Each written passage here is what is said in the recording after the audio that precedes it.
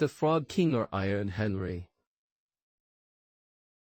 In the old times, when it was still of some use to wish for the thing one wanted, there lived a king whose daughters were all handsome, but the youngest was so beautiful that the sun himself, who has seen so much, wondered each time he shone over her because of her beauty. Near the royal castle there was a great dark wood, and in the wood under an old linden tree was a well. And when the day was hot, the king's daughter used to go forth into the wood and sit by the brink of the cool well. And if the time seemed long, she would take out a golden ball and throw it up and catch it again, and this was her favorite pastime. Now it happened one day that the golden ball, instead of falling back into the maiden's little hand which had sent it aloft, dropped to the ground near the edge of the well and rolled in. The king's daughter followed it with her eyes as it sank. But the well was deep, so deep that the bottom could not be seen. Then she began to weep, and she wept and wept as if she could never be comforted. And in the midst of her weeping she heard a voice saying to her, "What ails thee? King's daughter, thy tears would melt a heart of stone." And when she looked to see where the voice came from, there was nothing but a frog stretching his thick ugly head out of the water.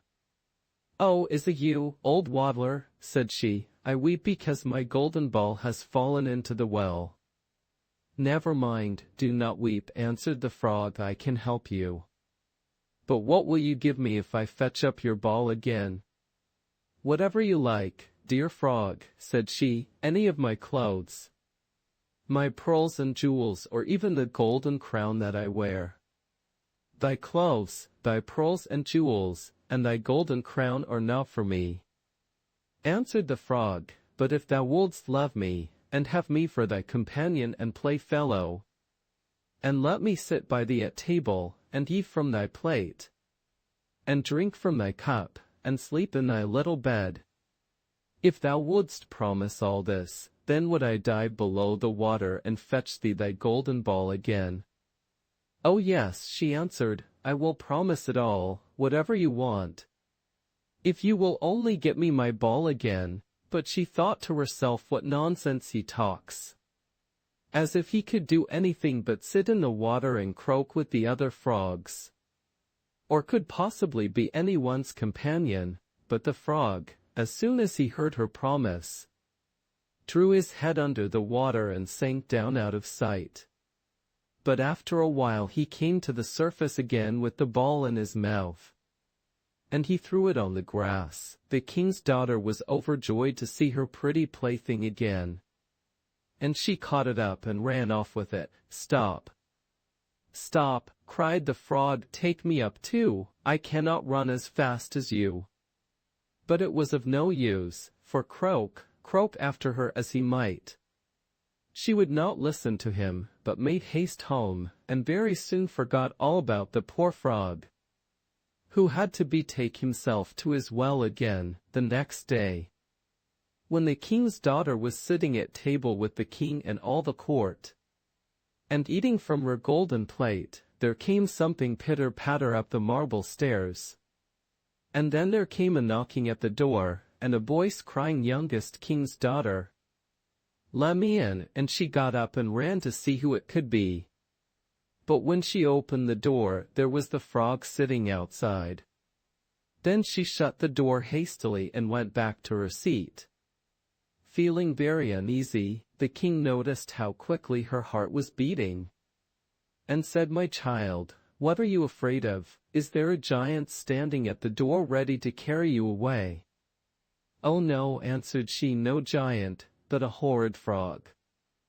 "And what does the frog want?" asked the king. "Oh dear father," answered she, "when I was sitting by the well yesterday, and playing with my golden ball, it fell into the water, and while I was crying for the loss of it, the frog came and got it again for me on condition I would let him be my companion. But I never thought that he could leave the water and come after me. But now there he is outside the door, and he wants to come into me. And then they all heard him knocking the second time and crying, "Youngest king's daughter, open to me, by the well water what promised you me? Youngest king's daughter, now open to me, that which thou hast promised must thou perform." Said the king, "So go now and let him in." So she went and opened the door, and the frog hopped in, following at her heels, till she reached her chair. Then he stopped and cried, "Lift me up to sit by you." But she delayed doing so until the king ordered her. When once the frog was on the chair, he wanted to get on the table, and there he sat and said, "Now push your golden plate a little nearer, so that we may eat together." And so she did, but everybody might see how unwilling she was. And the frog feasted heartily, but every morsel seemed to stick in her throat. "I have had enough now," said the frog at last, "and as I am tired, you must carry me to your room, and make ready your silken bed, and we will lie down and go to sleep." Then the king's daughter began to weep, and was afraid of the cold frog, that nothing would satisfy him but he must sleep in her pretty clean bed. Now the king grew angry with her, saying, "That which thou hast promised in thy time of necessity must thou now perform." So she picked up the frog with her finger and thumb, carried him upstairs and put him in a corner, and when she had lain down to sleep, he came creeping up, saying, "I am tired and want sleep as much as you. Take me up, or I will tell your father." Then she felt beside herself with rage, and picking him up, she threw him with all her strength against the wall, crying, "Now will you be quiet, you horrid frog?" But as he fell, he ceased to be a frog, and became all at once a prince with beautiful kind eyes. And it came to pass that, with her father's consent, they became bride and bridegroom. And he told her how a wicked witch had bound him by her spells, and how no one but she alone could have released him, and that they two would go together to his father's kingdom.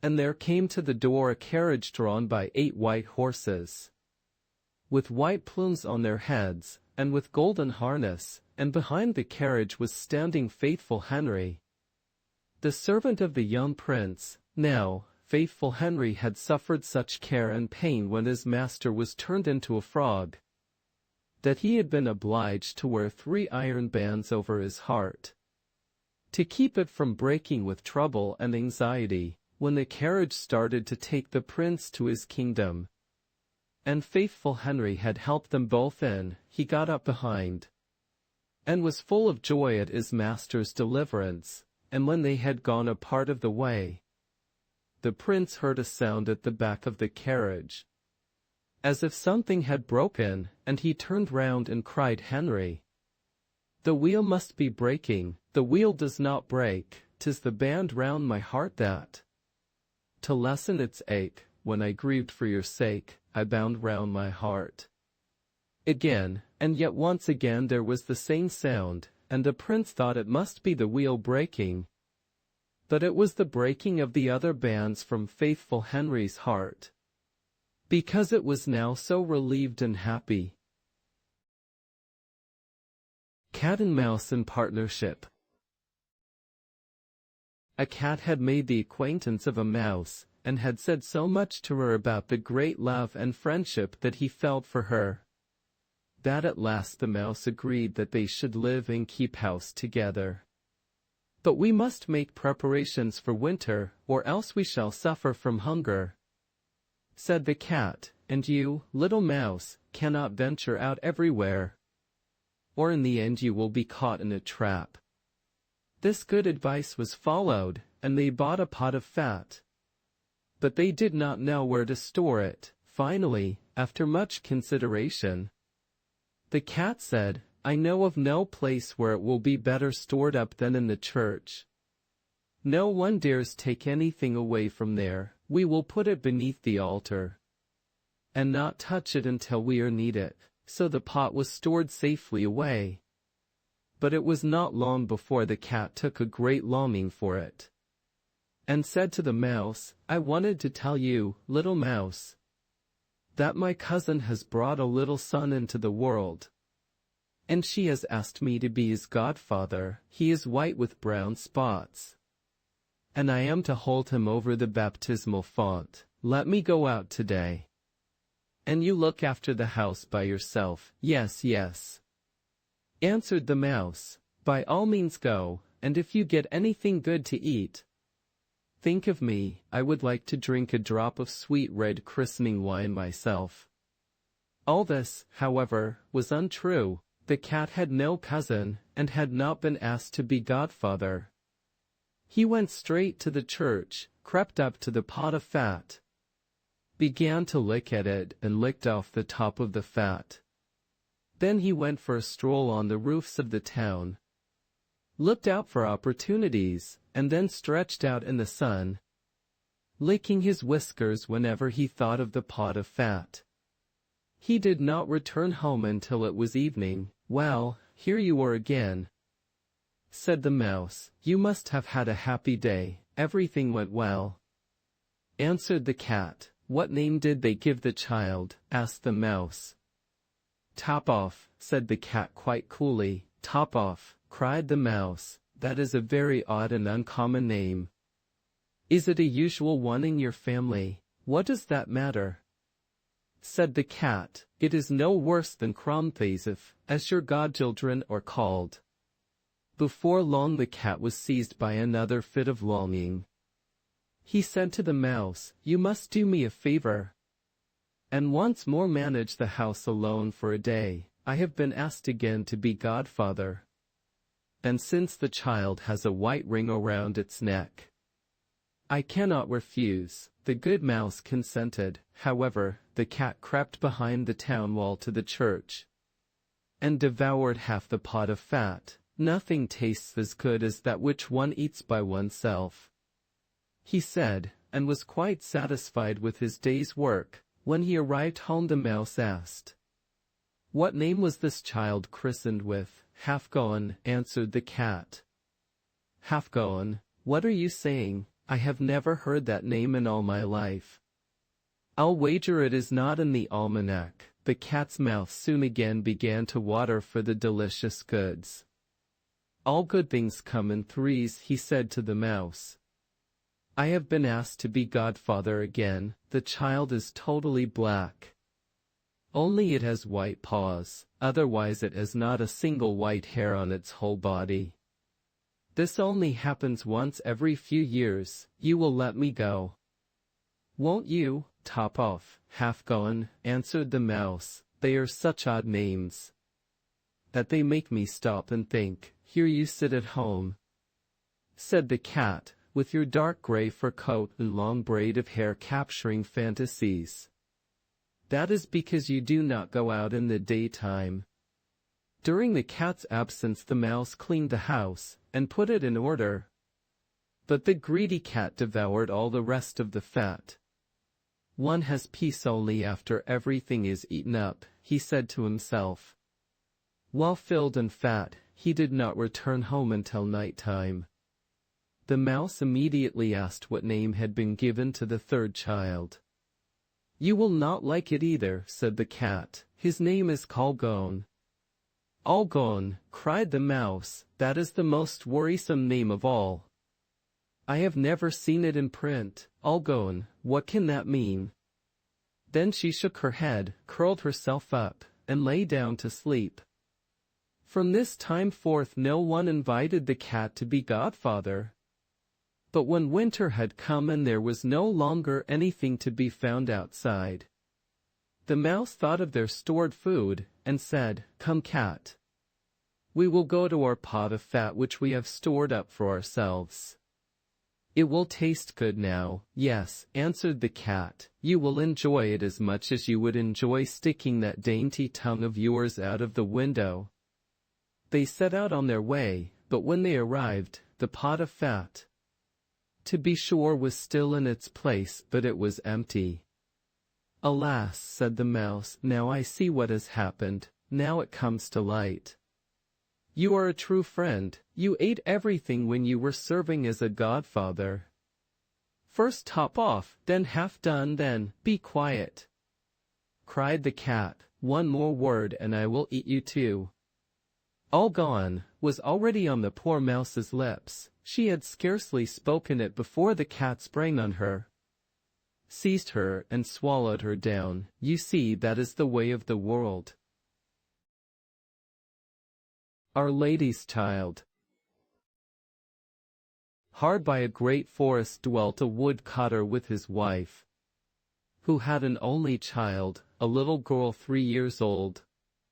They were so poor, however, that they no longer had daily bread, and did not know how to get food for her. One morning the woodcutter went out sorrowfully to his work in the forest. And while he was cutting wood, suddenly there stood before him a tall and beautiful woman with a crown of shining stars on her head, who said to him, "I am the Virgin Mary, mother of the child Jesus.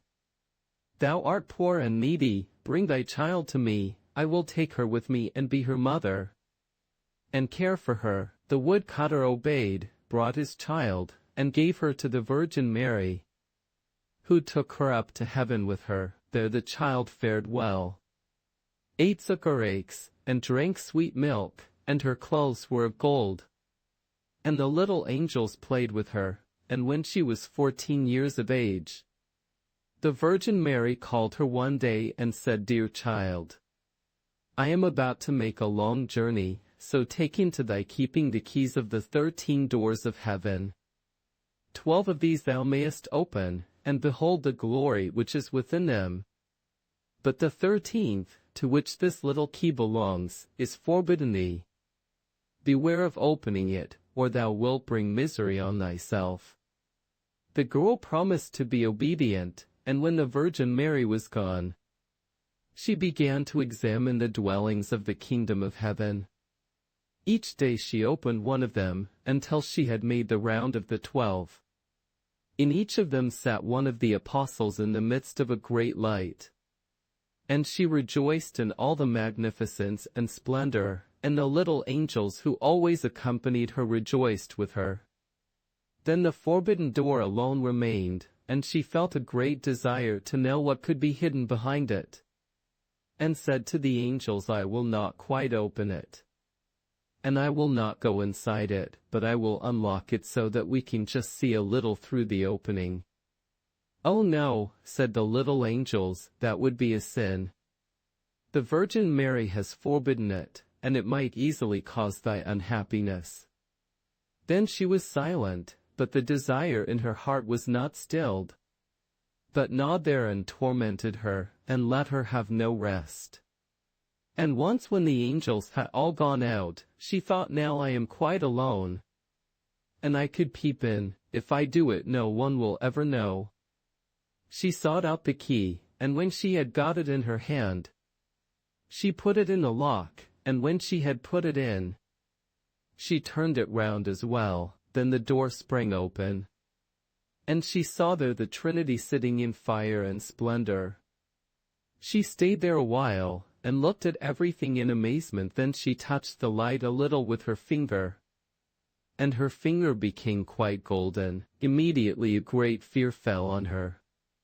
She shut the door violently, and ran away. Her terror too would not quit her. Let her do what she might, and her heart beat continually, and would not be still. The gold too stayed on her finger, and would not go away. Let her rub it and wash it never so much. It was not long before the Virgin Mary came back from her journey. She called the girl before her, and asked to have the keys of heaven back. When the maiden gave her the bunch, the Virgin looked into her eyes and said, "Hast thou not opened the 13th door also?" "No," she replied. Then she laid her hand on the girl's heart, and felt how it beat and beat, and saw right well that she had disobeyed her order and had opened the door. Then she said once again, "Art thou certain that thou hast not done it?" "Yes," said the girl, for the second time. Then she perceived the finger which had become golden from touching the fire of heaven, and saw well that the child had sinned, and said for the third time, "Hast thou not done it?" "No," said the girl for the third time. Then said the Virgin Mary, "Thou hast not obeyed me. and besides that thou hast lied, thou art no longer worthy to be in heaven." Then the girl fell into a deep sleep, and when she awoke she lay on the earth below. And in the midst of a wilderness, she wanted to cry out. But she could bring forth no sound. She sprang up and wanted to run away. But whithersoever she turned herself, she was continually held back by thick hedges of thorns through which she could not break. In the desert, in which she was imprisoned, there stood an old hollow tree. And this had to be her dwelling place. Into this she crept when night came. And here she slept. Here, too, she found a shelter from storm and rain. But it was a miserable life, and bitterly did she weep when she remembered how happy she had been in heaven, and how the angels had played with her. Roots and wild berries were her only food, and for these she sought as far as she could go. In the autumn she picked up the fallen nuts and leaves, and carried them into the hole. The nuts were her food in winter, and when snow and ice came, she crept amongst the leaves like a poor little animal that she might not freeze. Before long her clothes were all torn, and one bit of them after another fell off her. As soon, however, as the sun shone warm again, she went out and sat in front of the tree, and her long hair covered her on all sides like a mantle. Thus she sat year after year, and felt the pain and the misery of the world. One day, when the trees were once more clothed in fresh green, the king of the country was hunting in the forest, and followed a roe. And as it had fled into the thicket which shut in this part of the forest, he got off his horse, tore the bushes asunder, and cut himself a path with his sword. When he had at last forced his way through, he saw a wonderfully beautiful maiden sitting under the tree. And she sat there, and was entirely covered with her golden hair down to her very feet. He stood still and looked at her full of surprise. Then he spoke to her and said, "Who art thou? Why art thou sitting here in the wilderness?" But she gave no answer, for she could not open her mouth. The king continued, "Wilt thou go with me to my castle?" Then she just nodded her head a little. The king took her in his arms, carried her to his horse, and rode home with her. And when he reached the royal castle, he caused her to be dressed in beautiful garments, and gave her all things in abundance. Although she could not speak, she was still so beautiful and charming that he began to love her with all his heart. And it was not long before he married her. After a year or so had passed, the queen brought a son into the world. Thereupon the Virgin Mary appeared to her in the night when she lay in her bed alone, and said, "If thou wilt tell the truth and confess that thou didst unlock the forbidden door, I will open thy mouth and give thee back thy speech. But if thou perseverest in thy sin, and dancest obstinately, I will take thy newborn child away with me." Then the queen was permitted to answer, but she remained hard, and said, "No, I did not open the forbidden door." And the Virgin Mary took the newborn child from her arms, and vanished with it. Next morning, when the child was not to be found, it was whispered among the people that the queen was a man-eater, and had killed her own child. She heard all this, and could say nothing to the contrary.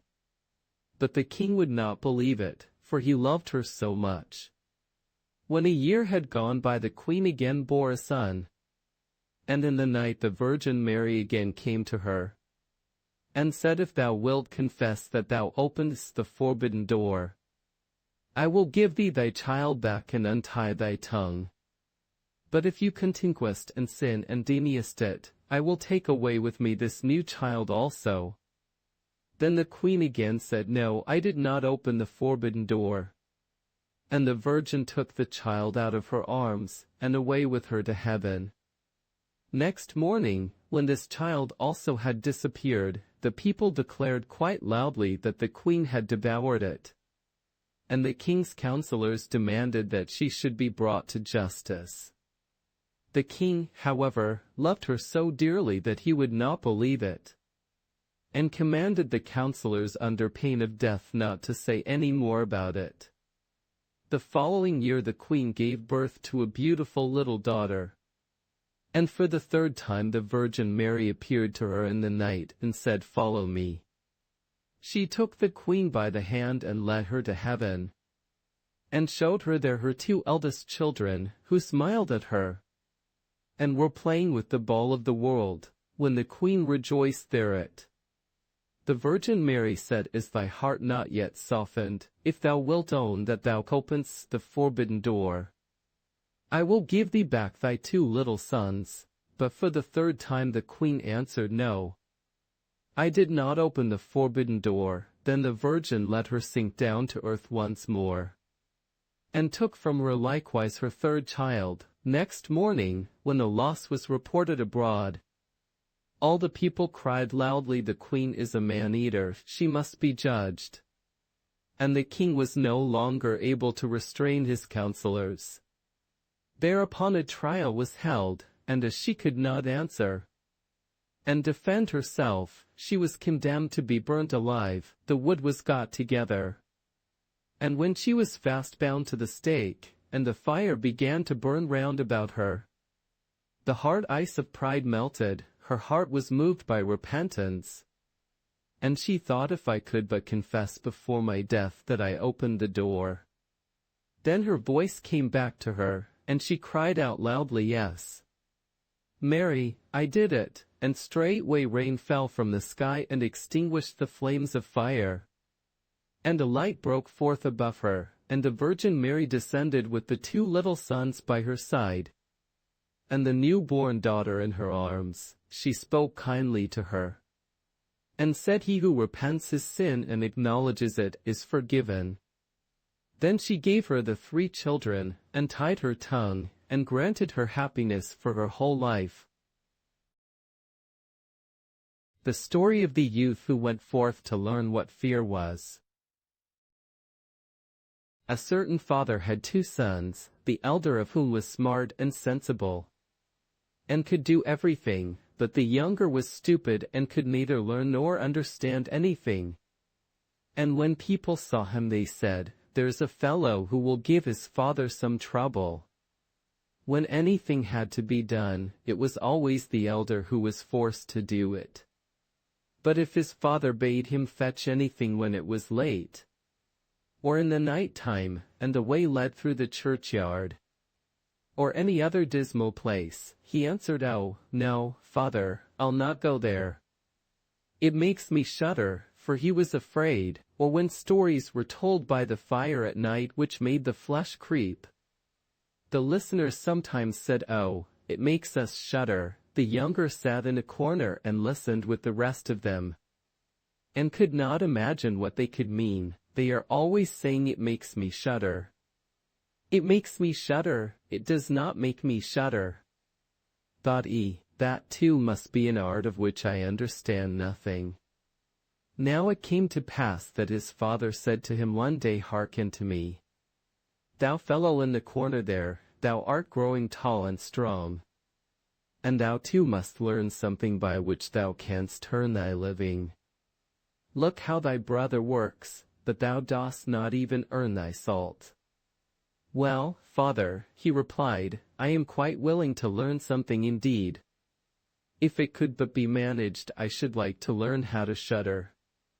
"I don't understand that at all yet." The elder brother smiled when he heard that, and thought to himself, "Good God, what a blockhead that brother of mine is.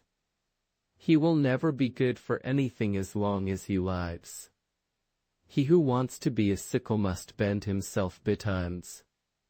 The father sighed, and answered him, "Thou shalt soon learn what it is to shudder, but thou wilt not earn thy bread by that." Soon after this the sexton came to the house on a visit, and the father bewailed his trouble, and told him how his younger son was so backward in every respect that he knew nothing and learnt nothing.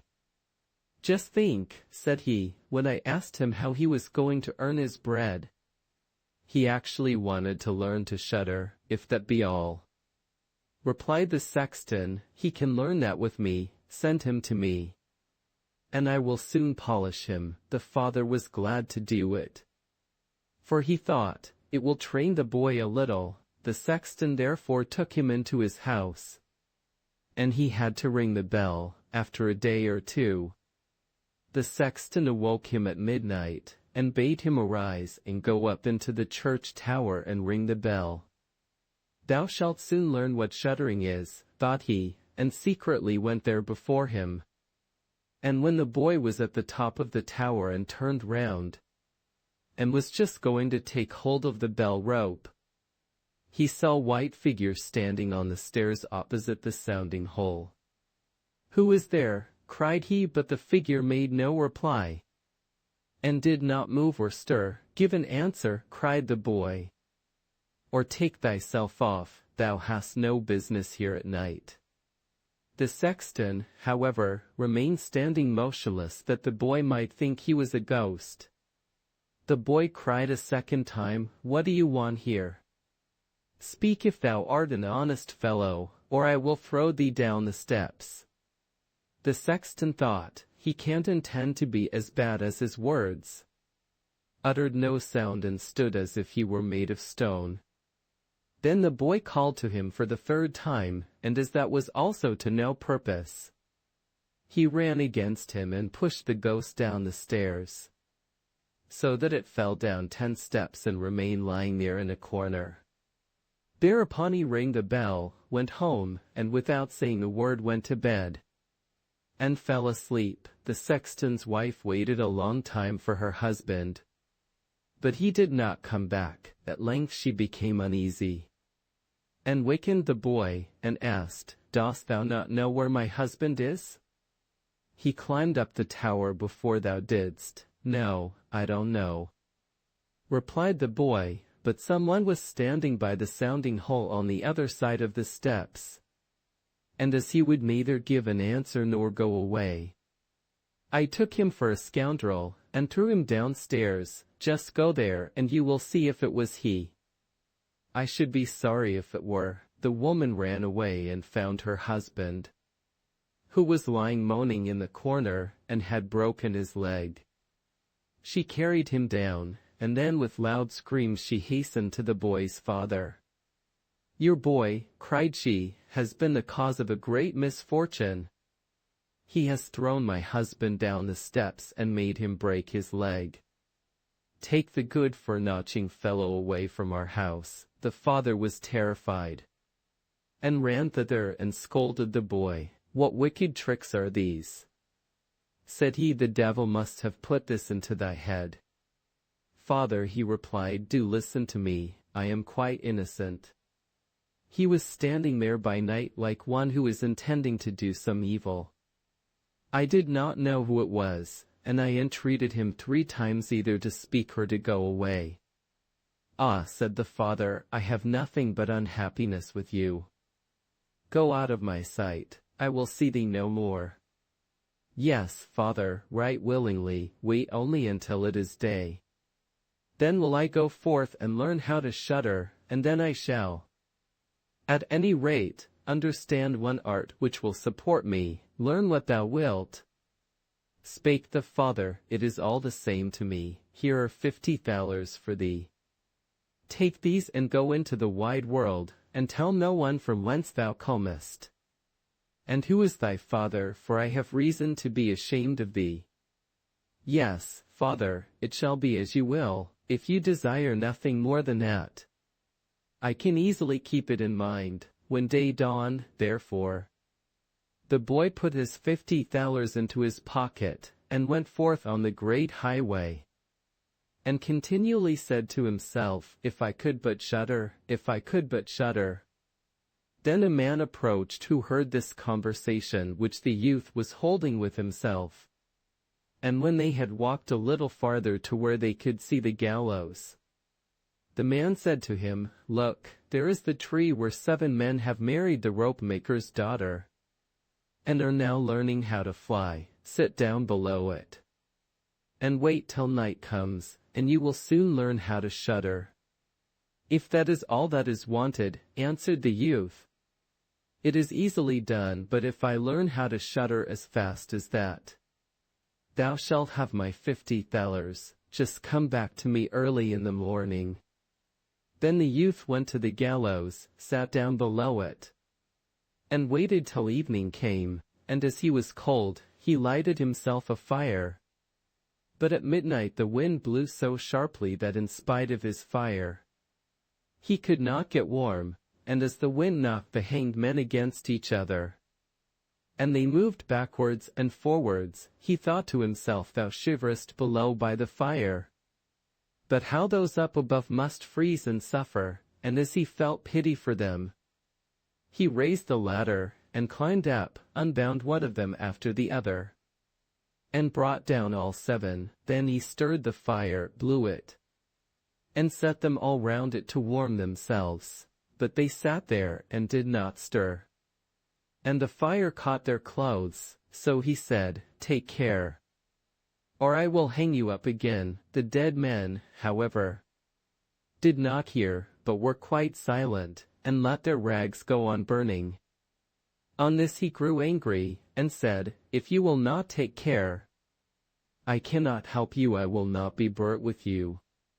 And he hung them up again each in his turn. Then he sat down by his fire and fell asleep. And the next morning the man came to him and wanted to have the 50 thalers, and said, "Well, dost thou know how to shudder?" "No," answered he. "How was I to get to know? Those fellows up there did not open their mouths, and were so stupid that they let the few old rags which they had on their bodies get burnt." Then the man saw that he would not get the 50 thalers that day, and went away saying, "One of this kind has never come my way before." The youth likewise went his way, and once more began to mutter to himself, "Ah, if I could but shudder, ah, if I could but shudder." A wagoner who was striding behind him heard that and asked, "Who are you?" "I don't know," answered the youth. Then the wagoner asked, "From whence comest thou?" "I know not." "Who is thy father?" "That I may not tell thee." "What is it that thou art always muttering between thy teeth?" "Ah," replied the youth, "I do so wish I could shudder, but no one can teach me how to do it." "Give up thy foolish chatter," said the wagoner. "Come, go with me, I will see about a place for thee." The youth went with the wagoner, and in the evening they arrived at an inn where they wished to pass the night. Then at the entrance of the room the youth again said quite loudly, "If I could but shudder, if I could but shudder." The host, who heard this, laughed and said, "If that is your desire, there ought to be a good opportunity for you here." "Ah, be silent," said the hostess, "so many inquisitive persons have already lost their lives. It would be a pity and a shame if such beautiful eyes as these should never see the daylight again." But the youth said, "However difficult it may be, I will learn it, and for this purpose indeed have I journeyed forth." He let the host have no rest, until the latter told him that not far from thence stood a haunted castle where anyone could very easily learn what shuddering was, if he would but watch in it for 3 nights. The king had promised that he who would venture should have his daughter to wife, and she was the most beautiful maiden the sun shone on. Great treasures likewise lay in the castle, which were guarded by evil spirits, and these treasures would then be fried, and would make a poor man rich enough. Already many men had gone into the castle, but as yet none had come out again. Then the youth went next morning to the king and said if he were allowed he would watch 3 nights in the haunted castle. The king looked at him, and as the youth pleased him, he said, "Thou mayest ask for 3 things to take into the castle with thee, but they must be things without life." Then he answered, "Then I ask for a fire, a turning lathe, and a cutting board with the knife." The king had these things carried into the castle for him during the day. When night was drawing near, the youth went up and made himself a bright fire in one of the rooms, placed the cutting board and knife beside it, and seated himself by the turning lathe. "Ah, if I could but shudder," said he, "but I shall not learn it here either." Towards midnight he was about to poke his fire, and as he was blowing it, something cried suddenly from one corner, "Oh meo, how cold we are!" "You simpletons," cried he, "what are you crying about? If you are cold, come and take a seat by the fire and warm yourselves." And when he had said that, 2 great black cats came with one tremendous leap and sat down on each side of him, and looked savagely at him with their fiery eyes. After a short time, when they had warmed themselves, they said, "Comrade, shall we have a game at cards?" "Why not?" he replied, "but just show me your paws." Then they stretched out their claws. "Oh," said he, "what long nails you have! Wait, I must first cut them for you." Thereupon he seized them by the throats, put them on the cutting board and screwed their feet fast. "I have looked at your fingers," said he, "and my fancy for hard playing has gone," and he struck them dead and threw them out into the water. But when he had made away with these 2, and was about to sit down again by his fire, out from every hole and corner came black cats and black dogs with red-hot chains. And more of them came until he could no longer stir. And they yelled horribly, and got on his fire, pulled it to pieces, and tried to put it out. He watched them for a while quietly, but at last, when they were going too far, he seized his cutting knife and cried, "Away with ye, vermin," and began to cut them down. Part of them ran away, the others he killed, and threw out into the fish pond. When he came back he fanned the embers of his fire again and warmed himself. And as he thus sat, his eyes would keep open no longer, and he felt a desire to sleep. Then he looked round and saw a great bed in the corner. "That is the very thing for me," said he, and got into it. When he was just going to shut his eyes, however, the bed began to move of its own accord, and went over the whole of the castle. "That's right," said he, "but go faster." Then the bed rolled on as if 6 horses were harnessed to it, up and down, over thresholds and steps, but suddenly hop, hop, it turned over upside down and lay on him like a mountain.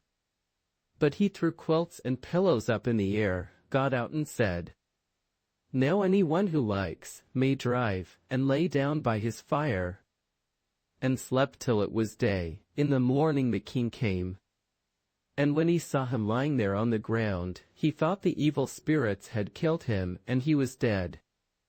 Then said he, "After all, it is a pity he is a handsome man."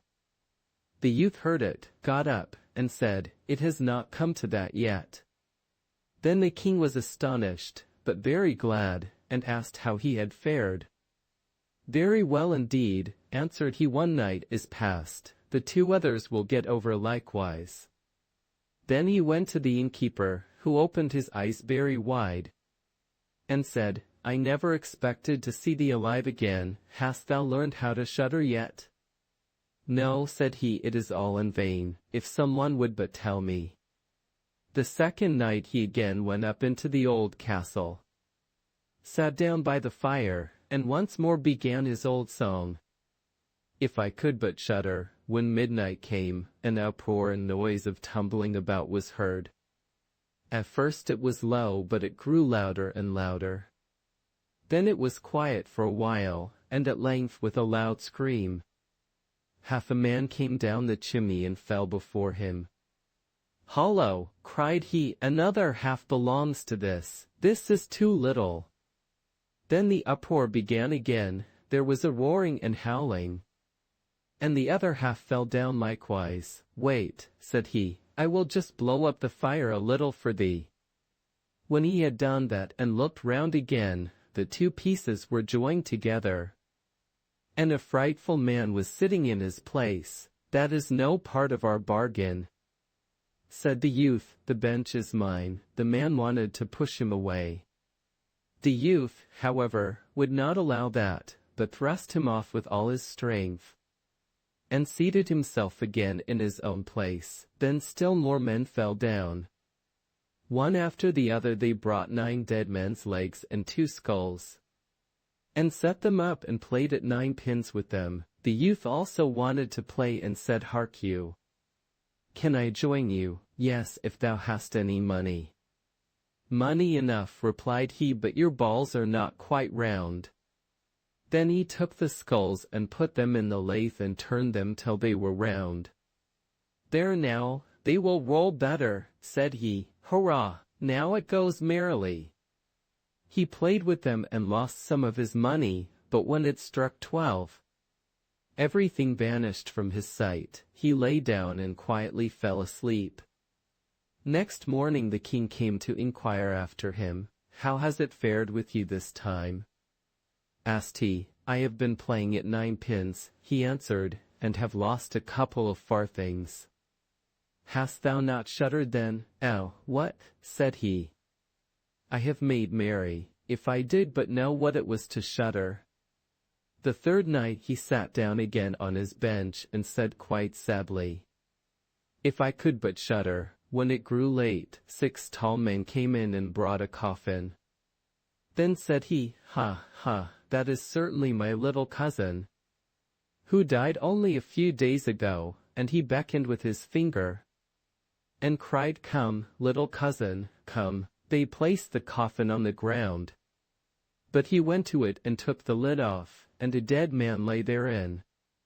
He felt his face, but it was cold as ice. "Stop," said he, "I will warm thee a little," and went to the fire and warmed his hand and laid it on the dead man's face. But he remained cold. Then he took him out, and sat down by the fire and laid him on his breast and rubbed his arms that the blood might circulate again. As this also did no good, he thought to himself, when 2 people lie in bed together, they warm each other, and carried him to the bed, covered him over and lay down by him. After a short time the dead man became warm too and began to move. Then said the youth, "See, little cousin, have I not warmed thee?" The dead man, however, got up and cried, "Now will I strangle thee." "What," said he, "is that the way thou thinkest me? Thou shalt at once go into thy coffin again." And he took him up, threw him into it, and shut the lid. Then came the 6 men and carried him away again. "I cannot manage to shudder," said he. "I shall never learn it here as long as I live." Then a man entered who was taller than all others, and looked terrible. He was old, however, and had a long white beard. "Thou wretch," cried he, "thou shalt soon learn what it is to shudder, for thou shalt die." "Not so fast," replied the youth. "If I am to die I shall have to have a say in it." "I will soon seize thee," said the fiend. "Softly, softly. Do not talk so big. I am as strong as thou art, and perhaps even stronger." "We shall see," said the old man. "If thou art stronger, I will let thee go. Come, we will try." Then he led him by dark passages to a smith's forge, took an axe, and with one blow struck an anvil into the ground. "I can do better than that," said the youth, and went to the other anvil. The old man placed himself near and wanted to look on, and his white beard hung down. Then the youth seized the axe, split the anvil with one blow, and struck the old man's beard in with it. "Now I have thee," said the youth. "Now it is thou who will have to die." Then he seized an iron bar and beat the old man till he moaned and entreated him to stop, and he would give him great riches. The youth drew out the axe and let him go. The old man led him back into the castle, and in a cellar showed him 3 chests full of gold. "Of these," said he, "one part is for the poor, the other for the king. The third is thine." In the meantime it struck 12, and the spirit disappeared. The youth, therefore, was left in darkness. "I shall still be able to find my way out," said he, and felt about, found the way into the room. and slept there by his fire. Next morning the king came and said, "Now thou must have learnt what shuddering is."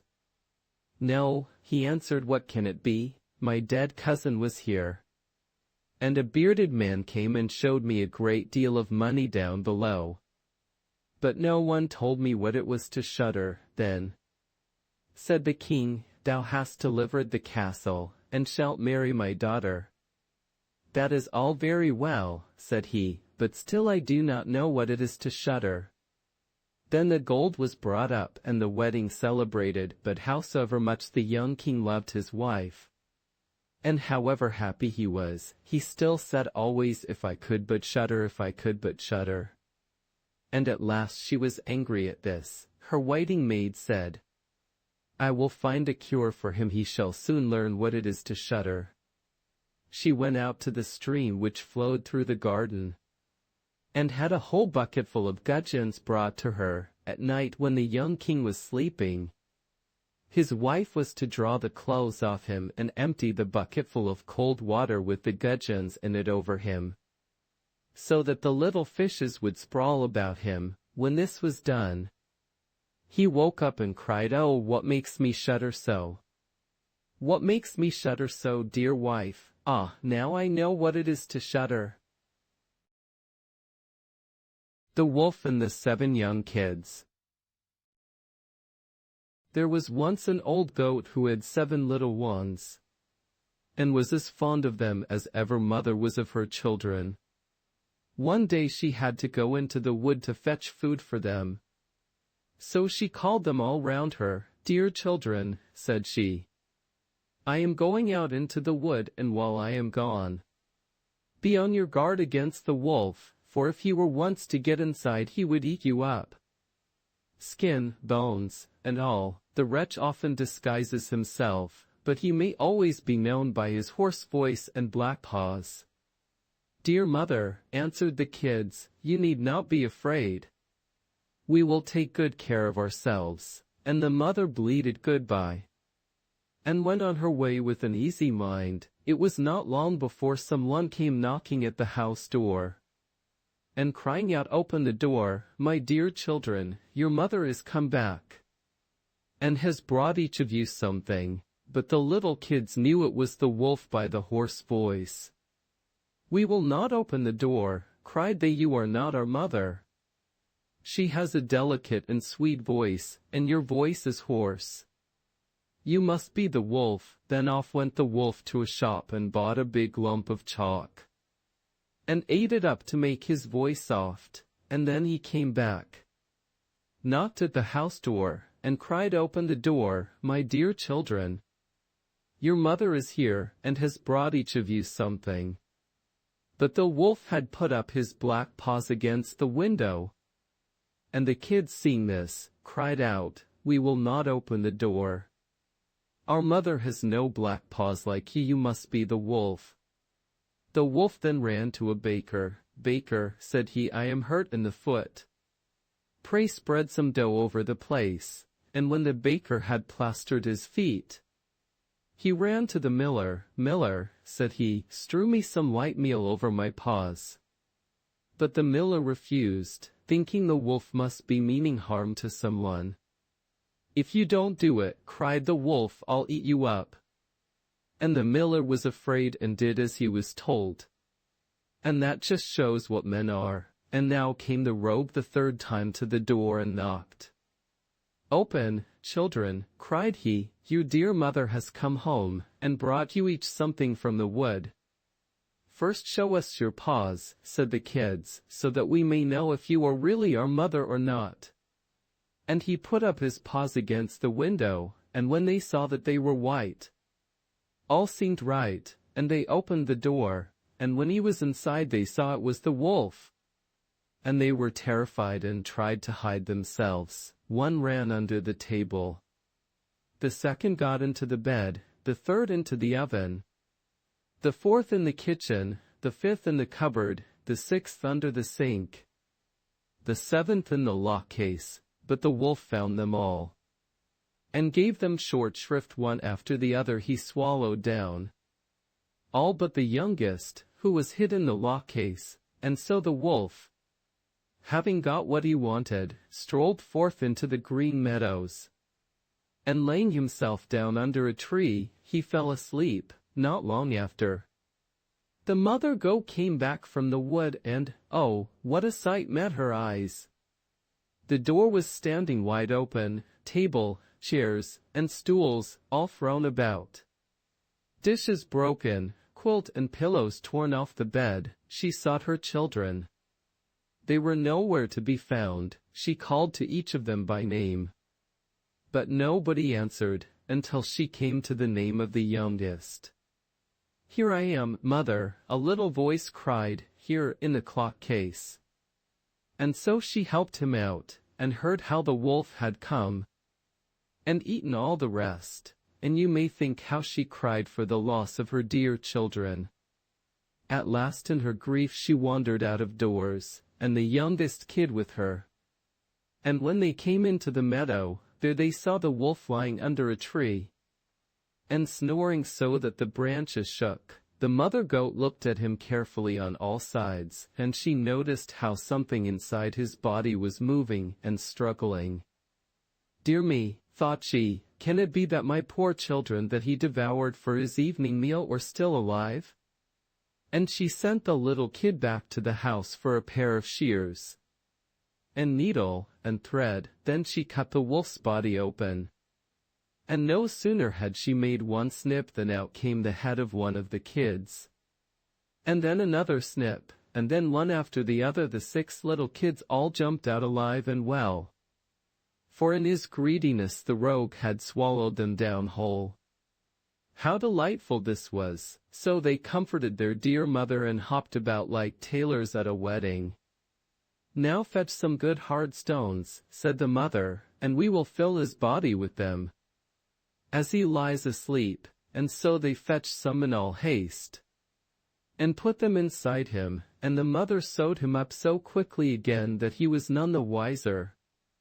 When the wolf at last awoke, and got up, the stones inside him made him feel very thirsty. And as he was going to the brook to drink, they struck and rattled one against another. And so he cried out, "What is this I feel inside me knocking hard against my bones? How should such a thing betide me? They were kids, and now they're stones." So he came to the brook, and stooped to drink, but the heavy stones weighed him down. So he fell over into the water, and was drowned, and when the 7 little kids saw it they came up running. "The wolf is dead, the wolf is dead," they cried, and taking hands, they danced with their mother all about the place. Trusty John. There was once on a time an old king who was ill, and thought to himself, "I am lying on what must be my deathbed." Then said he, "Tell Faithful John to come to me." Faithful John was his favorite servant, and was so called because he had for his whole life long been so true to him. When therefore he came beside the bed, the king said to him, "Most faithful John, I feel my end approaching, and have no anxiety except about my son. He is still of tender age, and cannot always know how to guide himself. If thou dost not promise me to teach him everything that he ought to know, and to be his foster father, I cannot close my eyes in peace." Then answered Faithful John, "I will not forsake him, and will serve him with fidelity, even if it should cost me my life." On this, the old king said, "Now I die in comfort and peace." Then he added, "After my death, thou shalt show him the whole castle, all the chambers, halls, and vaults, and all the treasures which lie therein, but the last chamber in the long gallery, in which is the picture of the princess of the golden dwelling, shalt thou not show. If he sees that picture, he will fall violently in love with her, and will drop down in a swoon, and go through great danger for her sake. Therefore thou must preserve him from that." And when Faithful John had once more given his promise to the old king about this, the king said no more, but laid his head on his pillow, and died. When the old king had been carried to his grave, faithful John told the young king all that he had promised his father on his deathbed, and said, "This will I assuredly perform, and will be faithful to thee as I have been faithful to him, even if it should cost me my life." When the mourning was over, faithful John said to him, "It is now time that thou shouldst see thine inheritance. I will show thee thy father's palace." Then he took him about everywhere, up and down, and let him see all the riches, and the magnificent apartments. Only there was one room which he did not open, that in which hung the dangerous picture. The picture was, however, so placed that when the door was opened you looked straight on it, and it was so admirably painted that it seemed to breathe and live, and there was nothing more charming or more beautiful in the whole world. The young king, however, plainly remarked that faithful John always walked past this one door, and said, "Why dost thou never open this one for me?" "There is something within it," he replied, "which would terrify thee." But the king answered, "I have seen all the palace, and I will know what is in this room also."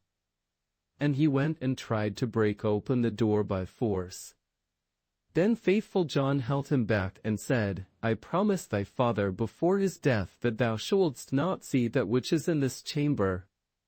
It might bring the greatest misfortune on thee and on me." "Ah, no," replied the young king, "if I do not go in, it will be my certain destruction. I should have no rest day or night until I had seen it with my own eyes. I shall not leave the place now until thou hast unlocked the door." Then faithful John saw that there was no help for it now, and with a heavy heart and many sighs, sought out the key from the great bunch. When he had opened the door, he went in first, and thought by standing before him he could hide the portrait so that the king should not see it in front of him. But what availed that? The king stood on tiptoe and saw it over his shoulder. And when he saw the portrait of the maiden, which was so magnificent and shone with gold and precious stones, he fell fainting to the ground. Faithful John took him up, carried him to his bed, and sorrowfully thought, "The misfortune has befallen us. Lord God, what will be the end of it?" Then he strengthened him with wine, until he came to himself again. The first words the king said were, "Ah, the beautiful portrait, whose is it?"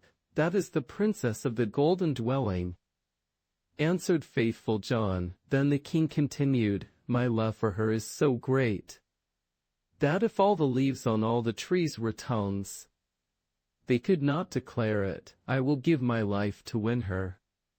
Thou art my most faithful John, thou must help me." The faithful servant considered within himself for a long time how to set about the matter, for it was difficult even to obtain a sight of the king's daughter.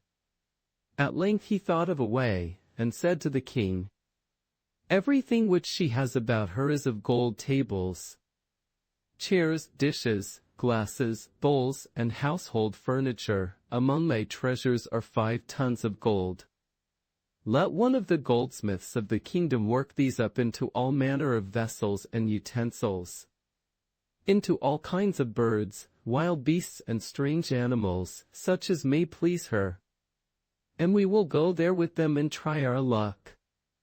The king ordered all the goldsmiths to be brought to him, and they had to work night and day until at last the most splendid things were prepared.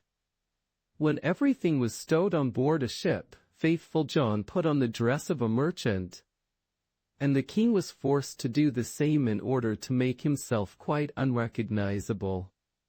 Then they sailed across the sea, and sailed on until they came to the town wherein dwelt the princess of the golden dwelling. Faithful John bade the king stay behind on the ship, and wait for him.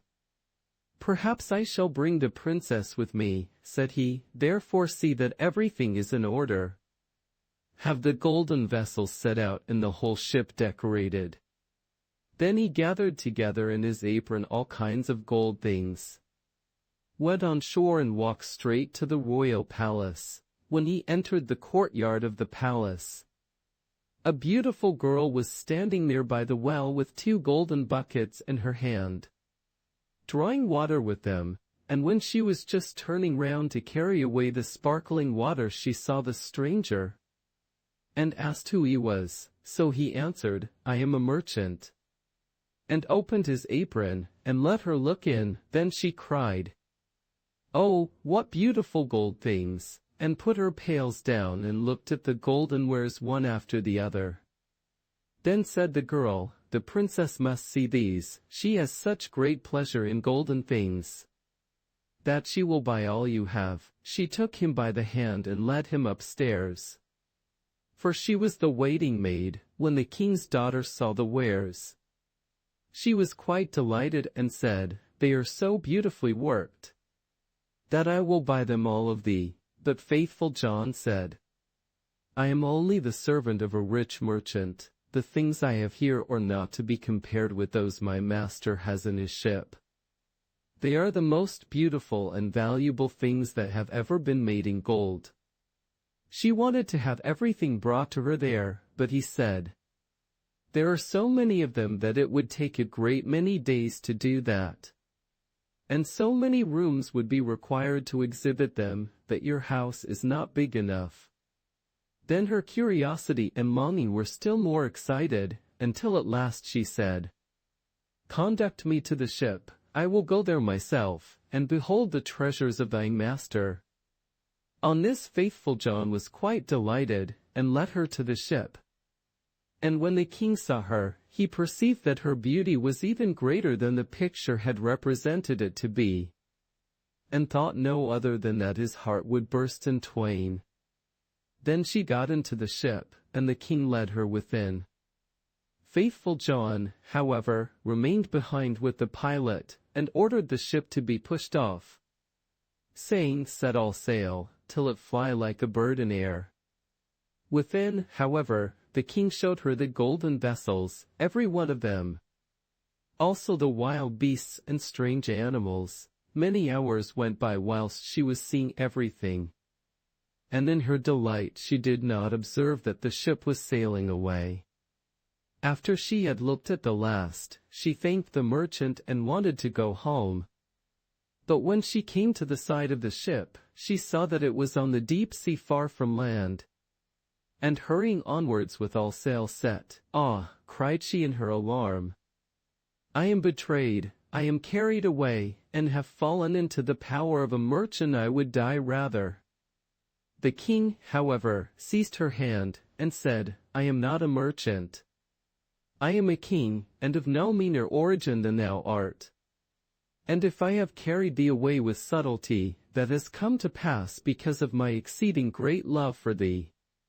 The first time that I looked on thy portrait I fell fainting to the ground."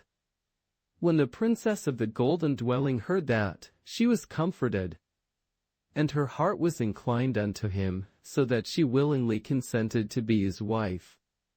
It so happened, however, while they were sailing onwards over the deep sea, that faithful John, who was sitting on the forepart of the vessel, making music, saw 3 ravens in the air which came flying towards them.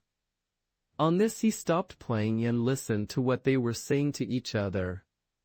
For that he well understood, one cried, "Oh, there he is carrying home the princess of the golden dwelling." "Yes," replied the second, "but he has not got her yet." Said the third, "But he has got her, she is sitting beside him in the ship." Then the first began again, and cried, "What good will that do him?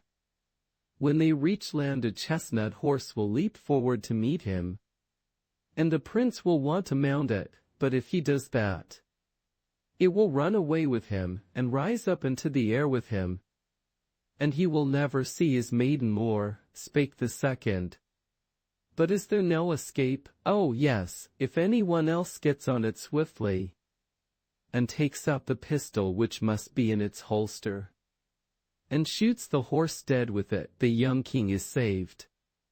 But who knows that, and whosoever does know it, and tells it to him, will be turned to stone from the toe to the knee."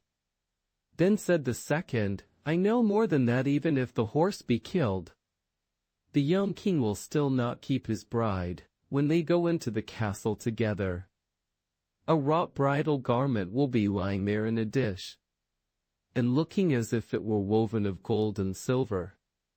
It is, however, nothing but sulfur and pitch, and if he put it on, it will burn him to the very bone and marrow. Said the third, Is there no escape at all? Oh yes, replied the second. If anyone with gloves on seizes the garment and throws it into the fire and burns it, the young king will be saved. But what cavils that, whosoever knows it and tells it to him, half his body will become stone from the knee to the heart. Then said the third, I know still more. Even if the bridal garment be burnt, the young king will still not have his bride. After the wedding, when the dancing begins and the young queen is dancing, she will suddenly turn pale and fall down as if dead. And if someone does not lift her up and draw 3 drops of blood from her right breast and spit them out again, she will die. But if anyone who knows that were to declare it, he would become stone from the crown of his head to the sole of his foot. When the ravens had spoken of this together, they flew onwards. And faithful John had well understood everything, but from that time forth he became quiet and sad.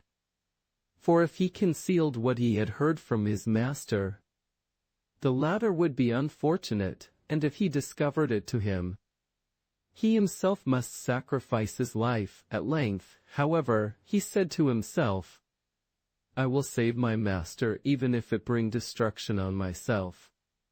When therefore they came to shore, all happened as had been foretold by the ravens, and a magnificent chestnut horse sprang forward. Good, said the king. He shall carry me to my palace, and was about to mount it when faithful John got before him, jumped quickly on it, drew the pistol out of the holster, and shot the horse. Then the other attendants of the king, who after all were not very fond of faithful John, cried, How shameful to kill the beautiful animal that was to have carried the king to his palace. But the king said, Hold your peace and leave him alone. He is my most faithful John. Who knows what may be the good of that?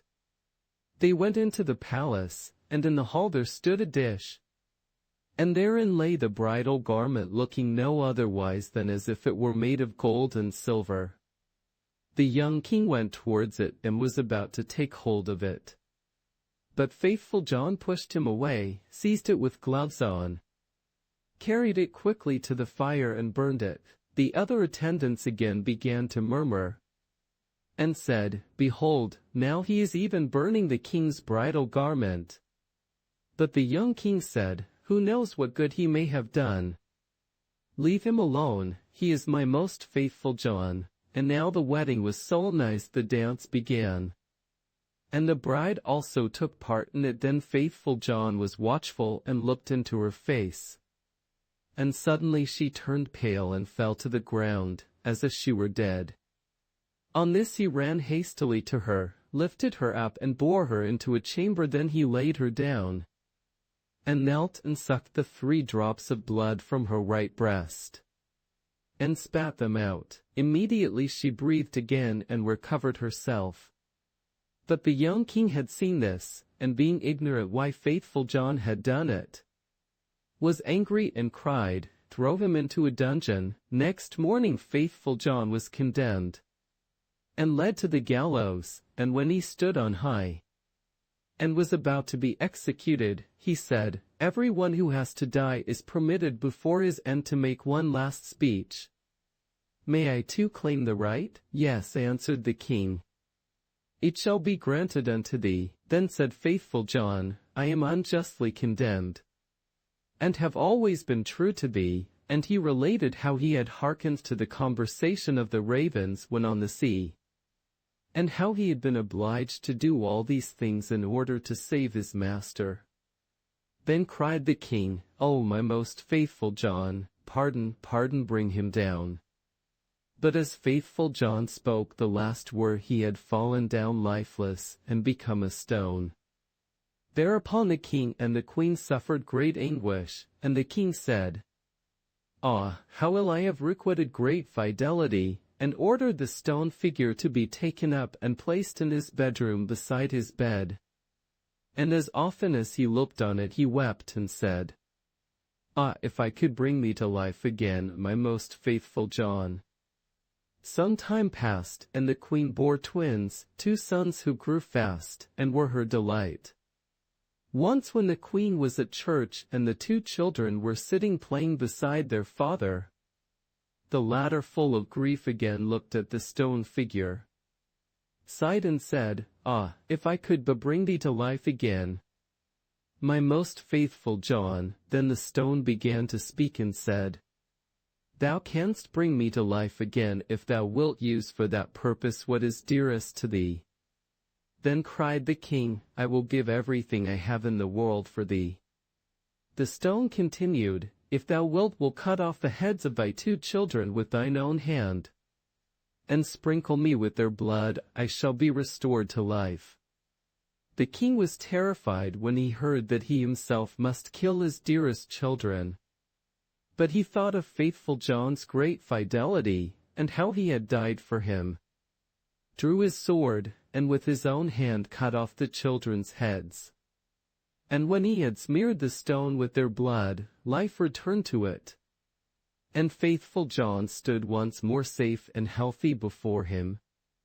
He said to the king, "Thy truth shall not go unrewarded," and took the heads of the children, put them on again, and rubbed the wounds with their blood, on which they became whole again immediately, and jumped about, and went on playing as if nothing had happened. Then the king was full of joy, and when he saw the queen coming he hid faithful John and the 2 children in a great cupboard. When she entered, he said to her, "Hast thou been praying in the church?" "Yes," answered she, "but I have constantly been thinking of faithful John and what misfortune has befallen him through us." Then said he, "Dear wife, we can give him his life again, but it will cost us our 2 little sons, whom we must sacrifice." The queen turned pale, and her heart was full of terror. But she said, "We owe it to him, for his great fidelity." Then the king was rejoiced that she thought as he had thought, and went and opened the cupboard, and brought forth faithful John and the children, and said, "God be praised, he is delivered, and we have our little sons again also," and told her how everything had occurred. Then they dwelt together in much happiness until their death. The Good Bargain. There was once a peasant who had driven his cow to the fair, and sold her for 7 thalers. On the way home he had to pass a pond, and already from afar he heard the frogs crying, "Ake, ake, ake, ake." "Well," said he to himself, "they are talking without rhyme or reason. It is 7 that I have received, not 8. When he got to the water, he cried to them, "Stupid animals that you are, don't you know better than that? It is 7 thalers and not 8. The frogs, however, stood to their "Ick, ick, ick." "Come then, if you won't believe it, I can count it out to you." And he took his money out of his pocket and counted out the 7 thalers, always reckoning 24 groschen to a thaler. The frogs, however, paid no attention to his reckoning, but still cried, "Ake, ake, ake, ake." "What?" cried the peasant, quite angry, "since you are determined to know better than I, count it yourselves," and threw all the money into the water to them. He stood still and wanted to wait until they were done and had brought him his own again.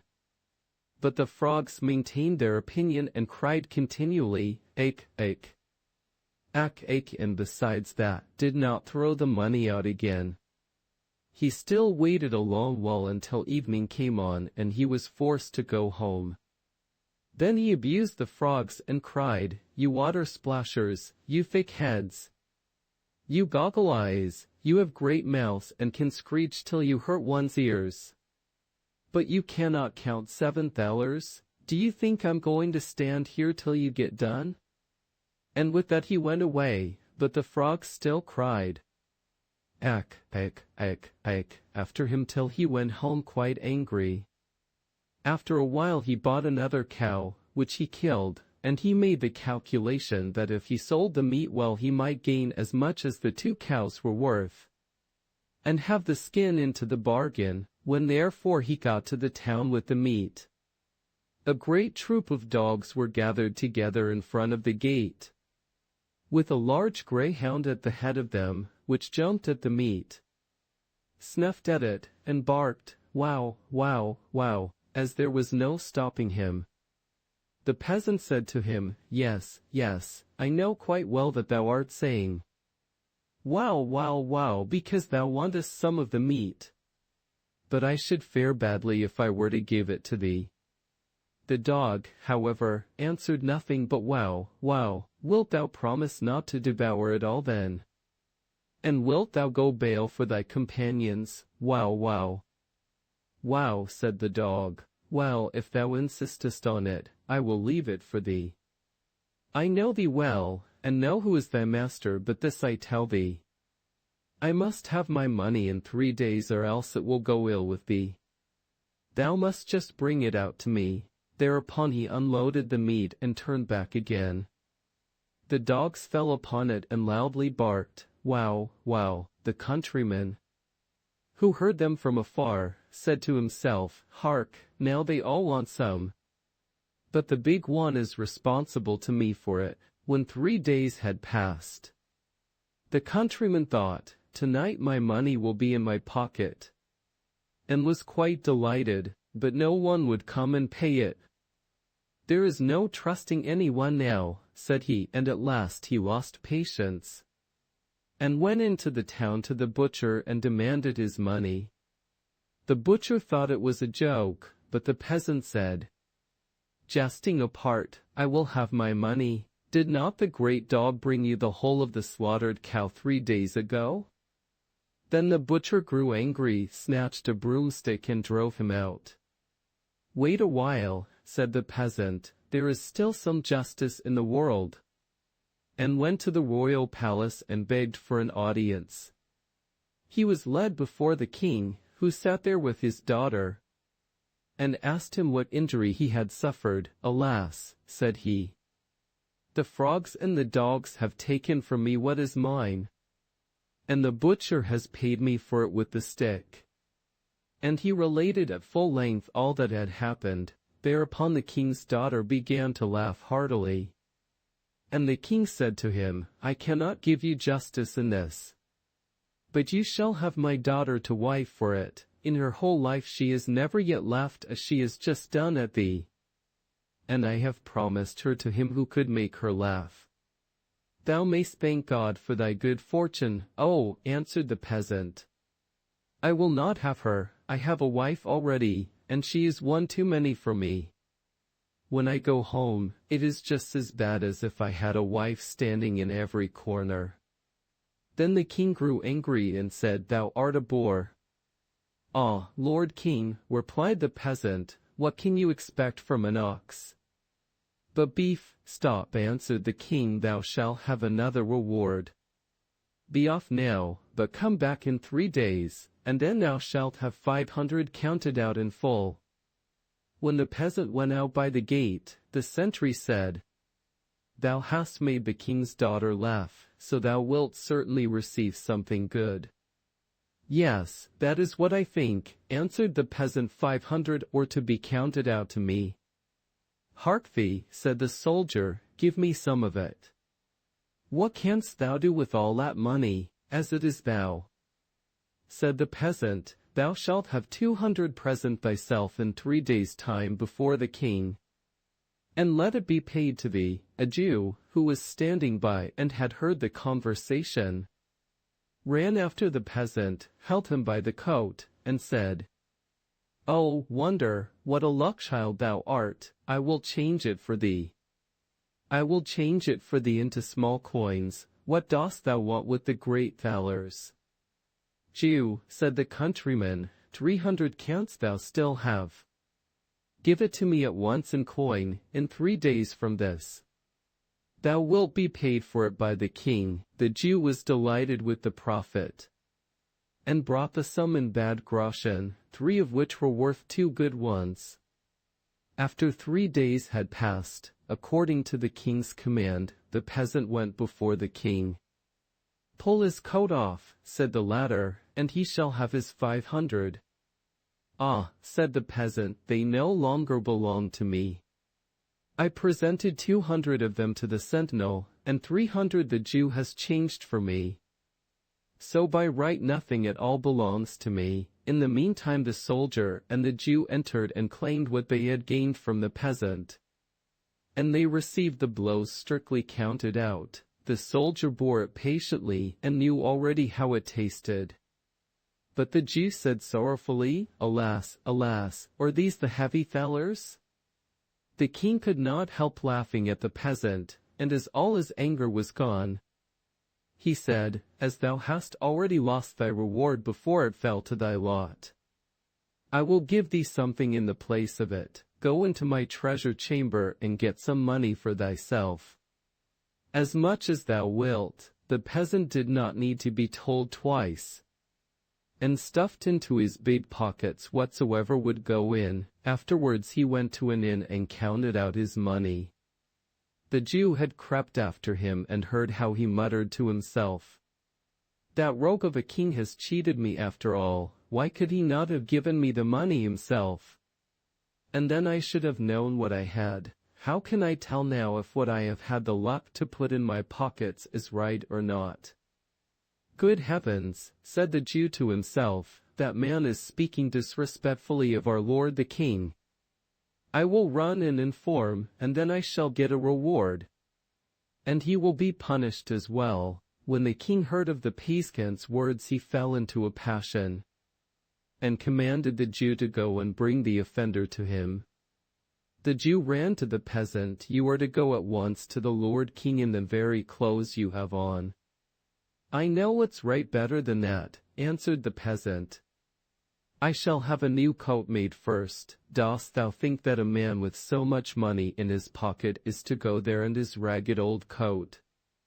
The Jew, as he saw that the peasant would not stir without another coat, and as he feared that if the king's anger cooled, he himself would lose his reward, and the peasant his punishment, said, I will out of pure friendship lend thee a coat for the short time.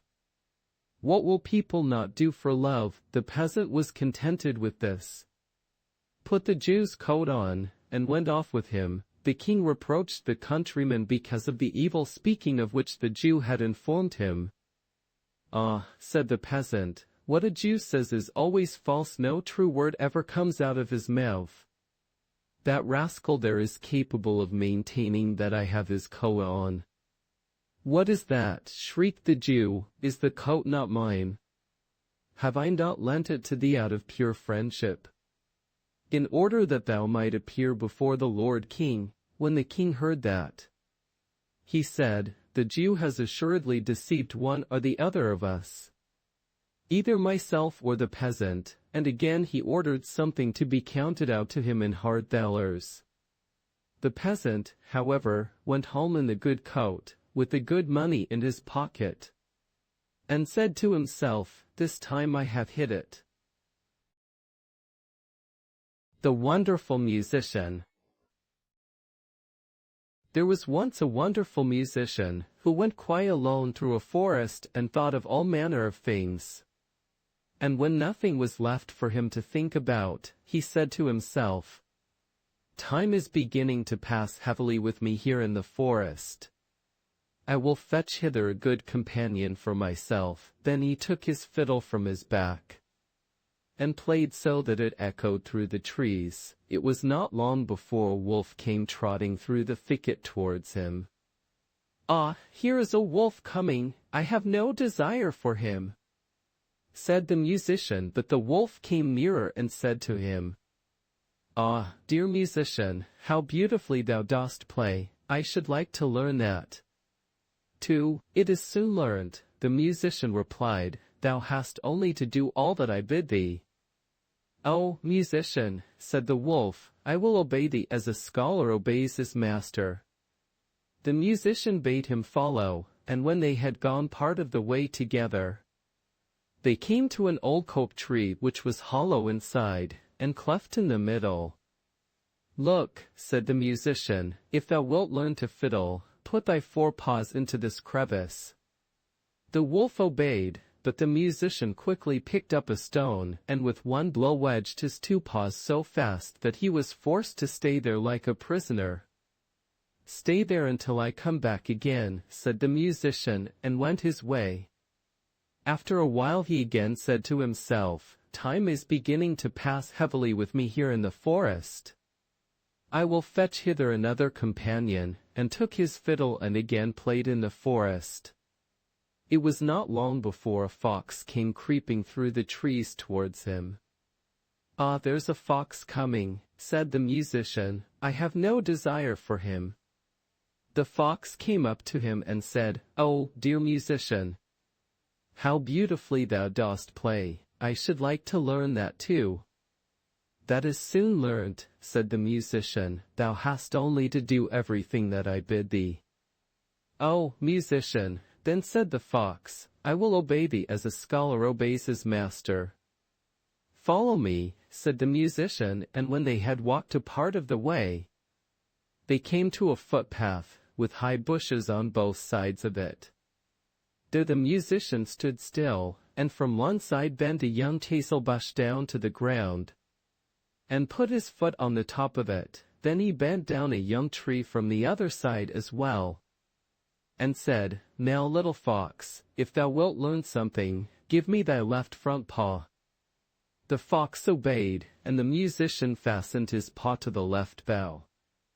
Little fox, said he, now reach me thy right paw, and he tied it to the right bough.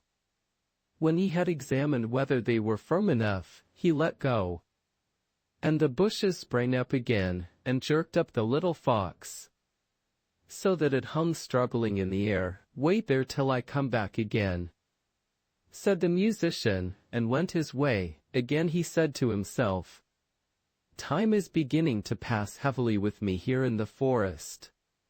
I will fetch hither another companion. So he took his fiddle, and the sound echoed through the forest. Then a little hare came springing towards him. Why, a hare is coming, said the musician, I do not want him. Ah, dear musician, said the hare, how beautifully thou dost fiddle. I too should like to learn that. That is soon learnt, said the musician, thou hast only to do everything that I bid thee. Oh, musician, replied the little hare, I will obey thee as a scholar obeys his master.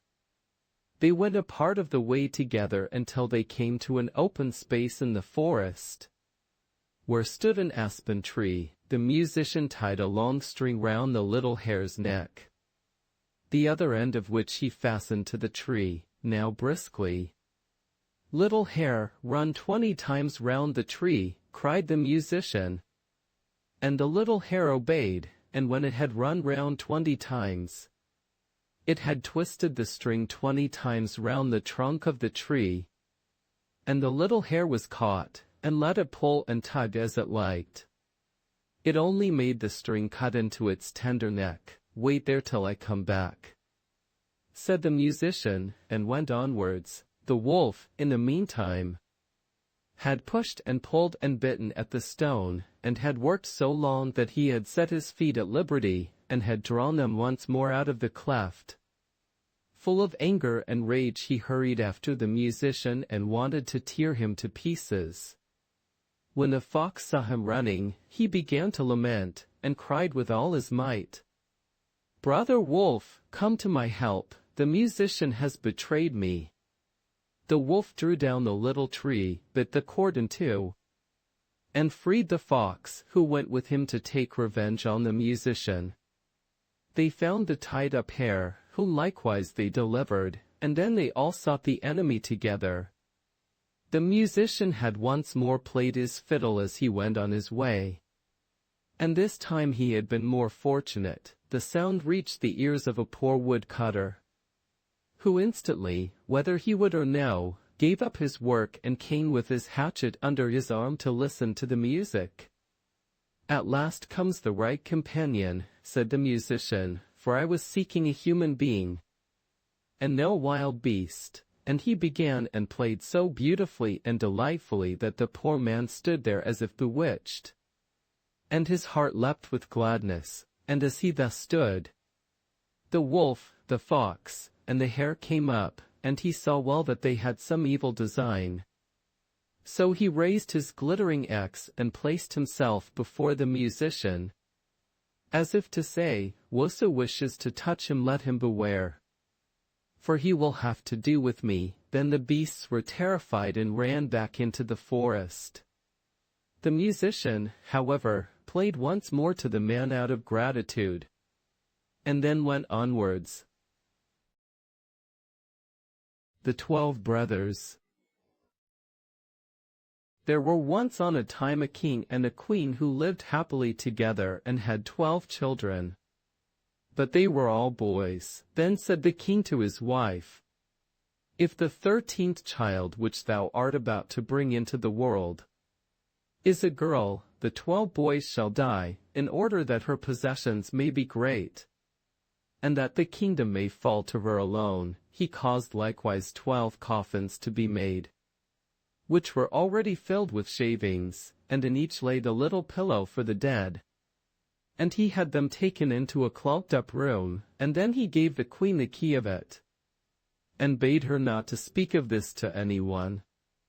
The mother, however, now sat and lamented all day long, until the youngest son, who was always with her, and whom she had named Benjamin, from the Bible, said to her, "Dear mother, why art thou so sad?" "Dearest child," she answered, "I may not tell thee." But he let her have no rest until she went and unlocked the room, and showed him the 12 coffins ready filled with shavings. Then she said, "My dearest Benjamin, thy father has had these coffins made for thee and for thy 11 brothers. For if I bring a little girl into the world, you are all to be killed and buried in them." And as she wept while she was saying this, the son comforted her and said, "Weep not, dear mother, we will save ourselves, and go hence." But she said, "Go forth into the forest with thy 11 brothers, and let one sit constantly on the highest tree which can be found, and keep watch looking towards the tower here in the castle.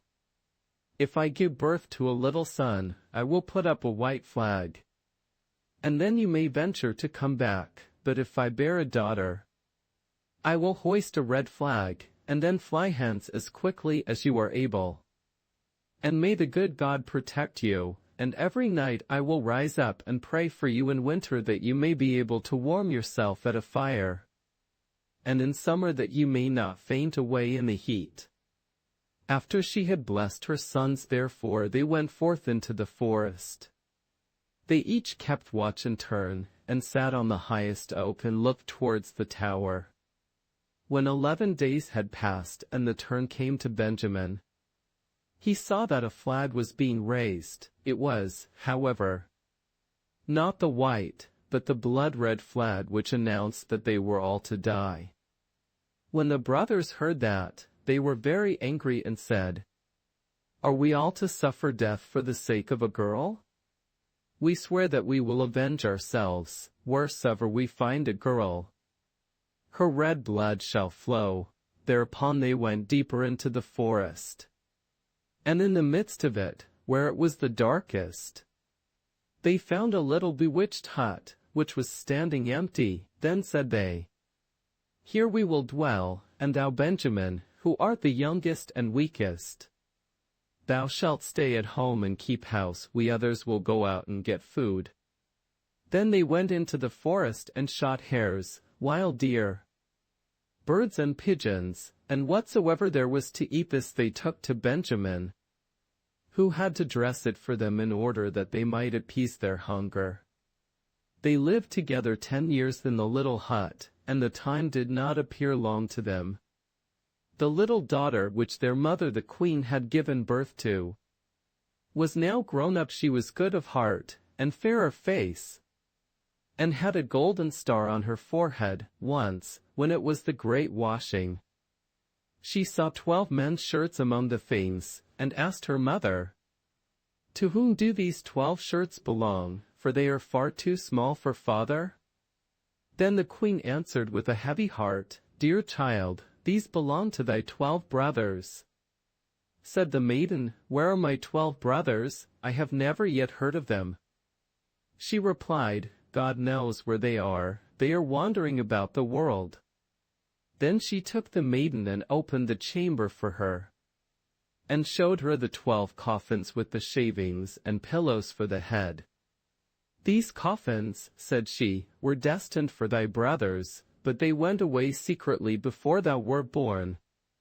And she related to her how everything had happened. Then said the maiden, "Dear mother, weep not, I will go and seek my brothers." So she took the 12 shirts and went forth, and straight into the great forest. She walked the whole day, and in the evening she came to the bewitched hut. Then she entered it and found a young boy, who asked, "From whence comest thou, and whither art thou bound?" and was astonished that she was so beautiful, and wore royal garments, and had a star on her forehead. And she answered, "I am a king's daughter, and am seeking my 12 brothers. And I will walk as far as the sky is blue until I find them." She likewise showed him the 12 shirts which belonged to them. Then Benjamin saw that she was his sister, and said, "I am Benjamin, thy youngest brother." And she began to weep for joy, and Benjamin wept also. And they kissed and embraced each other with the greatest love.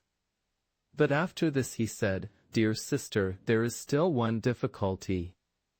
We have agreed that every maiden whom we meet shall die, because we have been obliged to leave our kingdom on account of a girl."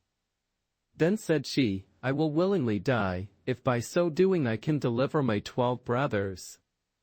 "No," answered he, "thou shalt not die. Seat thyself beneath this tub until our 11 brothers come, and then I will soon come to an agreement with them."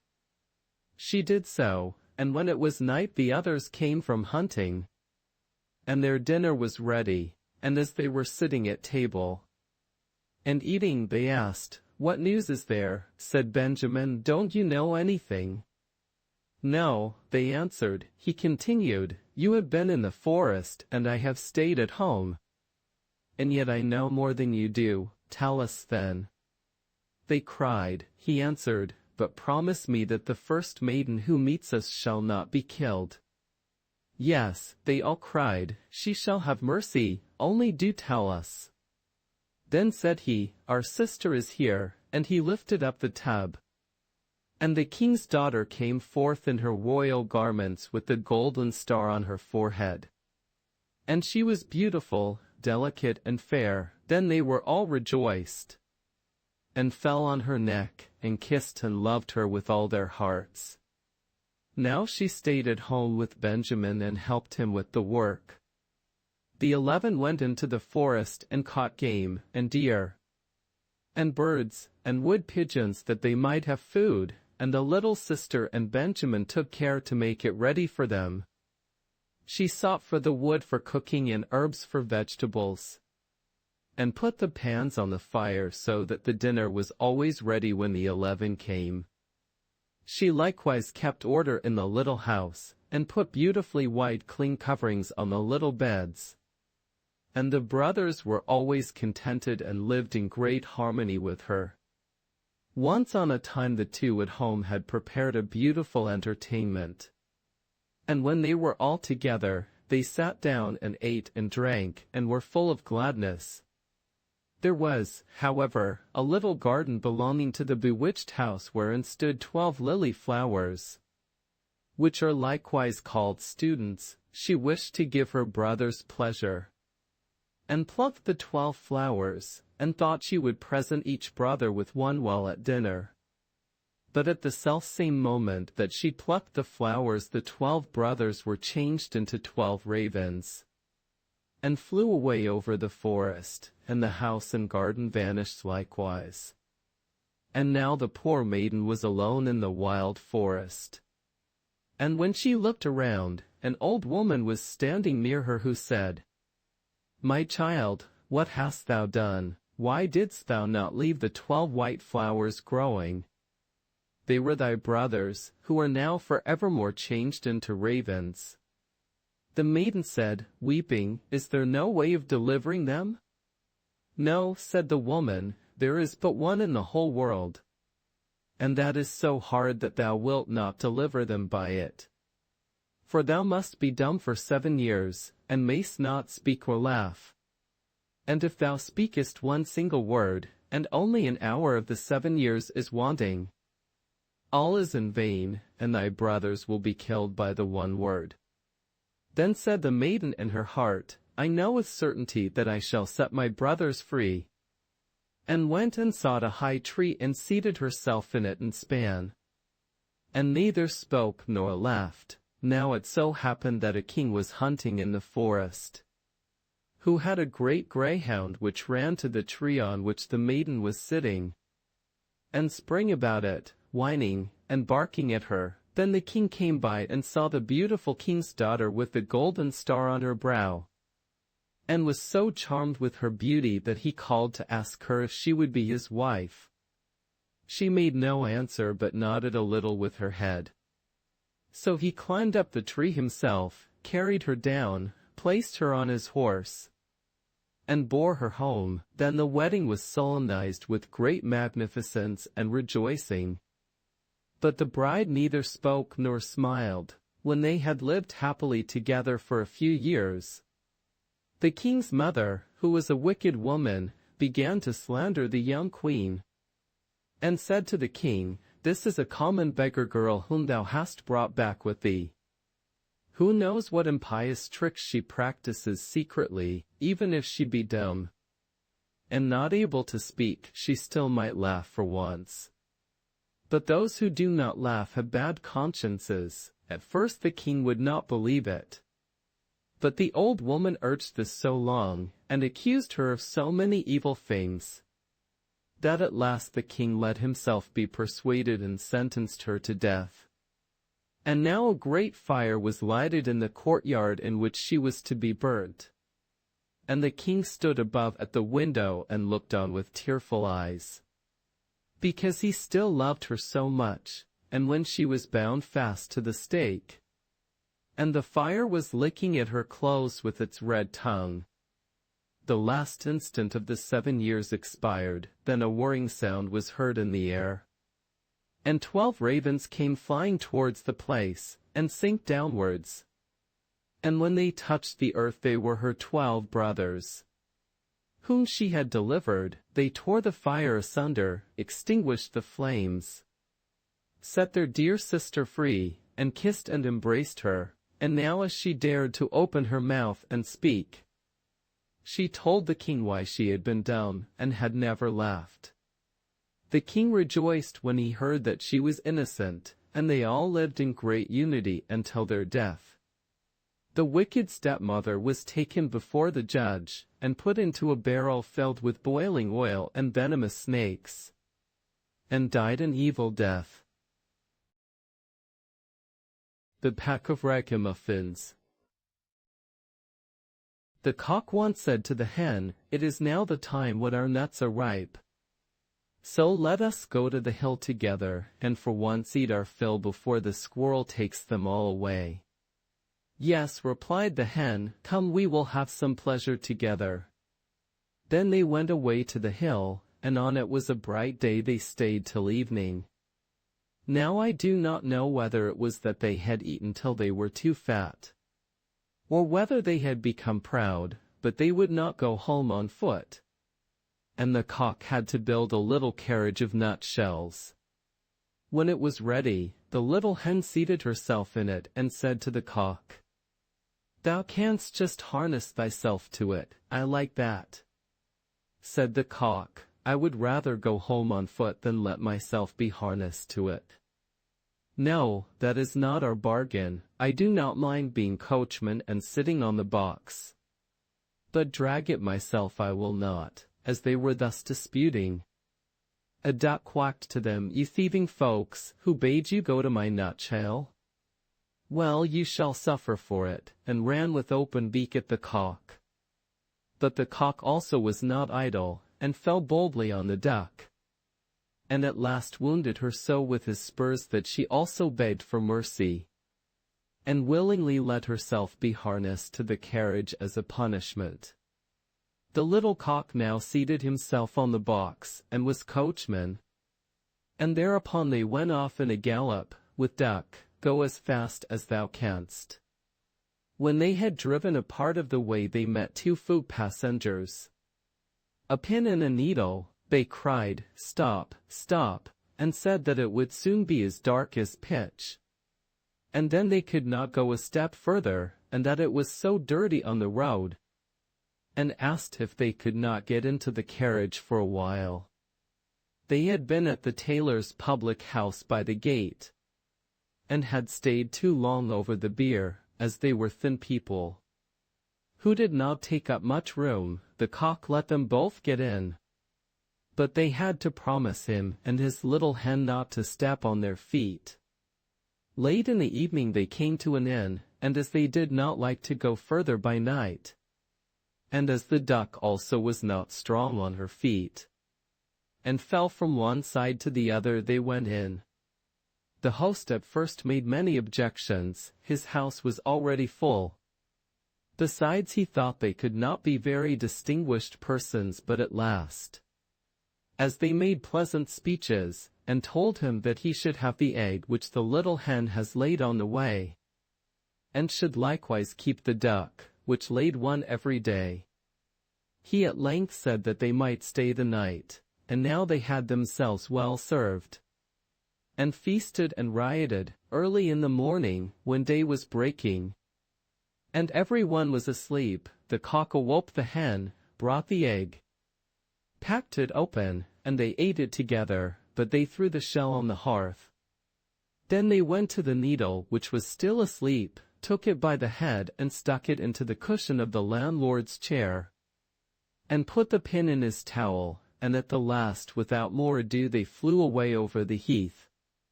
The duck, who liked to sleep in the open air and had stayed in the yard, heard them going away, made herself merry, and found a stream, down which she swam, which was a much quicker way of traveling than being harnessed to a carriage. The host did not get out of bed for 2 hours after this. He washed himself and wanted to dry himself, then the pin went over his face and made a red streak from one ear to the other. After this he went into the kitchen and wanted to light a pipe, but when he came to the hearth the eggshell darted into his eyes. "This morning everything attacks my head," said he, and angrily sat down on his grandfather's chair. But he quickly started up again and cried, "Woe is me!" For the needle had pricked him still worse than the pin, and not in the head. Now he was thoroughly angry, and suspected the guests who had come so late the night before. And when he went and looked about for them, they were gone. Then he made a vow to take no more ragamuffins into his house, for they consume much, pay for nothing, and play mischievous tricks into the bargain by way of gratitude.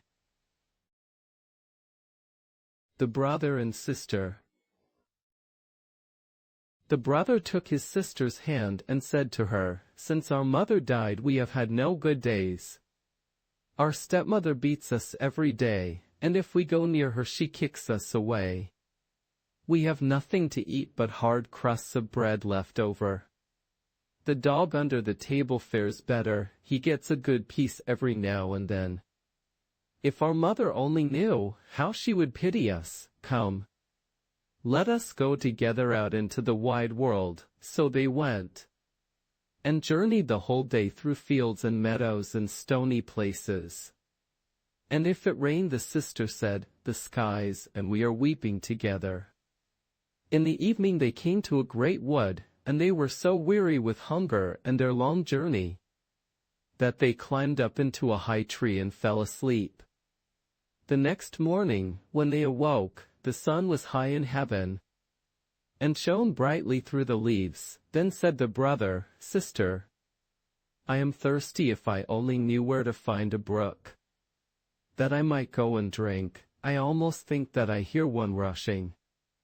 So the brother got down and led his sister by the hand, and they went to seek the brook. But their wicked stepmother was a witch, and had known quite well that the two children had run away, and had sneaked after them, as only witches can, and had laid a spell on all the brooks in the forest.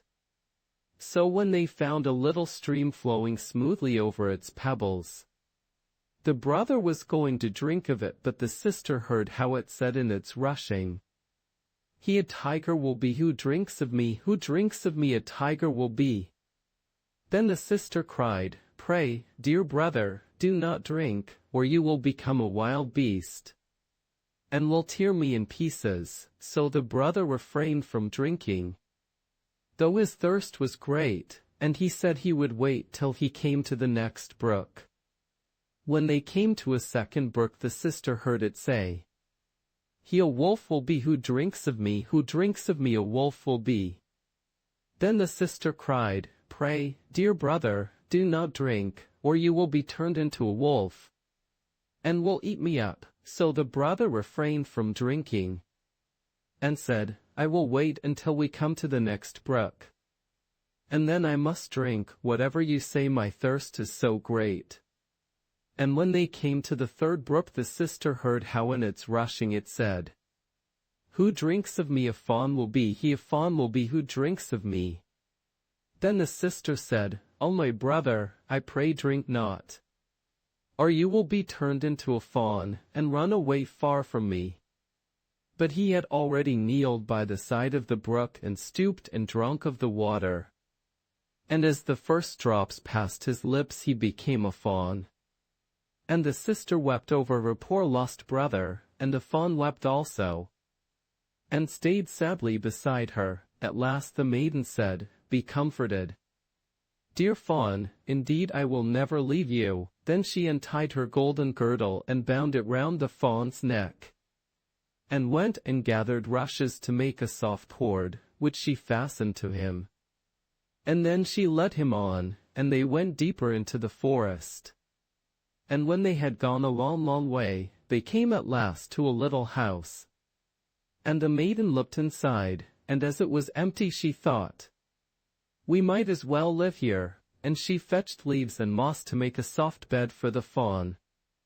And every morning she went out and gathered roots and berries and nuts for herself, and fresh grass for the fawn, who ate out of her hand with joy.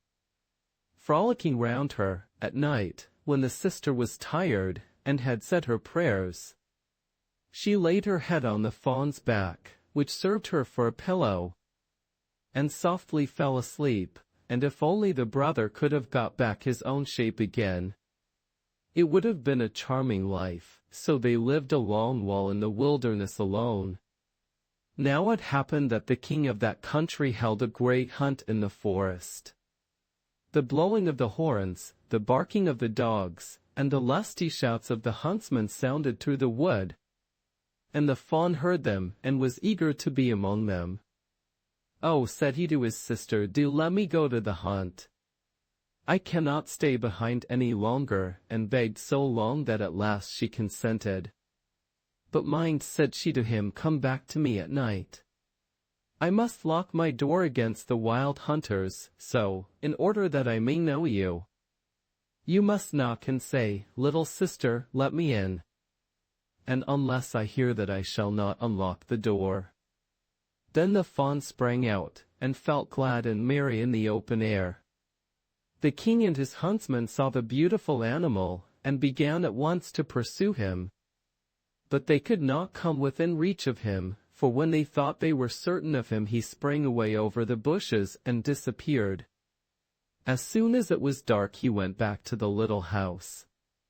knocked at the door and said, "Little sister, let me in." Then the door was opened to him, and he went in and rested the whole night long on his soft bed. The next morning the hunt began anew.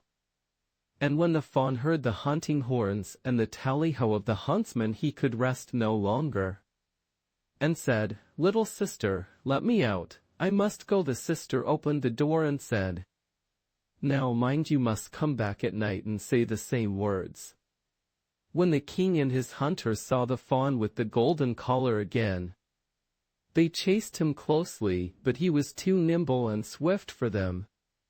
This lasted the whole day, and at last the hunters surrounded him, and one of them wounded his foot a little, so that he was obliged to limp and to go slowly.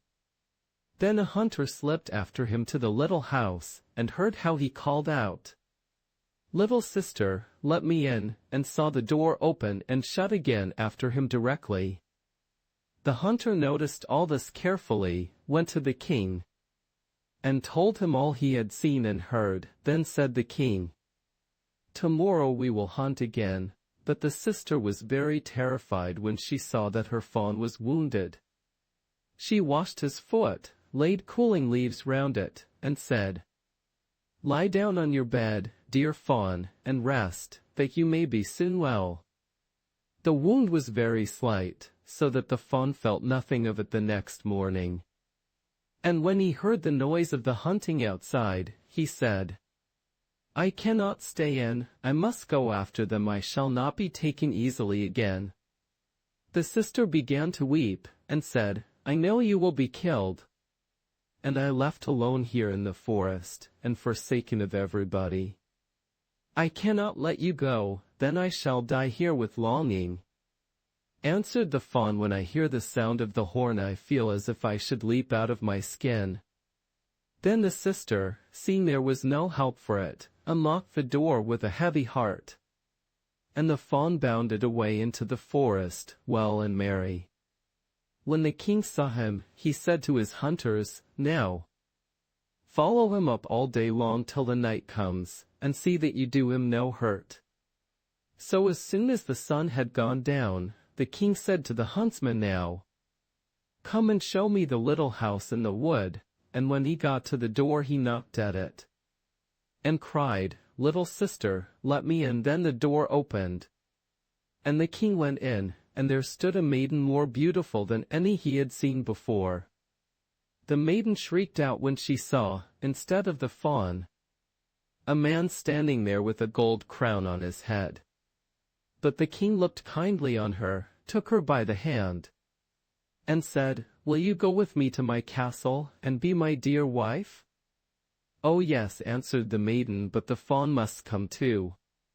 I could not leave him." And the king said, "He shall remain with you as long as you live, and shall lack nothing." Then the fawn came bounding in, and the sister tied the cord of rushes to him, and led him by her own hand out of the little house. The king put the beautiful maiden on his horse, and carried her to his castle, where the wedding was held with great pomp, so she became Lady Queen. And they lived together happily for a long while. The fawn was well tended and cherished, and he gamboled about the castle garden. Now the wicked stepmother, whose fault it was that the children were driven out into the world, never dreamed but that the sister had been eaten up by wild beasts in the forest, and that the brother, in the likeness of a fawn, had been slain by the hunters. But when she heard that they were so happy, and that things had gone so well with them, jealousy and envy arose in her heart, and left her no peace. And her chief thought was how to bring misfortune upon them. Her own daughter, who was as ugly as sin, and had only one eye, complained to her and said, "I never had the chance of being a queen." "Never mind," said the old woman, "to satisfy her when the time comes, I shall be at hand." After a while the queen brought a beautiful baby boy into the world. And that day the king was out hunting. The old witch took the shape of the bedchamber woman, and went into the room where the queen lay, and said to her, Come, the bath is ready, it will give you refreshment and new strength. Quick, or it will be cold. Her daughter was within call. So they carried the sick queen into the bathroom, and left her there. And in the bathroom they had made a great fire, so as to suffocate the beautiful young queen. When that was managed, the old woman took her daughter, put a cap on her, and laid her in the bed in the queen's place, gave her also the queen's form and countenance. Only she could not restore the lost eye, so, in order that the king might not remark it, she had to lie on the side where there was no eye. In the evening, when the king came home and heard that a little son was born to him, he rejoiced with all his heart, and was going at once to his dear wife's bedside to see how she did. Then the old woman cried hastily, "For your life, do not draw back the curtains." To let in the light upon her she must be kept quiet. So the king went away, and never knew that a false queen was lying in the bed. Now, when it was midnight, and every one was asleep, the nurse, who was sitting by the cradle in the nursery and watching there alone, saw the door open, and the true queen come in. She took the child out of the cradle, laid it in her bosom, and fed it. Then she shook out its little pillow, put the child back again, and covered it with the coverlet. She did not forget the fawn either. She went to him where he lay in the corner, and stroked his back tenderly. Then she went in perfect silence out at the door. And the nurse next morning asked the watchman if any one had entered the castle during the night. But they said they had seen no one, and the queen came many nights, and never said a word. The nurse saw her always, but she did not dare speak of it to anyone. After some time had gone by in this manner, the queen seemed to find voice, and said one night, "My child, my fawn, twice more I come to see. Twice more I come, and then the end must be." The nurse said nothing, but as soon as the queen had disappeared she went to the king and told him all. The king said, "Ah, heaven, what do I hear? I will myself watch by the child tomorrow night." So at evening he went into the nursery, and at midnight the queen appeared, and said, "My child, my fawn, once more I come to see. Once more I come, and then the end must be." And she tended the child, as she was accustomed to do. Before she vanished, the king dared not speak to her, but he watched again the following night, and heard her say, "My child, my fawn, this once I come to see, this once I come, and now the end must be." Then the king could contain himself no longer, but rushed towards her, saying, "You are no other than my dear wife." Then she answered, "Yes, I am your dear wife," and in that moment, by the grace of heaven, her life returned to her, and she was once more well and strong. Then she told the king the snare that the wicked witch and her daughter had laid for her. The king had them both brought to judgment, and sentence was passed upon them. The daughter was sent away into the wood, where she was devoured by the wild beasts, and the witch was burned, and ended miserably, and as soon as her body was in ashes the spell was removed from the fawn, and he took human shape again, and then the sister and brother lived happily together until the end. Rapunzel. There once lived a man and his wife, who had long wished for a child, but in vain. Now there was at the back of their house a little window which overlooked a beautiful garden full of the finest vegetables and flowers. But there was a high wall all round it, and no one ventured into it, for it belonged to a witch of great might, and of whom all the world was afraid. One day that the wife was standing at the window, and looking into the garden, she saw a bed filled with the finest rampion, and it looked so fresh and green that she began to wish for some. And at length she longed for it greatly. This went on for days, and as she knew she could not get the rampion, she pined away, and grew pale and miserable. Then the man was uneasy and asked, "What is the matter, dear wife?" "Oh," answered she, "I shall die unless I can have some of that rampion to eat that grows in the garden at the back of our house." The man, who loved her very much, thought to himself, "Rather than lose my wife I will get some rampion, cost what it will." So in the twilight he climbed over the wall into the witch's garden, plucked hastily a handful of rampion and brought it to his wife. She made a salad of it at once, and ate of it to her heart's content. But she liked it so much, and it tasted so good, that the next day she longed for it thrice as much as she had done before. If she was to have any rest, the man must climb over the wall once more.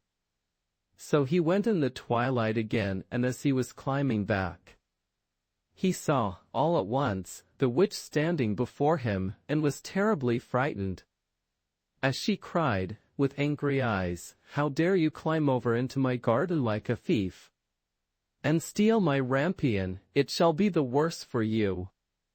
"Oh," answered he, "be merciful rather than just. I have only done it through necessity. For my wife saw your rampion out of the window, and became possessed with so great a longing that she would have died if she could not have had some to eat." Then the witch said, "If it is all as you say, you may have as much rampion as you like. On one condition: the child that will come into the world must be given to me. It shall go well with the child, and I will care for it like a mother." In his distress of mind the man promised everything, and when the time came when the child was born, the witch appeared, and, giving the child the name of Rapunzel, which is the same as Grampian, she took it away with her. Rapunzel was the most beautiful child in the world. When she was 12 years old, the witch shut her up in a tower in the midst of a wood, and it had neither steps nor door, only a small window above. When the witch wished to be let in, she would stand below and would cry, "Rapunzel, Rapunzel, let down your hair." Rapunzel had beautiful long hair that shone like gold. When she heard the voice of the witch, she would undo the fastening of the upper window, unbend the plaits of her hair, and let it down 20 ells below, and the witch would climb up by it. After they had lived thus a few years, it happened that as the king's son was riding through the wood, he came to the tower, and as he drew near he heard a voice singing so sweetly that he stood still and listened. It was Rapunzel in her loneliness, trying to pass away the time with sweet songs.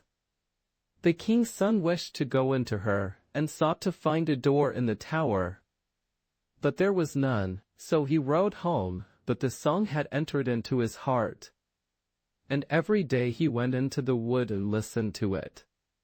Once, as he was standing there under a tree, he saw the witch come up, and listened while she called out, "Oh, Rapunzel, Rapunzel, let down your hair." Then he saw how Rapunzel let down her long tresses, and how the witch climbed up by it and went into her. And he said to himself, "Since that is the ladder, I will climb it, and seek my fortune." And the next day, as soon as it began to grow dusk, he went to the tower and cried, "Oh, Rapunzel, Rapunzel, let down your hair." And she let down her hair, and the king's son climbed up by it. Rapunzel was greatly terrified when she saw that a man had come into her, for she had never seen one before. But the king's son began speaking so kindly to her, and told how her singing had entered into his heart, so that he could have no peace until he had seen her herself. Then Rapunzel forgot her terror, and when he asked her to take him for her husband, and she saw that he was young and beautiful, she thought to herself, "I certainly like him much better than old Mother Gothel," and she put her hand into his hand. She said, "I would willingly go with thee, but I do not know how I shall get out. When thou comest, bring each time a silken rope, and I will make a ladder. And when it is quite ready, I will get down by it out of the tower, and thou shalt take me away on thy horse." They agreed that he should come to her every evening. as the old woman came in the daytime, so the witch knew nothing of all this until once Rapunzel said to her unwittingly, "Mother Gretel, how is it that you climb up here so slowly? And the king's son is with me in a moment." "Oh, wicked child!" cried the witch, "what is this I hear? I thought I had hidden thee from all the world, and thou hast betrayed me." In her anger she seized Rapunzel by her beautiful hair, struck her several times with her left hand, and then grasping a pair of shears in her right snap, the beautiful locks lay on the ground, and she was so hard-hearted that she took Rapunzel and put her in a waste and desert place, where she lived in great woe and misery. The same day on which she took Rapunzel away she went back to the tower in the evening and made fast the severed locks of hair to the window hasp. And the king's son came and cried, "Rapunzel, Rapunzel, let down your hair." Then she let the hair down, and the king's son climbed up. But instead of his dearest Rapunzel he found the witch looking at him with wicked glittering eyes. "Aha!" cried she, mocking him, "you came for your darling, but the sweet bird sits no longer in the nest, and sings no more. The cat has got her, and will scratch out your eyes as well. Rapunzel is lost to you, you will see her no more."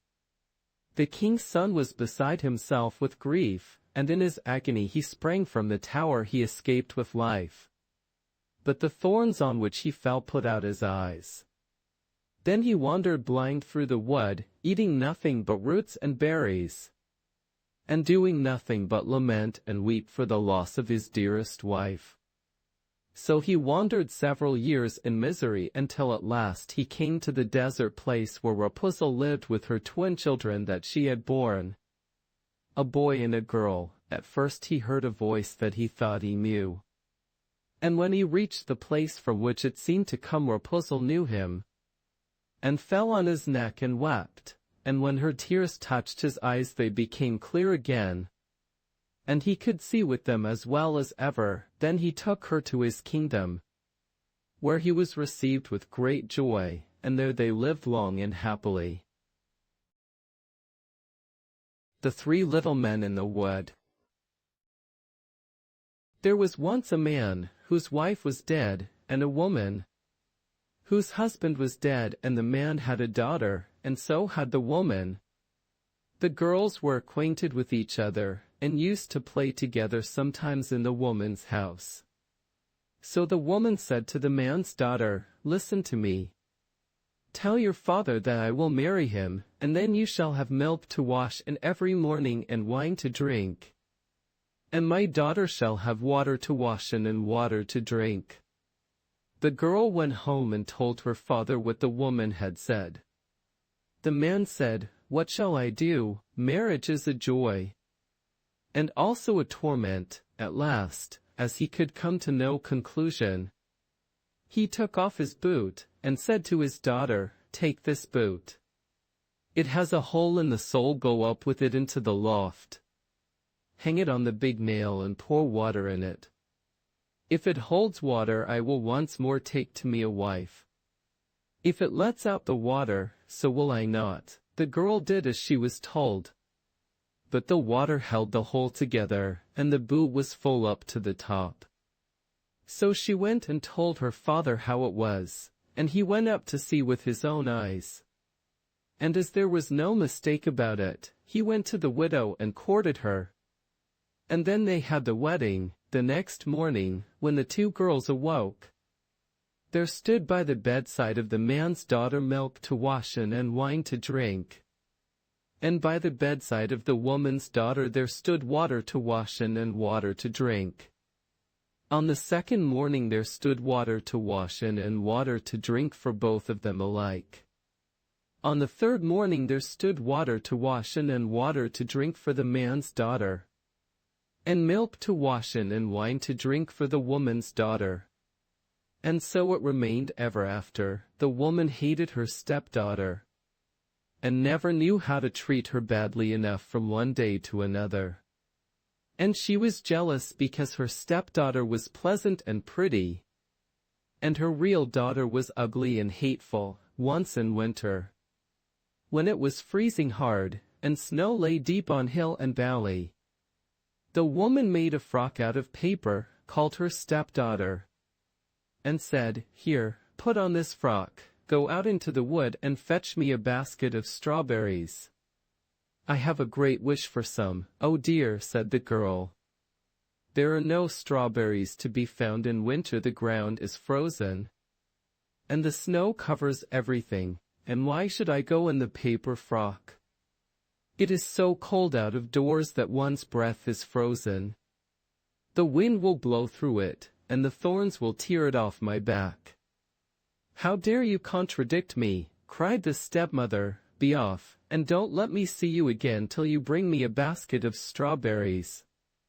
Then she gave her a little piece of hard bread, and said, "That will do for you to eat during the day," and she thought to herself, "She is sure to be frozen or starved to death out of doors, and I shall never set eyes on her again." So the girl went obediently, put on the paper frock, and started out with the basket. The snow was lying everywhere, far and wide, and there was not a blade of green to be seen. When she entered the wood, she saw a little house with 3 little men peeping out of it. She wished them good day, and knocked modestly at the door. They called her in, and she came into the room and sat down by the side of the oven to warm herself and eat her breakfast. The little men said, "Give us some of it." "Willingly," answered she, breaking her little piece of bread in two and giving them half. They then said, "What are you doing here in the wood this winter time in your little thin frock?" "Oh," answered she, "I have to get a basket of strawberries, and I must not go home without them." When she had eaten her bread, they gave her a broom, and told her to go and sweep the snow away from the back door. When she had gone outside to do it, the little men talked among themselves about what they should do for her, as she was so good and pretty, and had shared her bread with them. Then the first one said, "She shall grow prettier every day." The second said, "Each time she speaks a piece of gold shall fall from her mouth." The third said, "A king shall come and take her for his wife." In the meanwhile the girl was doing as the little men had told her, and had cleared the snow from the back of the little house. And what do you suppose she found? Fine ripe strawberries, showing dark red against the snow. Then she joyfully filled her little basket full, thanked the little men, shook hands with them all, and ran home in haste to bring her stepmother the thing she longed for. As she went in and said, "Good evening," a piece of gold fell from her mouth at once. Then she related all that had happened to her in the wood, and at each word that she spoke gold pieces fell out of her mouth, so that soon they were scattered all over the room. "Just look at her pride and conceit," cried the stepsister, throwing money about in this way, but in her heart she was jealous because of it, and wanted to go too into the wood to fetch strawberries. But the mother said, "No, my dear little daughter, it is too cold. You will be frozen to death." But she left her no peace. So at last the mother gave in, got her a splendid fur coat to put on, and gave her bread and butter and cakes to eat on the way.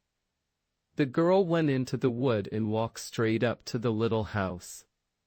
The 3 little men peeped out again, but she gave them no greeting, and without looking round or taking any notice of them, she came stumping into the room, sat herself down by the oven, and began to eat her bread and butter and cakes. "Give us some of that," cried the little men, but she answered, "I've not enough for myself, how can I give away any?" Now when she had done with her eating, they said, "Here is a broom.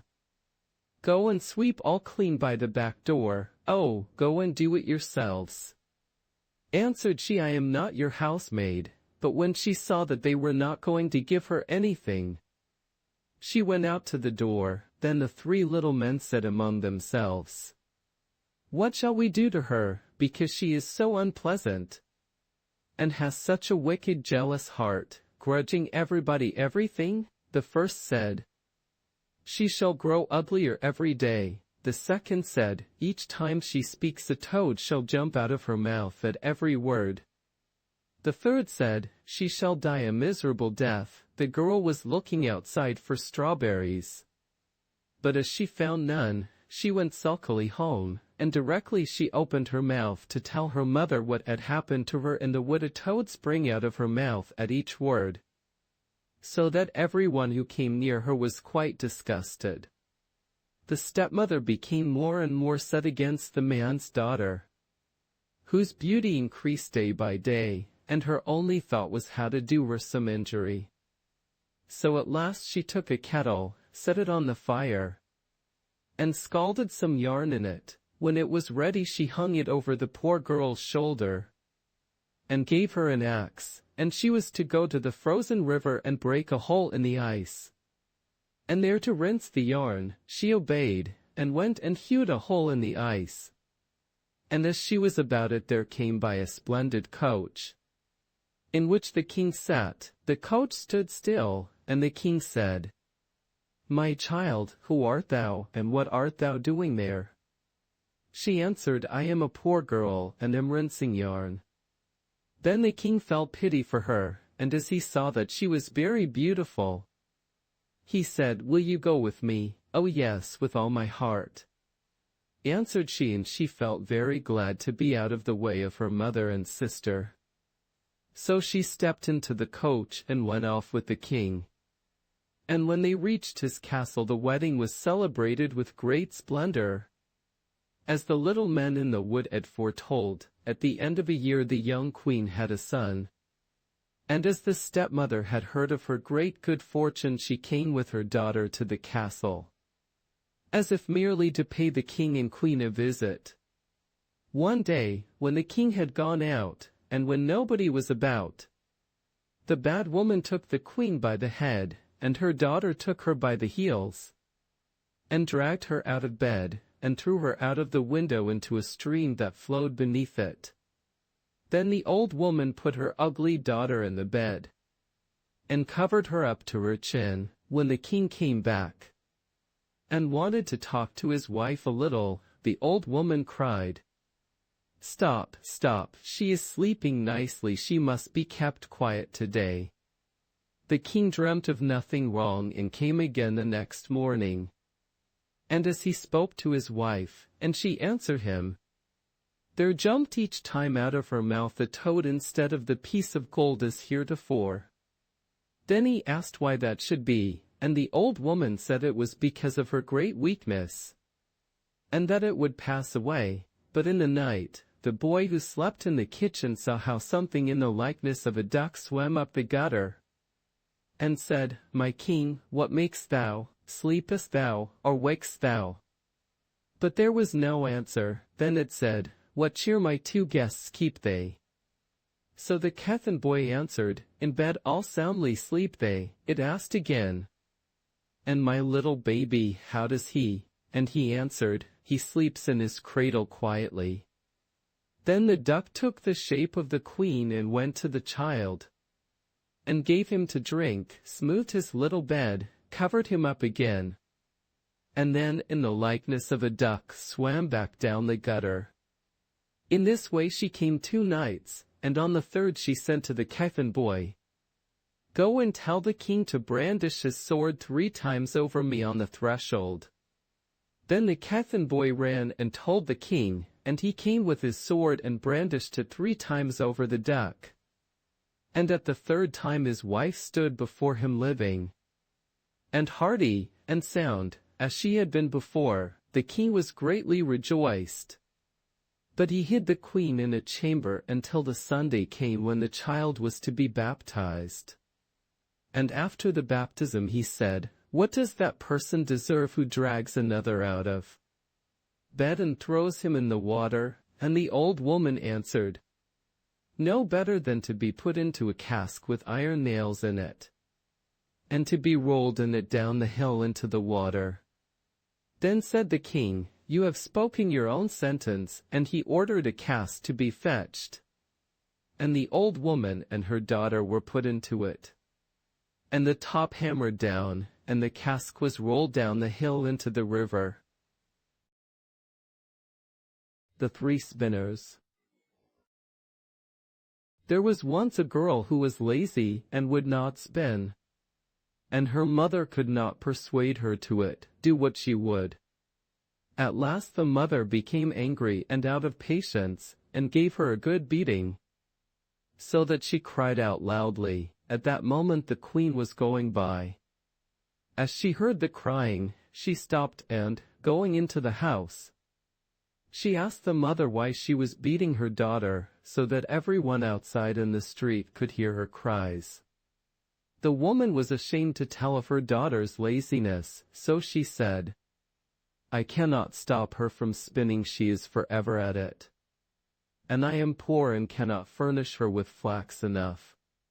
Then the queen answered, "I like nothing better than the sound of the spinning wheel, and always feel happy when I hear its humming. Let me take your daughter with me to the castle, I have plenty of flax. She shall spin there to her heart's content." The mother was only too glad of the offer, and the queen took the girl with her. When they reached the castle, the queen showed her 3 rooms, which were filled with the finest flax, as full as they could hold. "Now you can spin me this flax," said she, "and when you can show it me all done, you shall have my eldest son for bridegroom. You may be poor, but I make nothing of that. Your industry is dowry enough." The girl was inwardly terrified, for she could not have spun the flax, even if she were to live to be 100 years old, and were to sit spinning every day of her life from morning to evening. And when she found herself alone, she began to weep, and sat so for 3 days without putting her hand to it. On the 3rd day the queen came, and when she saw that nothing had been done of the spinning, she was much surprised. But the girl excused herself by saying that she had not been able to begin because of the distress she was in at leaving her home and her mother. The excuse contented the queen, who said, however, as she went away, "Tomorrow you must begin to work." When the girl found herself alone again, she could not tell how to help herself or what to do, and in her perplexity she went and gazed out of the window. There she saw 3 women passing by, and the first of them had a broad flat foot. The second had a big underlip that hung down over her chin, and the third had a remarkably broad thumb. They all of them stopped in front of the window, and called out to know what it was that the girl wanted. She told them all her need, and they promised her their help, and said, "Then will you invite us to your wedding, and not be ashamed of us, and call us your cousins, and let us sit at your table? If you will promise this, we will finish off your flax spinning in a very short time." "With all my heart," answered the girl, "only come in now, and begin at once." Then these same women came in, and she cleared a space in the first room for them to sit and carry on their spinning. The first one drew out the thread and moved the treadle that turned the wheel. The second moistened the thread, the third twisted it, and rapped with her finger on the table. And as often as she rapped, a heap of yarn fell to the ground, and it was most beautifully spun. But the girl hid the 3 spinsters out of the queen's sight, and only showed her, as often as she came, the heaps of well-spun yarn. And there was no end to the praises she received. When the first room was empty, they went on to the second, and then to the third, so that at last all was finished. Then the 3 women took their leave, saying to the girl, "Do not forget what you have promised, and it will be all the better for you." So when the girl took the queen and showed her the empty rooms and the great heaps of yarn, the wedding was at once arranged. And the bridegroom rejoiced that he should have so clever and diligent a wife, and praised her exceedingly. "I have 3 cousins," said the girl, "and as they have shown me a great deal of kindness, I would not wish to forget them in my good fortune. May I be allowed to invite them to the wedding, and to ask them to sit at the table with us?" The queen and the bridegroom said at once, "There is no reason against it." So when the feast began in came the three spinsters in strange guise. And the bride said, "Dear cousins, you are welcome." "Oh," said the bridegroom, "how come you to have such dreadfully ugly relations?" And then he went up to the first spinster and said, "How is it that you have such a broad flat foot?" "With treading," answered she, "with treading." Then he went up to the second and said, "How is it that you have such a great hanging lip?" "With licking," answered she, "with licking." Then he asked the third, "How is it that you have such a broad thumb?" "With twisting thread," answered she, "with twisting thread." Then the bridegroom said that from that time forward his beautiful bride should never touch a spinning wheel. And so she escaped that tiresome flax spinning. Hansel and Gretel. Near a great forest there lived a poor woodcutter and his wife, and his two children. The boy's name was Hansel, and the girl's Gretel. They had very little to bite or to sup, and once, when there was great dearth in the land, the man could not even gain the daily bread. As he lay in bed one night thinking of this, and turning and tossing, he sighed heavily, and said to his wife, "What will become of us? We cannot even feed our children. There is nothing left for ourselves." "I will tell you what, husband," answered the wife, "we will take the children early in the morning into the forest. Where it is thickest we will make them a fire, and we will give each of them a piece of bread. Then we will go to our work and leave them alone. They will never find the way home again, and we shall be quit of them." "No, wife," said the man, "I cannot do that. I cannot find in my heart to take my children into the forest, and to leave them there alone. The wild animals would soon come and devour them." "Oh, you fool," said she, "then we will all four starve. You had better get the coffins ready." And she left him no peace until he consented. "But I really pity the poor children," said the man. The two children had not been able to sleep for hunger, and had heard what their stepmother had said to their father. Gretel wept bitterly and said to Hansel, "It is all over with us." "Do be quiet, Gretel," said Hansel, "and do not fret. One will manage something." And when the parents had gone to sleep he got up, put on his little coat, opened the back door, and slipped out. The moon was shining brightly, and the white flints that lay in front of the house glistened like pieces of silver. Hansel stooped and filled the little pocket of his coat as full as it would hold. Then he went back again, and said to Gretel, "Be easy, dear little sister, and go to sleep quietly. God will not forsake us," and laid himself down again in his bed. When the day was breaking, and before the sun had risen, the wife came and awakened the two children, saying, "Get up, you lazy bones, we are going into the forest to cut wood."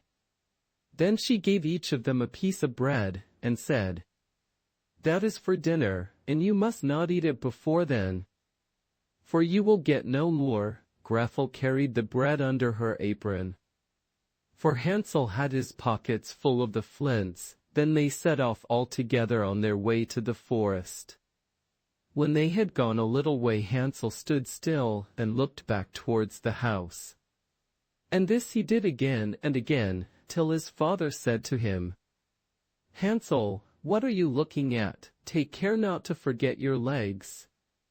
"Oh, father," said Hansel, "I'm looking at my little white kitten, who is sitting up on the roof to bid me goodbye."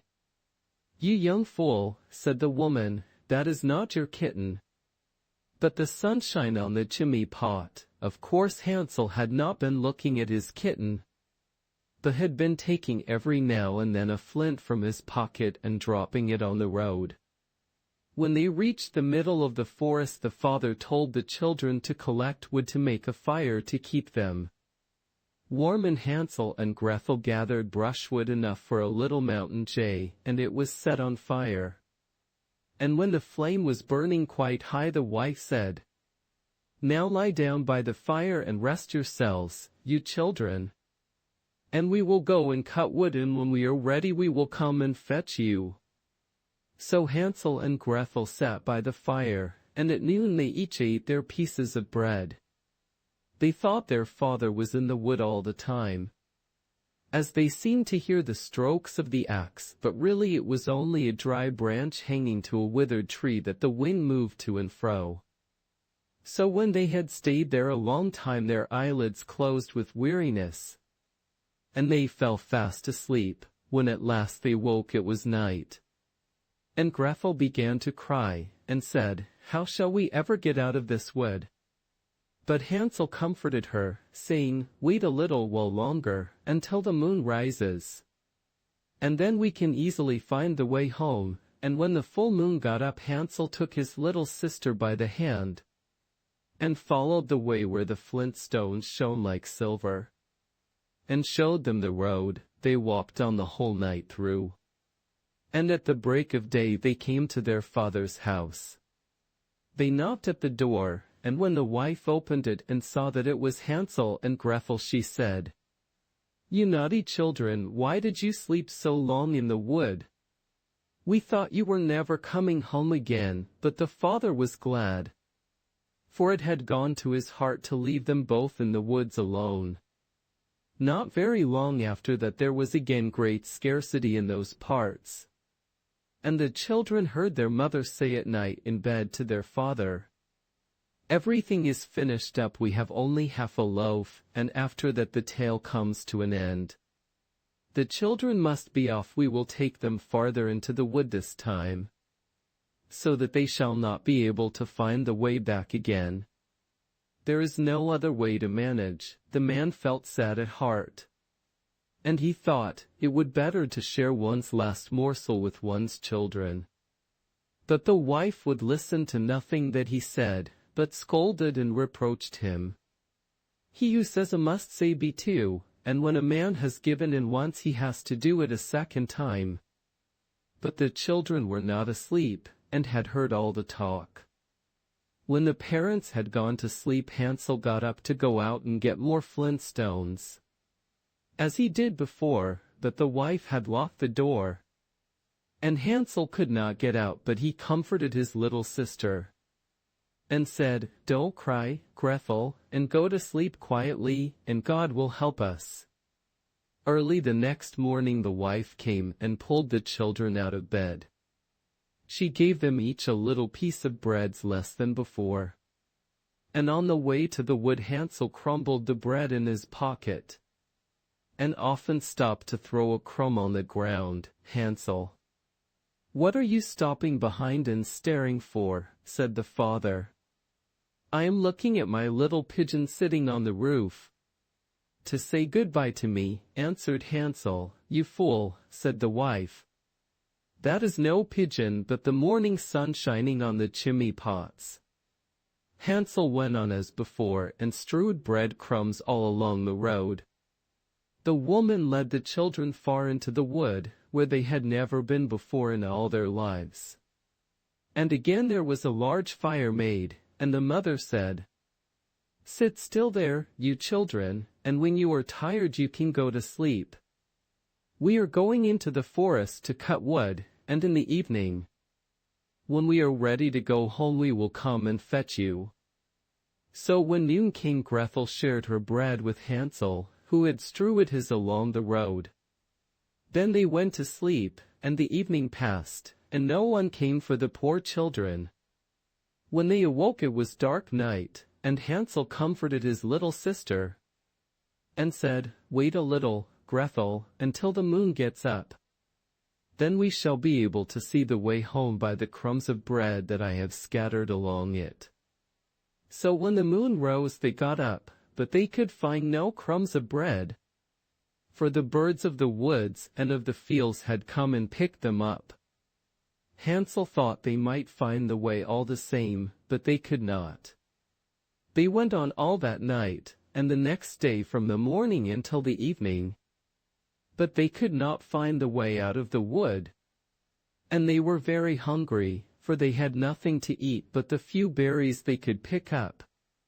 And when they were so tired that they could no longer drag themselves along, they lay down under a tree and fell asleep. It was now the third morning since they had left their father's house. They were always trying to get back to it, but instead of that they only found themselves farther in the wood. And if help had not soon come they would have been starved. About noon they saw a pretty snow-white bird sitting on a bough, and singing so sweetly that they stopped to listen, and when he had finished the bird spread his wings and flew before them, and they followed after him until they came to a little house. And the bird perched on the roof, and when they came nearer they saw that the house was built of bread, and roofed with cakes, and the window was of transparent sugar. "We will have some of this," said Hansel, "and make a fine meal. I will eat a piece of the roof, Gretel, and you can have some of the window. That will taste sweet."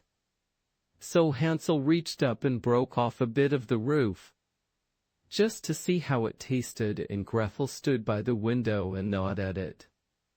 Then they heard a thin voice call out from inside, "Nibble, nibble, like a mouse, who is nibbling at my house?" And the children answered, "Never mind, it is the wind," and they went on eating, never disturbing themselves. Hansel, who found that the roof tasted very nice, took down a great piece of it, and Gretel pulled out a large round window panes, and sat her down and began upon it. Then the door opened, and an aged woman came out, leaning upon a crutch. Hansel and Gretel felt very frightened, and let fall what they had in their hands. The old woman, however, nodded her head, and said, "Ah, my dear children, how come you here?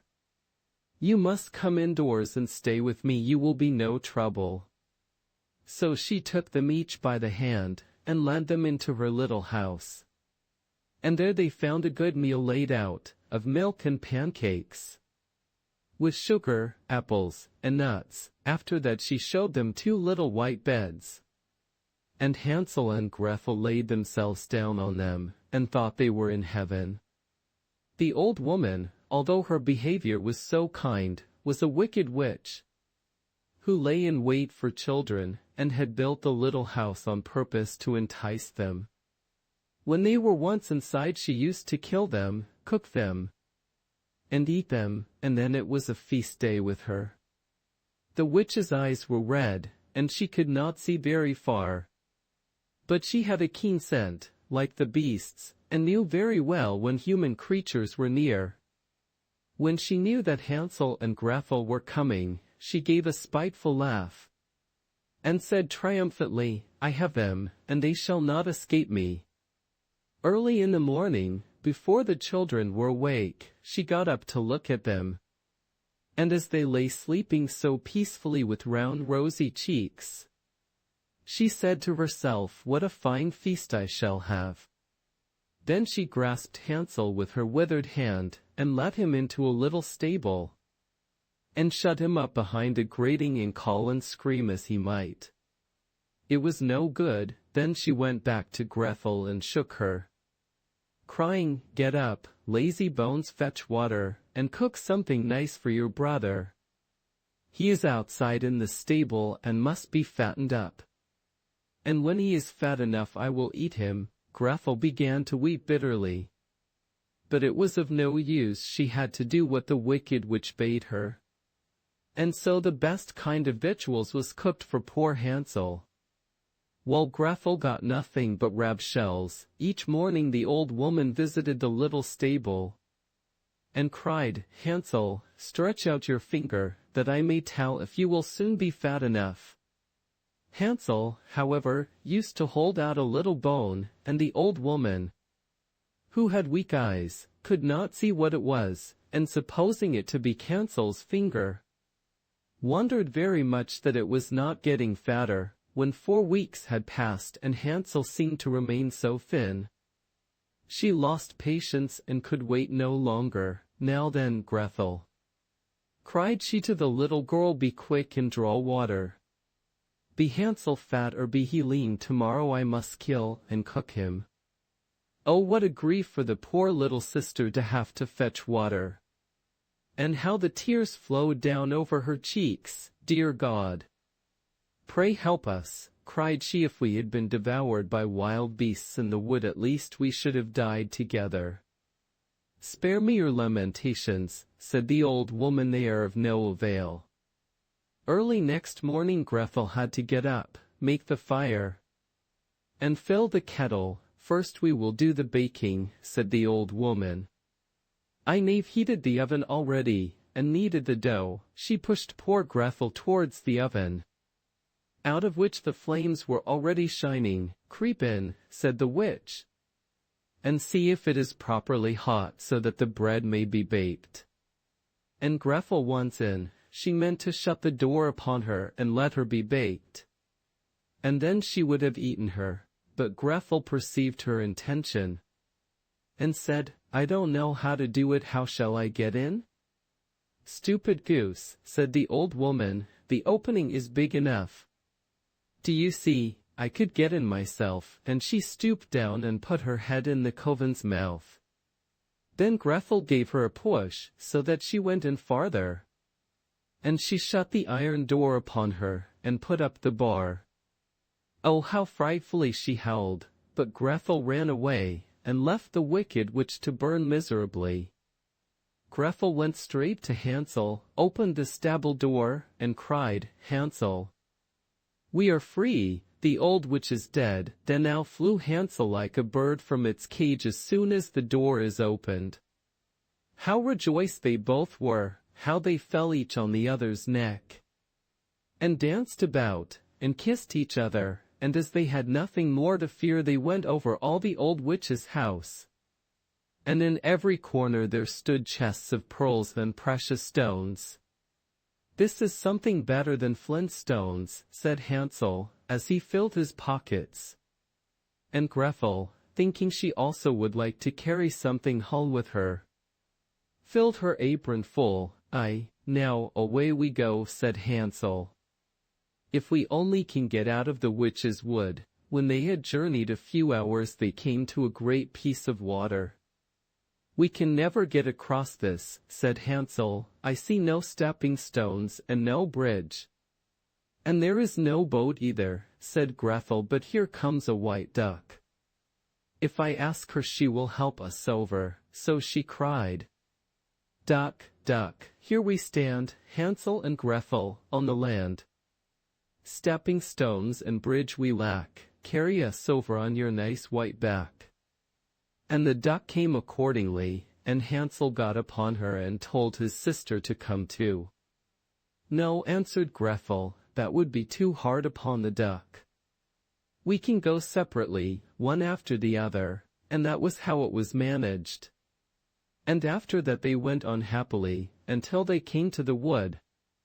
And the way grew more and more familiar, till at last they saw in the distance their father's house. Then they ran till they came up to it, rushed in at the door, and fell on their father's neck. The man had not had a quiet hour since he left his children in the wood. But the wife was dead, and when Gretel opened her apron, the pearls and precious stones were scattered all over the room. And Hansel took one handful after another out of his pocket. Then was all care at an end, and they lived in great joy together. My tale is done. There runs a mouse, whosoever catches it may make himself a big fur cap out of it. The Three Snake Leaves.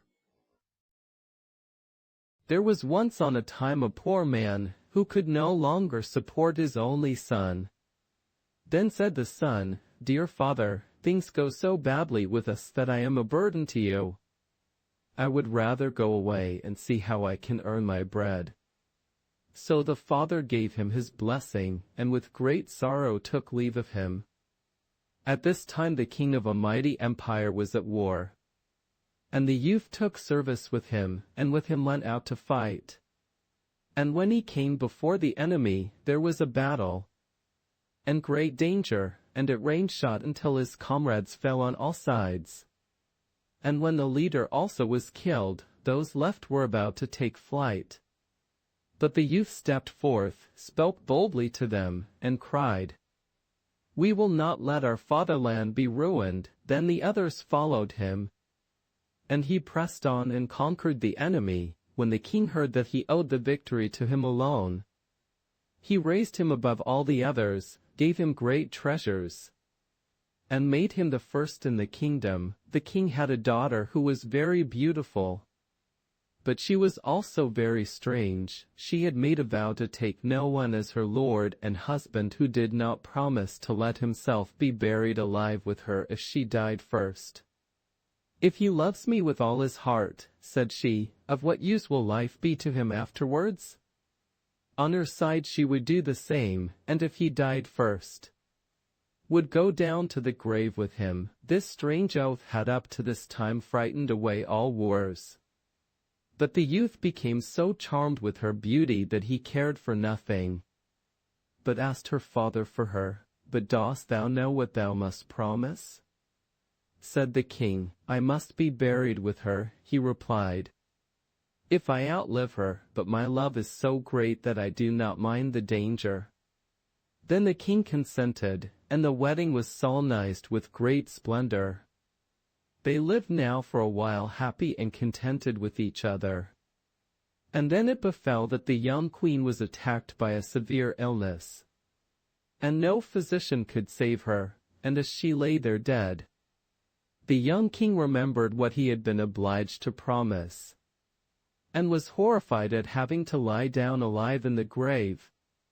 But there was no escape. The king had placed sentries at all the gates, and it was not possible to avoid his fate. When the day came when the corpse was to be buried, he was taken down into the royal vault with it, and then the door was shut and bolted. Near the coffin stood a table on which were 4 candles, 4 loaves of bread, and 4 bottles of wine, and when this provision came to an end, he would have to die of hunger. And now he sat there full of pain and grief, ate every day only a little piece of bread, drank only a mouthful of wine, and nevertheless saw death daily drawing nearer. Whilst he thus gazed before him, he saw a snake creep out of a corner of the vault and approach the dead body. And as he thought it came to gnaw at it, he drew his sword and said, "As long as I live, thou shalt not touch her," and hewed the snake in 3 pieces. After a time a second snake crept out of the hole, and when it saw the other lying dead and cut in pieces, it went back, but soon came again with 3 green leaves in its mouth. Then it took the 3 pieces of the snake, laid them together, as they ought to go, and placed one of the leaves on each wound.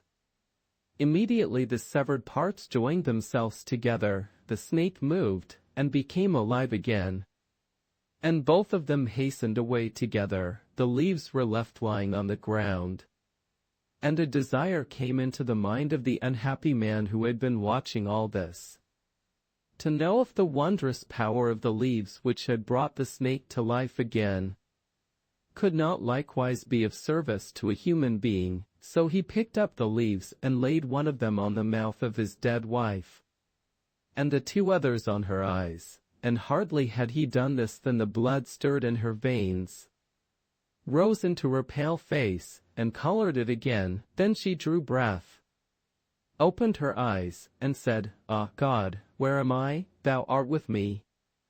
"Dear wife," he answered, and told her how everything had happened, and how he had brought her back again to life. Then he gave her some wine and bread, and when she had regained her strength, he raised her up, and they went to the door and knocked, and called so loudly that the sentries heard it, and told the king.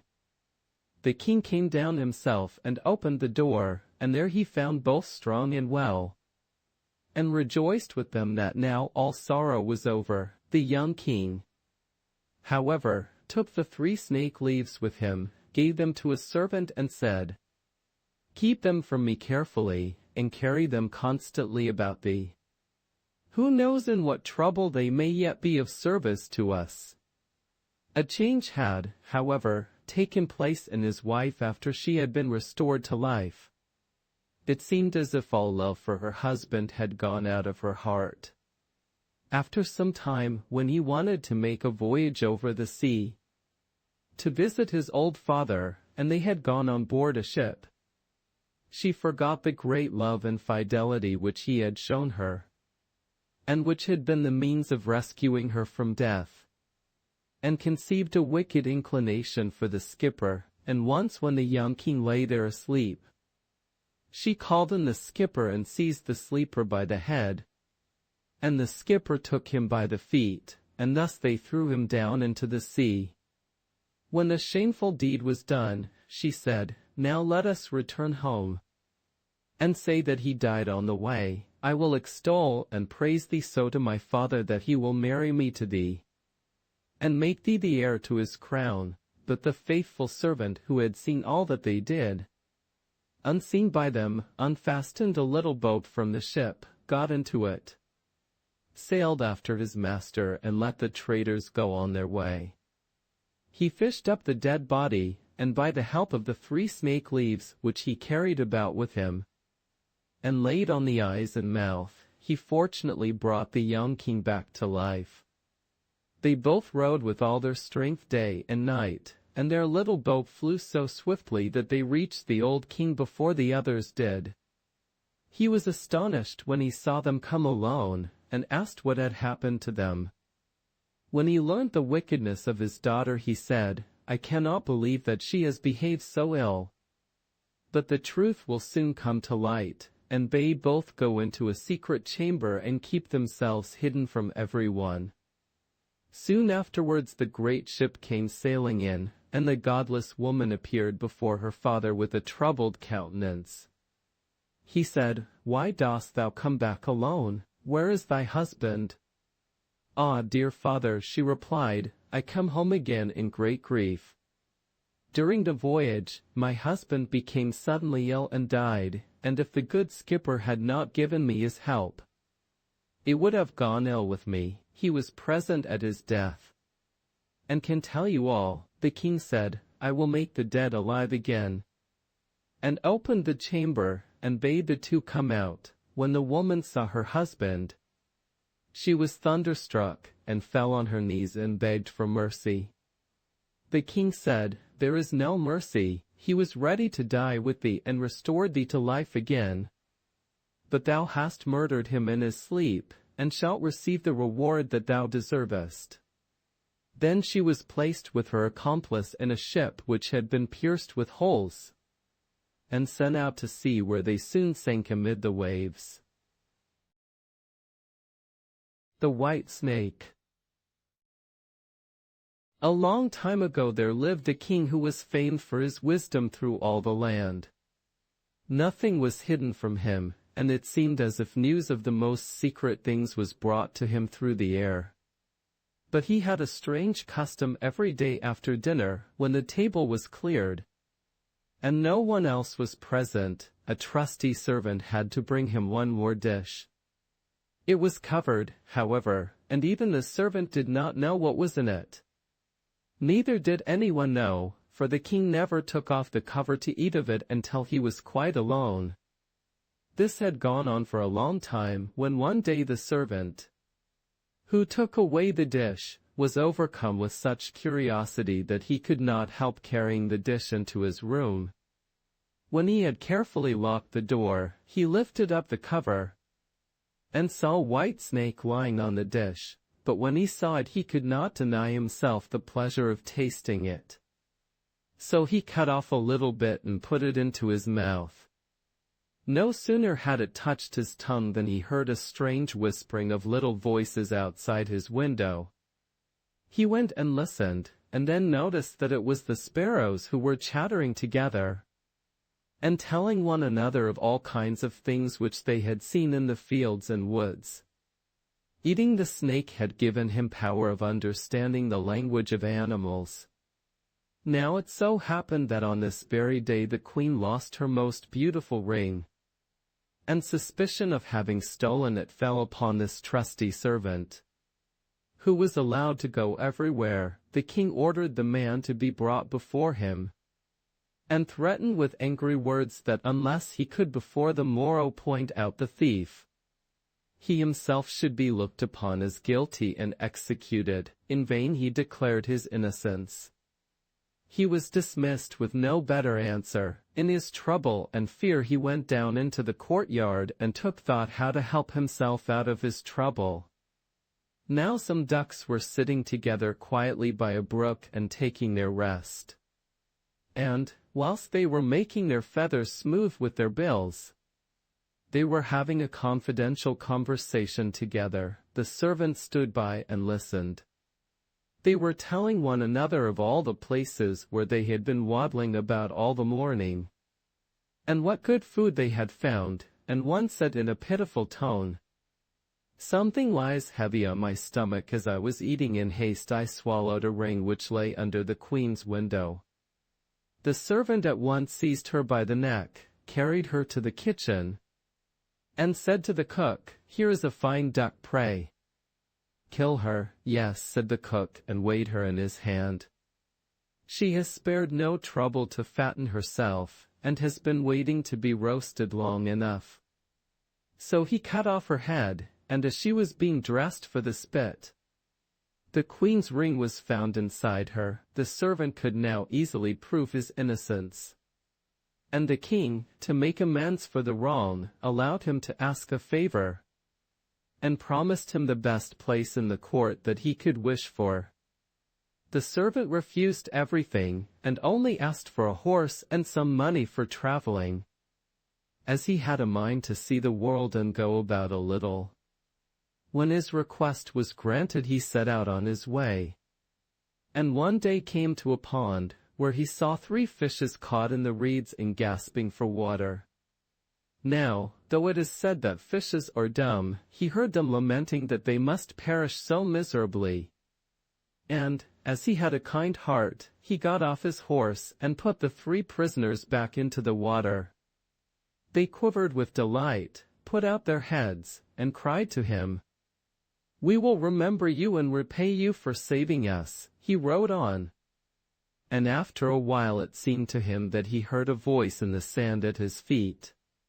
He listened, and heard an ant king complain, "Why cannot folks, with their clumsy beasts, keep off our bodies? That stupid horse, with his heavy hoofs, has been treading down my people without mercy." So he turned on to a side path, and the ant king cried out to him, "We will remember you. One good turn deserves another." The path led him into a wood, and here he saw 2 old ravens standing by their nest, and throwing out their young ones. "Out with you, you idle, good-for-nothing creatures," cried they. "We cannot find food for you any longer. You are big enough, and can provide for yourselves." But the poor young ravens lay upon the ground, flapping their wings and crying, "Oh, what helpless chicks we are! We must shift for ourselves, and yet we cannot fly. What can we do but lie here and starve?" So the good young fellow alighted and killed his horse with his sword, and gave it to them for food. Then they came hopping up to it, satisfied their hunger, and cried, "We will remember you. One good turn deserves another."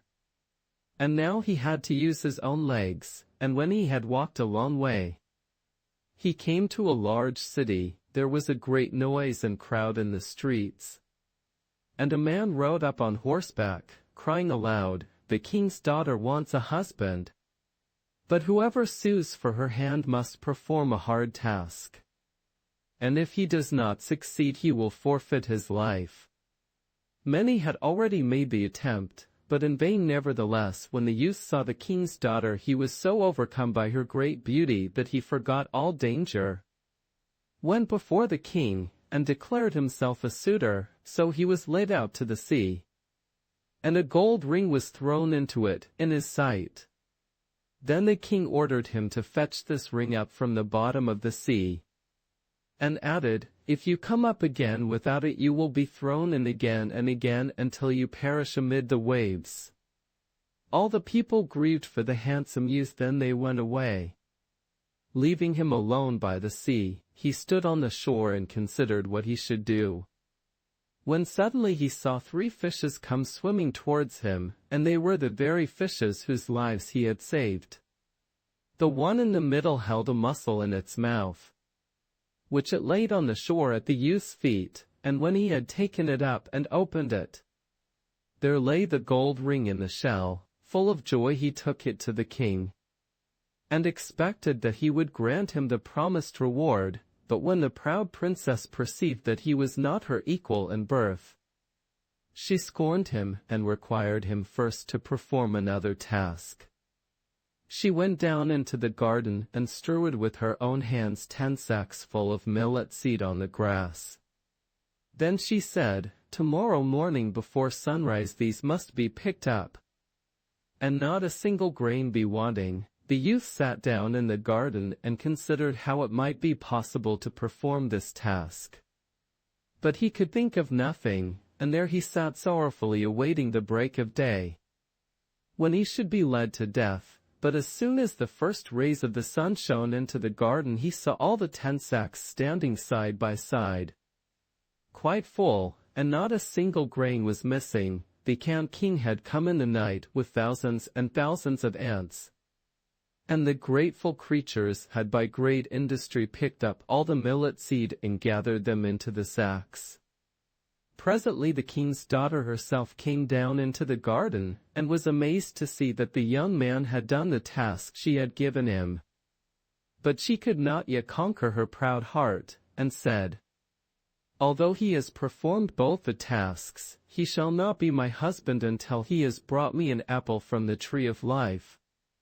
The youth did not know where the tree of life stood, but he set out, and would have gone on forever, as long as his legs would carry him, though he had no hope of finding it.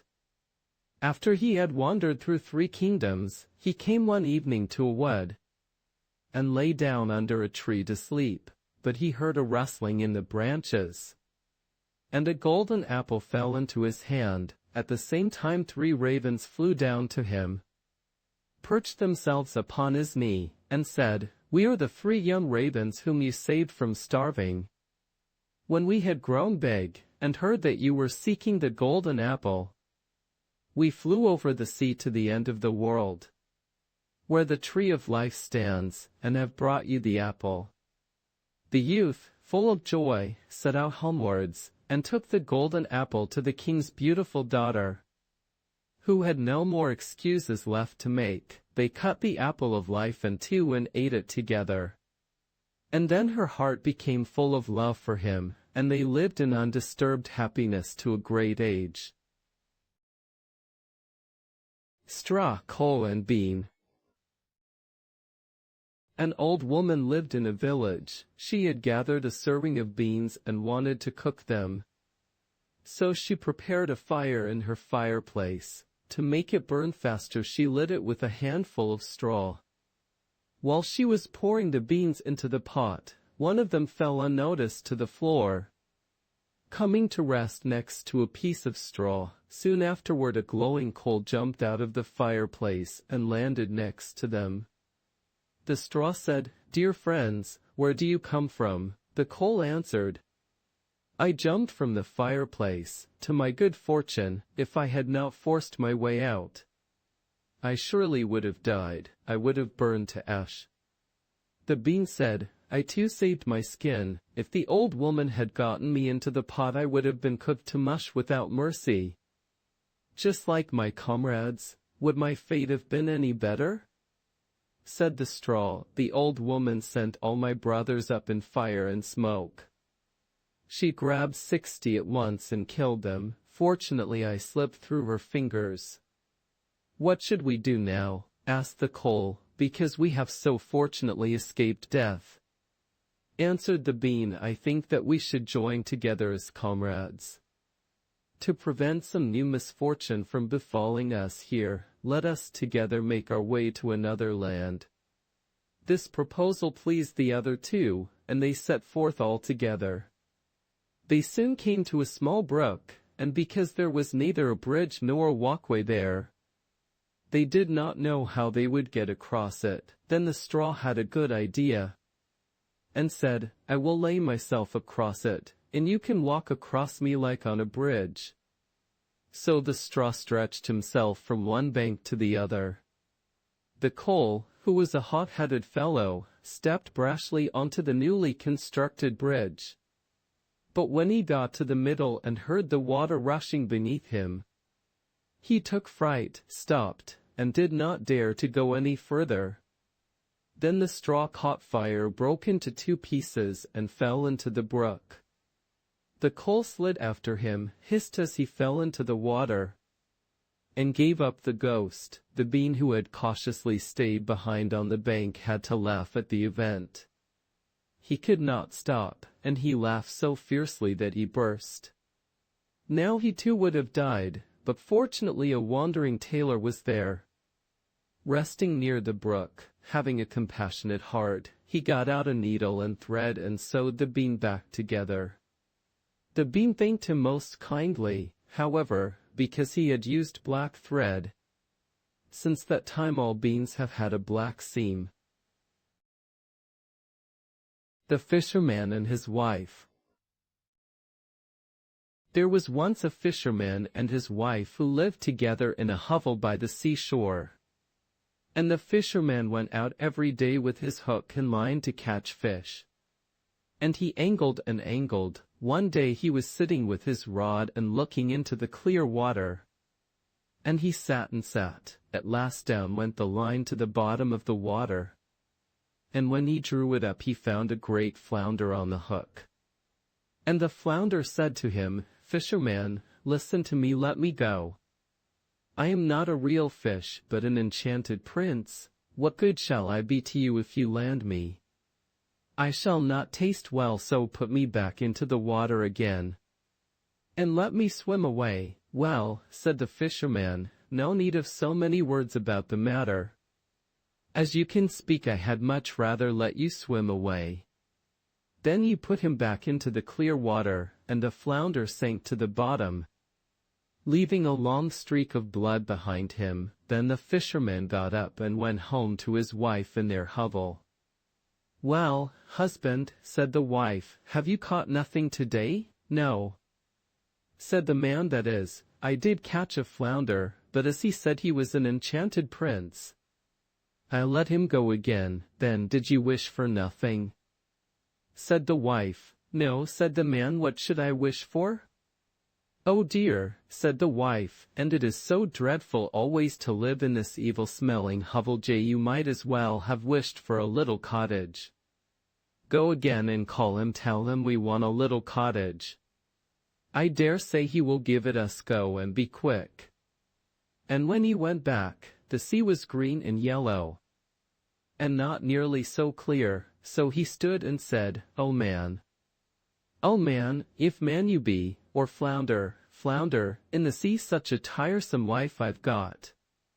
For she wants what I do not." Then the flounder came swimming up, and said, "Now then, what does she want?" "Oh," said the man, "you know when I caught you my wife says I ought to have wished for something. She does not want to live any longer in the hovel, and would rather have a cottage." "Go home with you," said the flounder. "She has it already." So the man went home, and found, instead of the hovel, a little cottage, and his wife was sitting on a bench before the door. And she took him by the hand, and said to him, "Come in and see if this is not a great improvement." So they went in, and there was a little house place and a beautiful little bedroom, a kitchen and larder, with all sorts of furniture, and iron and brass were of the very best. And at the back was a little yard with foals and ducks, and a little garden full of green vegetables and fruit. "Look," said the wife, "is not that nice?" "Yes," said the man. "If this can only last we shall be very well contented."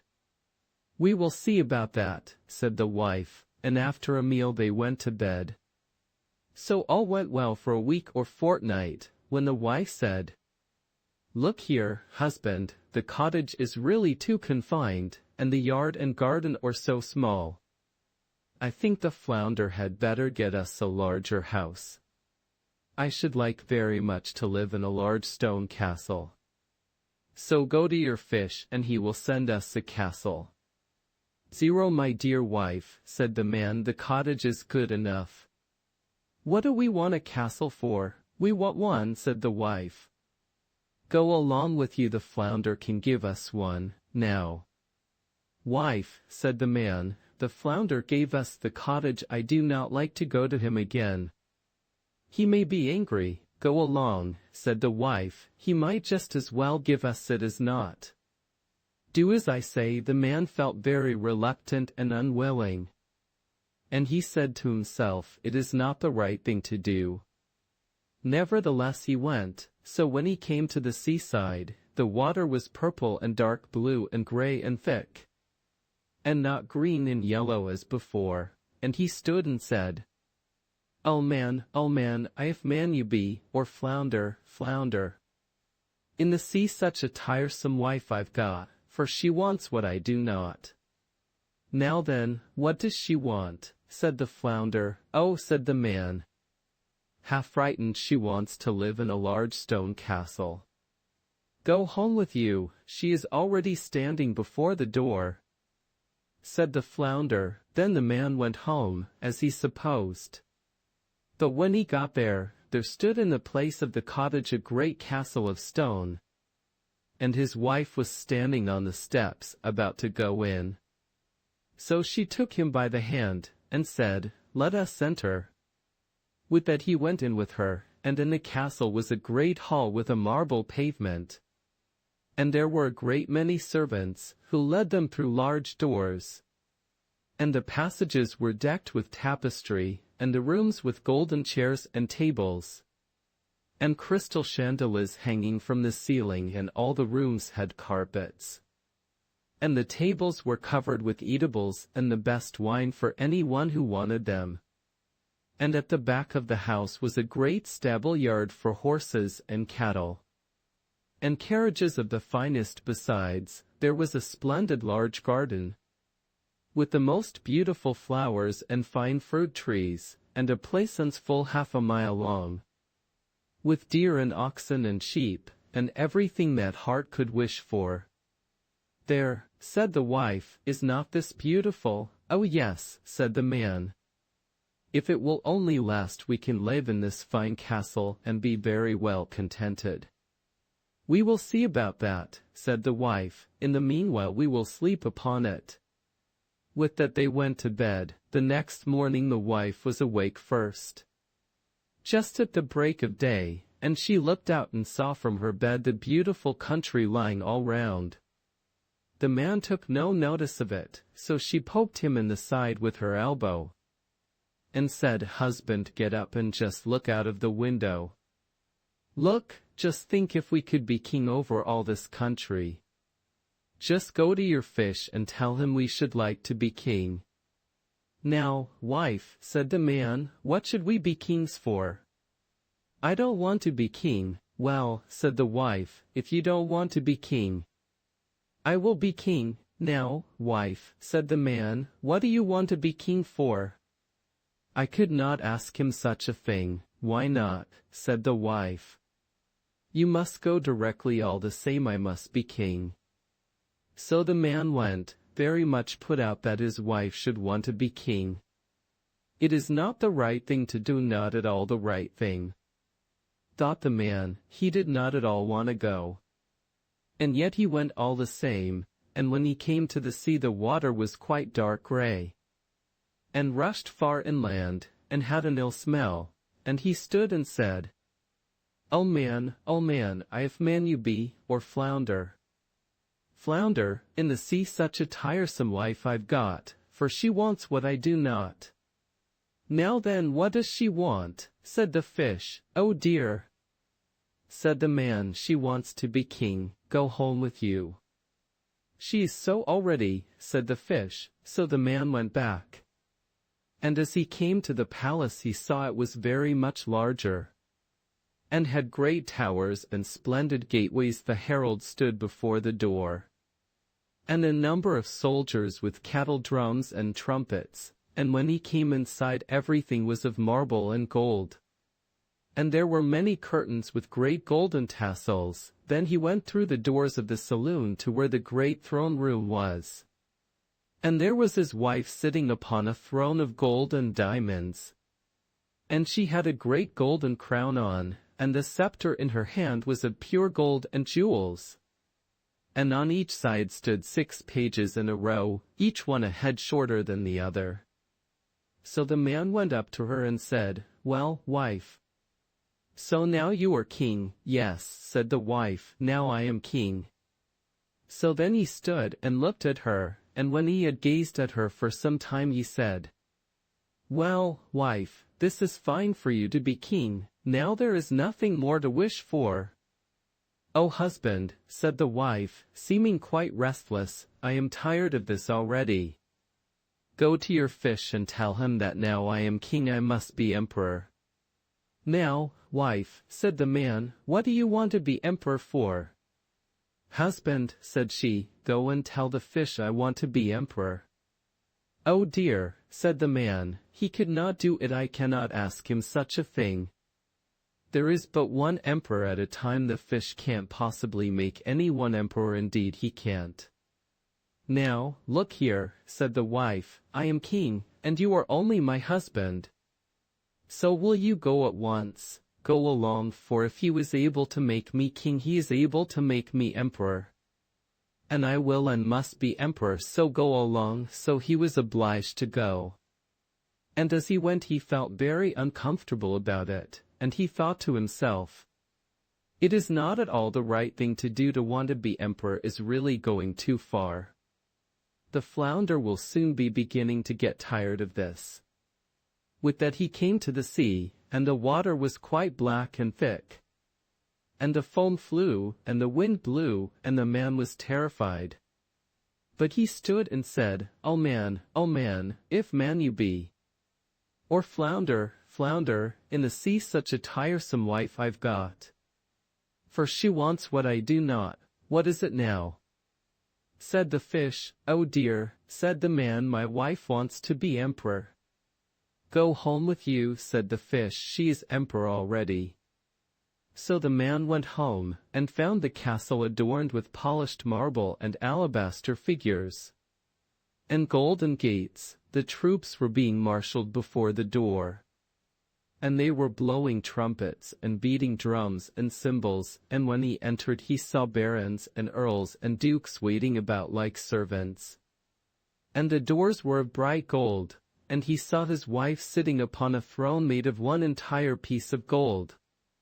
And it was about 2 miles high, and she had a great golden crown on, which was about 3 yards high, set with brilliants and carbuncles. And in one hand she held the scepter, and in the other the globe. And on both sides of her stood pages in 2 rows, all arranged according to their size, from the most enormous giant of 2 miles high to the tiniest dwarf of the size of my little finger. And before her stood earls and dukes in crowds. So the man went up to her and said, "Well, wife, so now you are emperor." "Yes," said she, "now I am emperor." Then he went and sat down and had a good look at her. And then he said, "Well now, wife, there is nothing left to be. Now you are emperor." "What are you talking about, husband?" said she. "I am emperor, and next I will be pope, so go and tell the fish so." "Oh dear," said the man, "what is it that you don't want? You can never become pope. There is but one pope in Christendom, and the fish can't possibly do it." "Husband," said she, "no more words about it. I must him will be pope, so go along to the fish." "Now, wife," said the man, "how can I ask him such a thing? It is too bad. It is asking a little too much, and besides, he could not do it." "What rubbish," said the wife. "If he could make me emperor, he can make me pope. Go along and ask him. I am emperor, and you are only my husband. So go you must." So he went, feeling very frightened, and he shivered and shook. And his knees trembled, and there arose a great wind, and the clouds flew by. And it grew very dark, and the sea rose mountains high. And the ships were tossed about, and the sky was partly blue in the middle, but at the sides very dark and red, as in a great tempest. And he felt very desponding, and stood trembling, and said, O man, if man you be, or flounder, in the sea such a tiresome life I've got. For she wants what I do not. Well, what now? Said the fish. Oh dear, said the man, she wants to be Pope. Go home with you. She's Pope already, said the fish, so he went home. And he found himself before a great church, with palaces all round. He had to make his way through a crowd of people.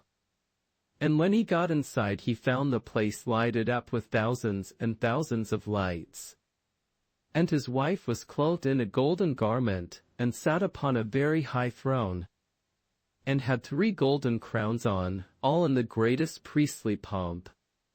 And on both sides of her there stood 2 rows of lights of all sizes, from the size of the longest tower to the smallest rushlight.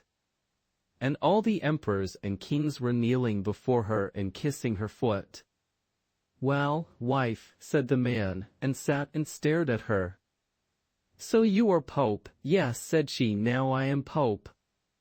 And he went on gazing at her till he felt dazzled, as if he were sitting in the sun, and after a little time he said, Well now, wife, what is there left to be, now you are Pope? And she sat up very stiff and straight, and said nothing. And he said again, Well, wife, I hope you are contented at last with being Pope. You can be nothing more, we will see about that, said the wife. With that they both went to bed, but she was as far as ever from being contented. And she could not get to sleep for thinking of what she should like to be next. The husband, however, slept as fast as a top after his busy day. But the wife tossed and turned from side to side the whole night through, thinking all the while what she could be next, but nothing would occur to her. And when she saw the red dawn she slipped off the bed, and sat before the window to see the sun rise, and as it came up she said, Ah, I have it. What if I should make the sun and moon to Christ's husband? She cried, and stuck her elbow in his ribs. Wake up, and go to your fish, and tell him he want power over the sun and moon. The man was so fast asleep that when he started up he fell out of bed. Then he shook himself together, and opened his eyes and said, Oh, wife, what did you say? Husband, said she, if I cannot get the power of making the sun and moon rise when I want them, I shall never have another quiet hour. Go to the fish and tell him so. Oh, wife, said the man, and fell on his knees to her. The fish can really not do that for you. I grant you he could make you emperor and pope. Do be contented with that, I beg of you. And she became wild with impatience, and screamed out, I can wait no longer, go at once. And so off he went as well as he could for fright. And a dreadful storm arose, so that he could hardly keep his feet. And the houses and trees were blown down, and the mountains trembled, and rocks fell in the sea. The sky was quite black, and it thundered and lightened, and the waves, crowned with foam, ran mountains high. So he cried out, without being able to hear his own words, oh man, if man you be, or flounder, in the sea such a tiresome wife I've got, for she wants what I do not. Well, what now? Said the flounder. Oh dear, said the man. She wants to order about the sun and moon. Go home with you. Said the flounder, you will find her in the old hovel. And there they are sitting to this very day. The Valiant Little Tailor.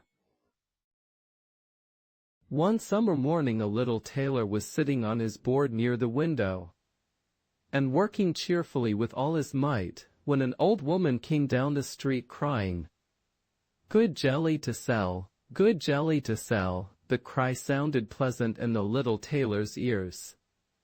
So he put his head out of the window and called out, "Here, my good woman, come here if you want a customer."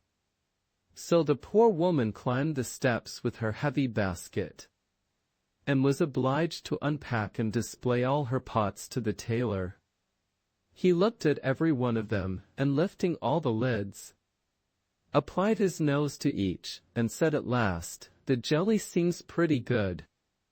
You may weigh me out 4½ ounces, or I don't mind having 1/4 pound." The woman, who had expected to find a good customer, gave him what he asked for, but went off angry and grumbling. "This jelly is the very thing for me," cried the little tailor. "It will give me strength and cunning." And he took down the bread from the cupboard, cut a hole round of the loaf, and spread the jelly on it, laid it near him, and went on stitching more gallantly than ever. All the while the scent of the sweet jelly was spreading throughout the room, where there were quantities of flies, who were attracted by it and flew to partake. "Now then, who asked you to come?" said the tailor, and drove the unbidden guests away. But the flies, not understanding his language, were not to be got rid of like that, and returned in larger numbers than before. Then the tailor, not being able to stand it any longer, took from his chimney corner a ragged cloth, and saying, "Now, I'll let you have it," beat it among them unmercifully. When he ceased, and counted the slain, he found 7 lying dead before him. "This is indeed somewhat," he said, wondering at his own gallantry. "The whole town shall know this." So he hastened to cut out a belt, and he stitched it deep and put on it in large capitals 7 at one blow. "The town, did I say?" said the little tailor. "The whole world shall know it." And his heart quivered with joy, like a lamb's tail. The tailor fastened the belt round him, and began to think of going out into the world, for his workshop seemed too small for his worship. So he looked about in all the house for something that it would be useful to take with him. But he found nothing but an old cheese, which he put in his pocket. Outside the door he noticed that a bird had got caught in the bushes. So he took that and put it in his pocket with the cheese. Then he set out gallantly on his way, and as he was light and active he felt no fatigue. The way led over a mountain, and when he reached the topmost peak he saw a terrible giant sitting there, and looking about him at his ease. The tailor went bravely up to him, called out to him, and said, "Comrade, good day. There you sit looking over the wide world. I am on the way thither to seek my fortune. Have you a fancy to go with me?" The giant looked at the tailor contemptuously and said, "You little rascal." "You miserable fellow, that may be," answered the little tailor. And undoing his coat he showed the giant his belt. "You can read there whether I am a man or not."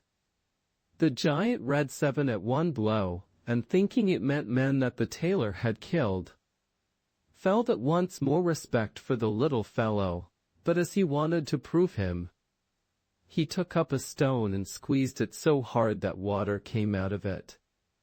"Now you can do that," said the giant, "that is, if you have the strength for it." "That's not much," said the little tailor, "I call that play."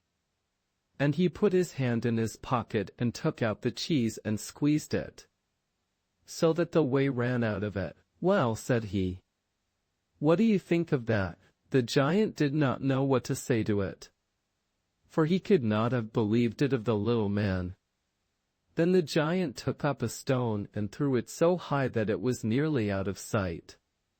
"Now, little fellow, suppose you do that." "Well thrown," said the tailor. But the stone fell back to earth again. "I will throw you one that will never come back."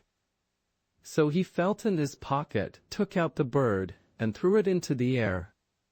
And the bird, when it found itself at liberty, took wing, flew off, and returned no more. What do you think of that?" "Comrade," asked the tailor, "there is no doubt that you can throw," said the giant, "but we will see if you can carry." He led the little tailor to a mighty cope tree which had been felled, and was lying on the ground, and said, "Now, if you are strong enough, help me to carry this tree out of the wood." "Willingly," answered the little man. "You take the trunk on your shoulders. I will take the branches with all their foliage. That is much the most difficult." So the giant took the trunk on his shoulders, and the tailor seated himself on a branch. And the giant, who could not see what he was doing, had the whole tree to carry, and the little man on it as well. And the little man was very cheerful and merry, and whistled the tune. There were 3 tailors riding by as if carrying the tree was mere child's play.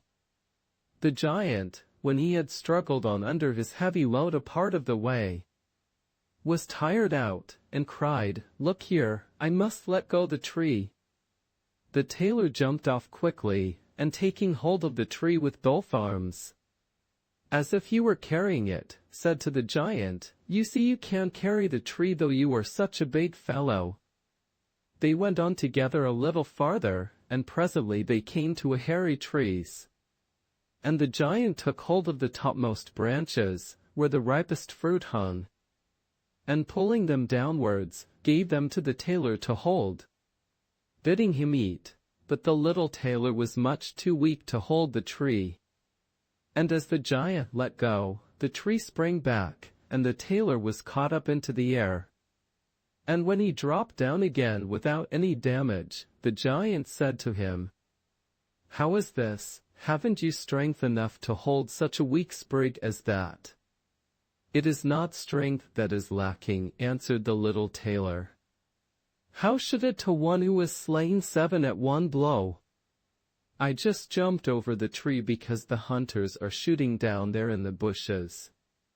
"You jump it too if you can." The giant made the attempt, and not being able to vault the tree, he remained hanging in the branches, so that once more the little tailor got the better of him. Then said the giant, "As you are such a gallant fellow, suppose you come with me to our den and stay the night." The tailor was quite willing, and he followed him. When they reached the den there sat some other giants by the fire, and each had a roasted sheep in his hand, and was eating it. The little tailor looked round and thought, "There is more elbow room here than in my workshop." And the giant showed him a bed, and told him he had better lie down upon it and go to sleep. The bed was, however, too big for the tailor, so he did not stay in it, but crept into a corner to sleep. As soon as it was midnight the giant got up, took a great staff of iron and beat the bed through with one stroke, and supposed he had made an end of that grasshopper of a tailor. Very early in the morning the giants went into the wood and forgot all about the little tailor. And when they saw him coming after them alive and merry, they were terribly frightened, and, thinking he was going to kill them, they ran away in all haste. So the little tailor marched on, always following his nose, and after he had gone a great way he entered the courtyard belonging to a king's palace. And there he felt so overpowered with fatigue that he lay down and fell asleep. In the meanwhile came various people, who looked at him very curiously, and read on his belt, 7 at one blow. "Oh," said they, "why should this great lord come here in time of peace? What a mighty champion he must be." Then they went and told the king about him, and they thought that if war should break out what a worthy and useful man he would be, and that he ought not to be allowed to depart at any price. The king then summoned his council, and sent one of his courtiers to the little tailor to beg him, so soon as he should wake up, to consent to serve in the king's army. So the messenger stood and waited at the sleeper's side until his limbs began to stretch, and his eyes to open, and then he carried his answer back. And the answer was, "That was the reason for which I came," said the little tailor. "I am ready to enter the king's service." So he was received into it very honorably, and a separate dwelling set apart for him. But the rest of the soldiers were very much set against the little tailor, and they wished him 1,000 miles away. "What shall be done about it?" they said among themselves. "If we pick a quarrel and fight with him, then 7 of us will fall at each blow. That will be of no good to us." So they came to a resolution, and went all together to the king to ask for their discharge. "We never intended," said they, "to serve with a man who kills 7 at a blow." The king felt sorry to lose all his faithful servants because of one man, and he wished that he had never seen him, and would willingly get rid of him if he might. But he did not dare to dismiss the little tailor for fear he should kill all the king's people, and place himself upon the throne. He thought a long while about it, and at last made up his mind what to do. He sent for the little tailor, and told him that as he was so great a warrior, he had a proposal to make to him. He told him that in a wood in his dominions dwelt 2 giants, who did great damage by robbery, murder, and fire, and that no man durst go near them for fear of his life. But that if the tailor should overcome and slay both these giants, the king would give him his only daughter in marriage, and half his kingdom as dowry, and that 100 horsemen should go with him to give him assistance. "That would be something for a man like me," burst out the little tailor. "A beautiful princess and half a kingdom were not to be had every day." And he said to the king, "Oh yes, I can soon overcome the giants, and yet have no need of the 100 horsemen. He who can kill 7 at one blow has no need to be afraid of 2. So the little tailor set out, and the 100 horsemen followed him. When he came to the border of the wood, he said to his escort, "Stay here while I go to attack the giants." Then he sprang into the wood, and looked about him right and left. After a while he caught sight of the 2 giants. They were lying down under a tree asleep, and snoring so that all the branches shook. The little tailor, all alive, filled both his pockets with stones and climbed up into the tree, and made his way to an overhanging bough, so that he could seat himself just above the sleepers. And from there he let one stone after another fall on the chest of one of the giants. For a long time the giant was quite unaware of this, but at last he waked up and pushed his comrade, and said, "What are you hitting me for?" "You are dreaming," said the other. "I am not touching you." And they composed themselves again to sleep. And the tailor let fall a stone on the other giant. "What can that be?" cried he. "What are you casting at me?" "I am casting nothing at you," answered the first, grumbling. They disputed about it for a while, but as they were tired, they gave it up at last, and their eyes closed once more. Then the little tailor began his game anew, picked out a heavier stone and threw it down with force upon the first giant's chest. "This is too much," cried he, and sprang up like a madman and struck his companion such a blow that the tree shook above them. The other paid him back with ready coin, and they fought with such fury that they tore up trees by their roots to use for weapons against each other, so that at last they both of them lay dead upon the ground. And now the little tailor got down. "Another piece of luck," said he, "that the tree I was sitting in did not get torn up too, or else I should have had to jump like a squirrel from one tree to another." Then he drew his sword and gave each of the giants a few hacks in the breast, and went back to the horsemen and said, "The deed is done. I have made an end of both of them, but it went hard with me." In the struggle they rooted up trees to defend themselves, but it was of no use.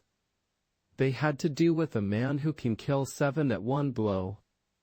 "Then are you not wounded?" asked the horseman. "Nothing of the sort," answered the tailor. I have not turned a hair." The horsemen still would not believe it, and rode into the wood to see, and there they found the giants wallowing in their blood, and all about them lying the uprooted trees. The little tailor then claimed the promised boon. But the king repented him of his offer, and he sought again how to rid himself of the hero. "Before you can possess my daughter and the half of my kingdom," said he to the tailor, "you must perform another heroic act. In the wood lives a unicorn who does great damage. You must secure him. A unicorn does not strike more terror into me than 2 giants. 7 at one blow, that is my way," was the tailor's answer. So, taking a rope and an axe with him, he went out into the wood, and told those who were ordered to attend him to wait outside. He had not far to seek. The unicorn soon came out and sprang at him, as if he would make an end of him without delay. "Softly, softly," said he, "most haste, worse speed," and remained standing until the animal came quite near. Then he slipped quietly behind a tree. The unicorn ran with all his might against the tree and stuck his horn so deep into the trunk that he could not get it out again, and so was taken. "Now I have you," said the tailor, coming out from behind the tree, and, putting the rope round the unicorn's neck, he took the axe, set free the horn, and when all his party were assembled he led forth the animal and brought it to the king. The king did not yet wish to give him the promised reward, and set him a third task to do. Before the wedding could take place, the tailor was to secure a wild boar which had done a great deal of damage in the wood. The huntsmen were to accompany him. "All right," said the tailor. "This is child's play." But he did not take the huntsmen into the wood, and they were all the better pleased, for the wild boar had many a time before received them in such a way that they had no fancy to disturb him. When the boar caught sight of the tailor, he ran at him with foaming mouth and gleaming tusks to bear him to the ground. But the nimble hero rushed into a chapel which chanced to be near, and jumped quickly out of a window on the other side. The boar ran after him, and when he got inside, the door shut after him, and there he was imprisoned, for the creature was too big and unwieldy to jump out of the window too. Then the little tailor called the huntsmen that they might see the prisoner with their own eyes. And then he betook himself to the king, who now, whether he liked it or not, was obliged to fulfill his promise, and give him his daughter and the half of his kingdom. But if he had known that the great warrior was only a little tailor, he would have taken it still more to heart. So the wedding was celebrated with great splendor and little joy, and the tailor was made into a king. One night the young queen heard her husband talking in his sleep and saying, "Now, boy, make me that waistcoat and patch me those breeches, or I will lay my yard measure about your shoulders." And so, as she perceived of what low birth her husband was, she went to her father the next morning and told him all, and begged him to set her free from a man who was nothing better than a tailor. The king bade her be comforted, saying, "Tonight leave your bedroom door open. My guard shall stand outside, and when he is asleep they shall come in and bind him and carry him off to a ship, and he shall be sent to the other side of the world." So the wife felt consoled, but the king's water-bearer, who had been listening all the while, went to the little tailor and disclosed to him the whole plan. "I shall put a stop to all this," said he. At night he lay down as usual in bed, and when his wife thought that he was asleep, she got up, opened the door and lay down again. The little tailor, who only made believe to be asleep, began to murmur plainly, "Now, boy, make me that waistcoat and patch me those breeches, or I will lay my yard measure about your shoulders. I have slain 7 at one blow, killed 2 giants, caught a unicorn, and taken a wild boar. And shall I be afraid of those who are standing outside my room door? And when they heard the tailor say this, a great fear seized them. They fled away as if they had been wild hares, and none of them would venture to attack him. And so the little tailor all his lifetime remained a king. Cinderella. There was once a rich man whose wife lay sick, and when she felt her end drawing near she called to her only daughter to come near her bed, and said, "Dear child, be pious and good, and God will always take care of you. And I will look down upon you from heaven, and will be with you." And then she closed her eyes and expired. The maiden went every day to her mother's grave and wept, and was always pious and good. When the winter came, the snow covered the grave with a white covering, and when the sun came in the early spring and melted it away, the man took to himself another wife. The new wife brought 2 daughters home with her, and they were beautiful and fair in appearance, but at heart were black and ugly. And then began very evil times for the poor stepdaughter. "Is the stupid creature to sit in the same room with us?" said they. "Those who eat food must earn it. Out upon her for a kitchen maid." They took away her pretty dresses, and put on her an old grey kirtle, and gave her wooden shoes to wear. "Just look now at the proud princess. How she is decked out," cried they laughing, and then they sent her into the kitchen. There she was obliged to do heavy work from morning to night.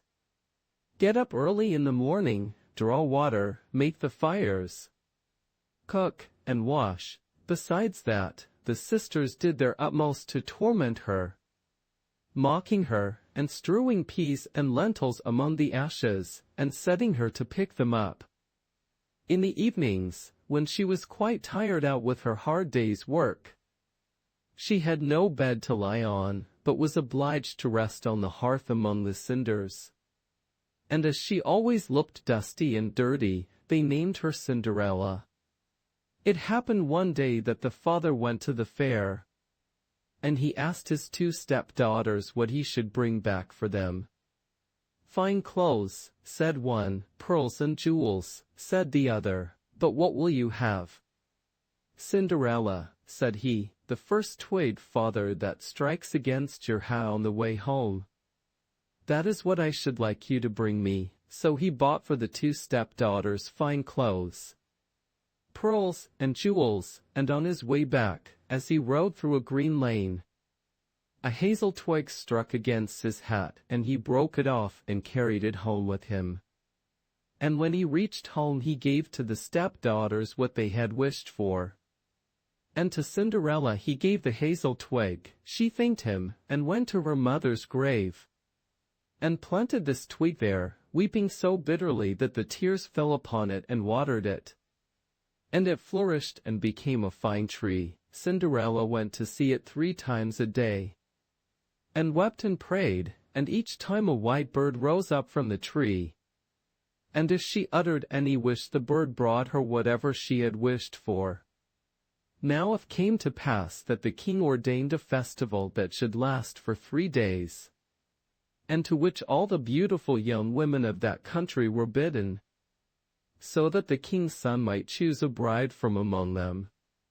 When the 2 stepdaughters heard that they too were bidden to appear, they felt very pleased, and they called Cinderella, and said, "Comb our hair, brush our shoes, and make our buckles fast. We are going to the wedding feast at the king's castle." Cinderella, when she heard this, could not help crying, for she too would have liked to go to the dance. And she begged her stepmother to allow her. "What, you Cinderella?" said she, "in all your dust and dirt, you want to go to the festival? You that have no dress and no shoes, you want to dance?" But as she persisted in asking, at last the stepmother said, "I have strewn a dish full of lentils in the ashes, and if you can pick them all up again in 2 hours you may go with us." Then the maiden went to the back door that led into the garden, and called out, "O gentle doves, O turtle doves, and all the birds that be, The lentils that in ashes lie come and pick up for me. The good must be put in the dish, the bad you may eat if you wish. Then there came to the kitchen window 2 white doves, and after them some turtle doves. And at last a crowd of all the birds under heaven, chirping and fluttering, and they alighted among the ashes, and the doves nodded with their heads, and began to pick, peck, pick, peck, and then all the others began to pick, peck, pick, peck, and put all the good grains into the dish. Before an hour was over all was done, and they flew away. Then the maiden brought the dish to her stepmother, feeling joyful, and thinking that now she should go to the feast, but the stepmother said, "No, Cinderella, you have no proper clothes, and you do not know how to dance, and you would be laughed at." And when Cinderella cried for disappointment, she added, "If you can pick 2 dishes full of lentils out of the ashes, nice and clean, you shall go with us," thinking to herself, "For that is not possible." When she had strewed 2 dishes full of lentils among the ashes, the maiden went through the back door into the garden, and cried, "O gentle doves, O turtle doves, and all the birds that be, the lentils that in ashes lie come and pick up for me. The good must be put in the dish, the bad you may eat if you wish." So there came to the kitchen window 2 white doves, and then some turtle doves, and at last a crowd of all the other birds under heaven, chirping and fluttering, and they alighted among the ashes, and the doves nodded with their heads and began to pick, peck, pick, peck, and then all the others began to pick, peck, pick, peck, and put all the good grains into the dish. And before half an hour was over it was all done, and they flew away. Then the maiden took the dishes to the stepmother, feeling joyful, and thinking that now she should go with them to the feast. But she said, "All this is of no good to you. You cannot come with us, for you have no proper clothes, and cannot dance. You would put us to shame." Then she turned her back on poor Cinderella, and made haste to set out with her 2 proud daughters. And as there was no one left in the house, Cinderella went to her mother's grave, under the hazel bush, and cried, little tree, shake over me, that silver and gold may come down and cover me." Then the bird threw down a dress of gold and silver, and a pair of slippers embroidered with silk and silver. And in all haste she put on the dress and went to the festival. But her stepmother and sisters did not know her, and thought she must be a foreign princess. She looked so beautiful in her golden dress. Of Cinderella they never thought at all, and supposed that she was sitting at home, arid picking the lentils out of the ashes.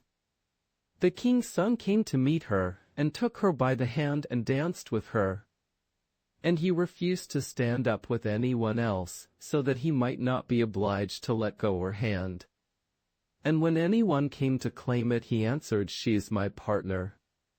And when the evening came, she wanted to go home, but the prince said he would go with her to take care of her, for he wanted to see where the beautiful maiden lived. But she escaped him, and jumped up into the pigeon house. Then the prince waited until the father came, and told him the strange maiden had jumped into the pigeon house. The father thought to himself, "It cannot surely be Cinderella," and called for axes and hatchets, and had the pigeon house cut down, but there was no one in it. And when they entered the house, there sat Cinderella in her dirty clothes among the cinders, and a little coal lamp burned dimly in the chimney, for Cinderella had been very quick, and had jumped out of the pigeon house again, and had run to the hazel bush. And there she had taken off her beautiful dress and had laid it on the grave. And the bird had carried it away again, and then she had put on her little grey kirtle again, and had sat down in the kitchen among the cinders. The next day, when the festival began anew, and the parents and step-sisters had gone to it, Cinderella went to the hazel bush and cried, little tree, shake over me that silver and gold may come down and cover me. Then the bird cast down a still more splendid dress than on the day before. And when she appeared in it among the guests, everyone was astonished at her beauty. The prince had been waiting until she came, and he took her hand and danced with her alone. And when anyone else came to invite her, he said, "She is my partner," and when the evening came she wanted to go home. And the prince followed her, for he wanted to see to what house she belonged. But she broke away from him, and ran into the garden at the back of the house. There stood a fine large tree, bearing splendid pears. She leapt as lightly as a squirrel among the branches. And the prince did not know what had become of her. So he waited until the father came, and then he told him that the strange maiden had rushed from him, and that he thought she had gone up into the pear tree. The father thought to himself, "It cannot surely be Cinderella," and called for an axe, and felled the tree, but there was no one in it. And when they went into the kitchen, there sat Cinderella among the cinders, as usual, for she had got down the other side of the tree, and had taken back her beautiful clothes to the bird on the hazel bush, and had put on her old grey kirtle again, on the third day. When the parents and the stepchildren had set off, Cinderella went again to her mother's grave, and said to the tree, little tree, shake over me, that silver and gold may come down and cover me." Then the bird cast down a dress, the like of which had never been seen for splendor and brilliancy, and slippers that were of gold, and when she appeared in this dress at the feast, nobody knew what to say for wonderment. The prince danced with her alone, and if anyone else asked her, he answered, "She is my partner," and when it was evening, Cinderella wanted to go home. And the prince was about to go with her, when she ran past him so quickly that he could not follow her. But he had laid a plan, and had caused all the steps to be spread with pitch, so that as she rushed down them the left shoe of the maiden remained sticking in it. The prince picked it up, and saw that it was of gold, and very small and slender. The next morning he went to the father and told him that none should be his bride save the one whose foot the golden shoe should fit. Then the two sisters were very glad, because they had pretty feet.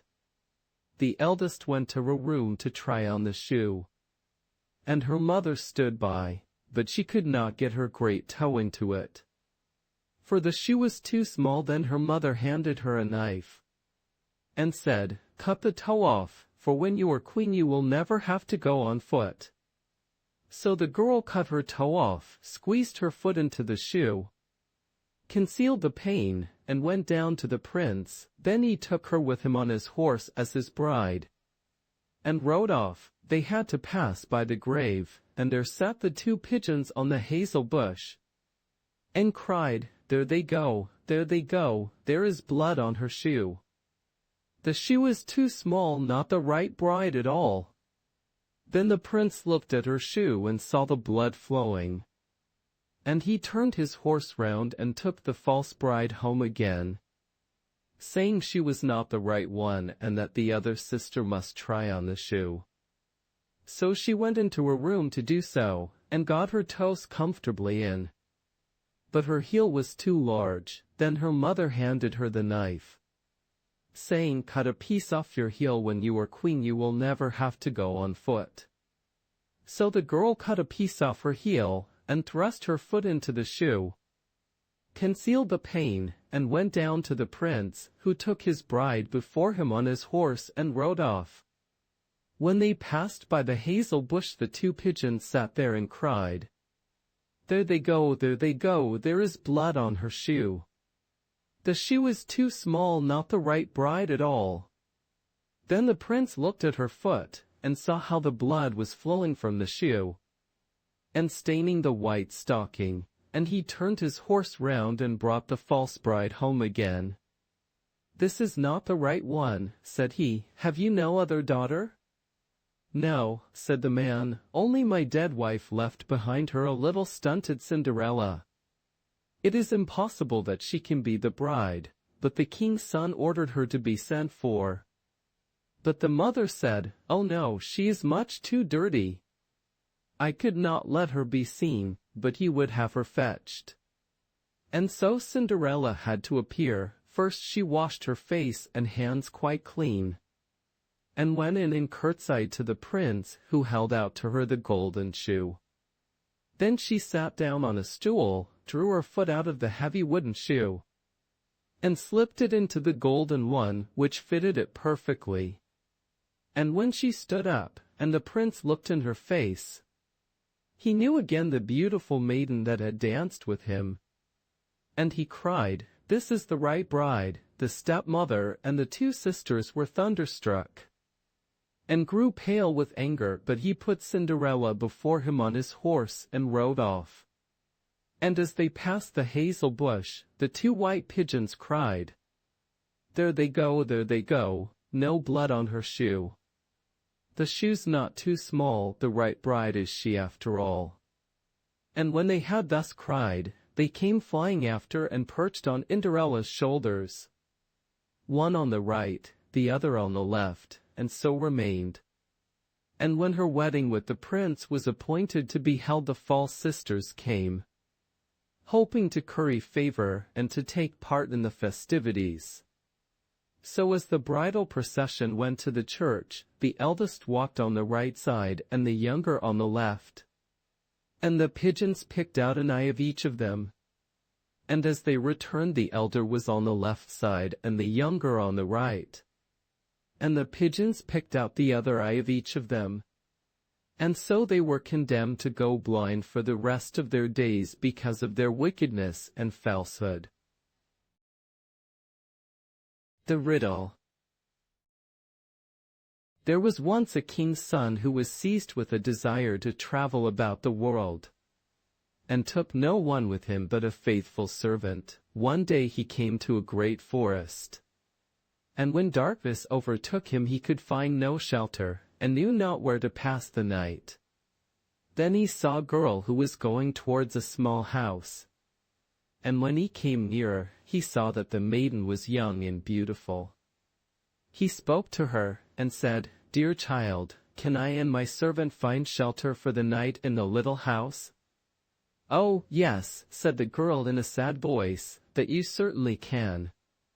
But I do not advise you to venture it. Do not go in." "Why not?" asked the king's son. The maiden sighed and said, "My stepmother practices wicked arts. She is ill-disposed towards strangers." Then he saw very well that he had come to the house of a witch. But as it was dark, and he could not go farther, and also was not afraid, he entered. The old woman was sitting in an armchair by the fire, and looked at the stranger with her red eyes. "Good evening," growled she, and pretended to be quite friendly. "Take a seat and rest yourselves." She blew up the fire on which she was cooking something in a small pot. The daughter warned the two to be prudent, to eat nothing, and drink nothing, for the old woman brewed evil drinks. They slept quietly until early morning, when they were making ready for their departure, and the king's son was already seated on his horse. The old woman said, "Stop a moment, I will first hand you a parting draught." Whilst she fetched it, the king's son rode away, and the servant, who had to buckle his saddle tight, was the only one present when the wicked witch came with the drink. "Take that to your master," said she, but at that instant the glass broke and the poison spurted on the horse, and it was so strong that the animal immediately fell down dead. The servant ran after his master and told him what had happened, but would not leave his saddle behind him, and ran back to fetch it. When, however, he came to the dead horse, a raven was already sitting on it, devouring it. "Who knows whether we shall find anything better today?" said the servant. So he killed the raven, and took it with him, and now they journeyed onwards into the forest the whole day, but could not get out of it. By nightfall they found an inn and entered it. The servant gave the raven to the innkeeper to make ready for supper. They had, however, stumbled on a den of murderers, and during the darkness 12 of these came, intending to kill the strangers and rob them. Before they set about this work, they sat down to supper, and the innkeeper and the witch sat down with them. And together they ate a dish of soup in which was cut up the flesh of the raven. Hardly, however, had they swallowed a couple of mouthfuls, before they all fell down dead. For the raven had communicated to them the poison from the horse flesh. There was no one else left in the house but the innkeeper's daughter, who was honest, and had taken no part in their godless deeds. She opened all doors to the stranger and showed him the heaped-up treasures. But the king's son said she might keep everything, he would have none of it, and rode onwards with his servant. After they had traveled about for a long time, they came to a town in which was a beautiful but proud princess, who had caused it to be proclaimed that whosoever should set her a riddle which she could not guess, that man should be her husband, but if she guessed it, his head must be cut off. She had 3 days to guess it in, but was so clever that she always found the answer to the riddle given her. Before the appointed time, 9 suitors had already perished in this manner. When the king's son arrived, and blinded by her great beauty, was willing to stake his life for it, then he went to her and laid his riddle before her. "What is this?" said he. "One slew none and yet slew 12. She did not know what that was. She thought and thought, but she could not find out. She opened her riddle books, but it was not in them. In short, her wisdom was at an end, as she did not know how to help herself. She ordered her maid to creep into the Lord's sleeping chamber, and listen to his dreams, and thought that he would perhaps speak in his sleep and discover the riddle. But the clever servant had placed himself in the bed instead of his master, and when the maid came there, he tore off from her the mantle in which she had wrapped herself, and chased her out with rods. The second night the king's daughter sent her maid-in-waiting, who was to see if she could succeed better in listening. But the servant took her mantle also away from her, and hunted her out with rods. Now the master believed himself safe for the 3rd night, and lay down in his own bed. Then came the princess herself, and she had put on a misty grey mantle, and she seated herself near him, and when she thought that he was asleep and dreaming, she spoke to him, and hoped that he would answer in his sleep, as many do, but he was awake, and understood and heard everything quite well. Then she asked, "One slew none, what is that?" He replied, "A raven which ate of a dead and poisoned horse and died of it." She inquired further, "And yet slew 12, what is that?" He answered, "That means 12 murderers who ate the raven and died of it." When she knew the answer to the riddle she wanted to steal away, but he held her mantle so fast that she was forced to leave it behind her. Next morning, the king's daughter announced that she had guessed the riddle, and sent for the 12 judges and expounded it before them. But the youth begged for a hearing, and said, "She stole into my room in the night and questioned me. Otherwise she could not have discovered it." The judges said, "Bring us a proof of this." Then were the 3 mantles brought thither by the servant, and when the judges saw the misty grey one which the king's daughter usually wore, they said, "Let the mantle be embroidered with gold and silver, and then it will be your wedding mantle." The Mouse, the Bird, and the Sausage. Once upon a time a mouse, a bird, and a sausage formed a partnership. They kept house together, and for a long time they lived in peace and prosperity. Acquiring many possessions, the bird's task was to fly into the forest every day to fetch wood. The mouse carried water, made the fire, and set the table. The sausage did the cooking. Whoever is too well off always wants to try something different. Thus one day the bird chanced to meet another bird, who boasted to him of his own situation. This bird criticized him for working so hard while the other two enjoyed themselves at home. For after the mouse had made the fire and carried the water, she could sit in the parlor and rest until it was time for her to set the table. The sausage had only to stay by the pot watching the food cook. When mealtime approached, she would slither through the porridge or the vegetables, and thus everything was greased and salted and ready to eat. The bird would bring his load of wood home, they would eat their meal, and then sleep soundly until the next morning. It was a great life. The next day, because of his friend's advice, the bird refused to go to the forest, saying that he had been their servant long enough. He was no longer going to be a fool for them. Everyone should try a different task for a change. The mouse and the sausage argued against this, but the bird was the master, and he insisted that they give it a try. The sausage was to fetch wood, the mouse became the cook, and the bird was to carry water. And what was the result? The sausage trudged off toward the forest, the bird made the fire, and the mouse put on the pot and waited for the sausage to return with wood for the next day. However, the sausage stayed out so long that the other two feared that something bad had happened. The bird flew off to see if he could find her. A short distance away he came upon a dog that had seized the sausage as free booty and was making off with her.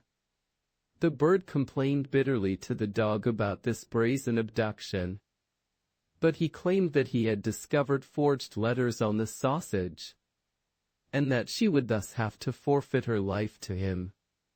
Filled with sorrow, the bird carried the wood home himself and told the mouse what he had seen and heard. They were very sad, but were determined to stay together and make the best of it. The bird set the table while the mouse prepared the food. She jumped into the pot, as the sausage had always done, in order to slither and weave in and about the vegetables and grease them. But before she reached the middle, her hair and skin were scalded off, and she perished. When the bird wanted to eat, no cook was there.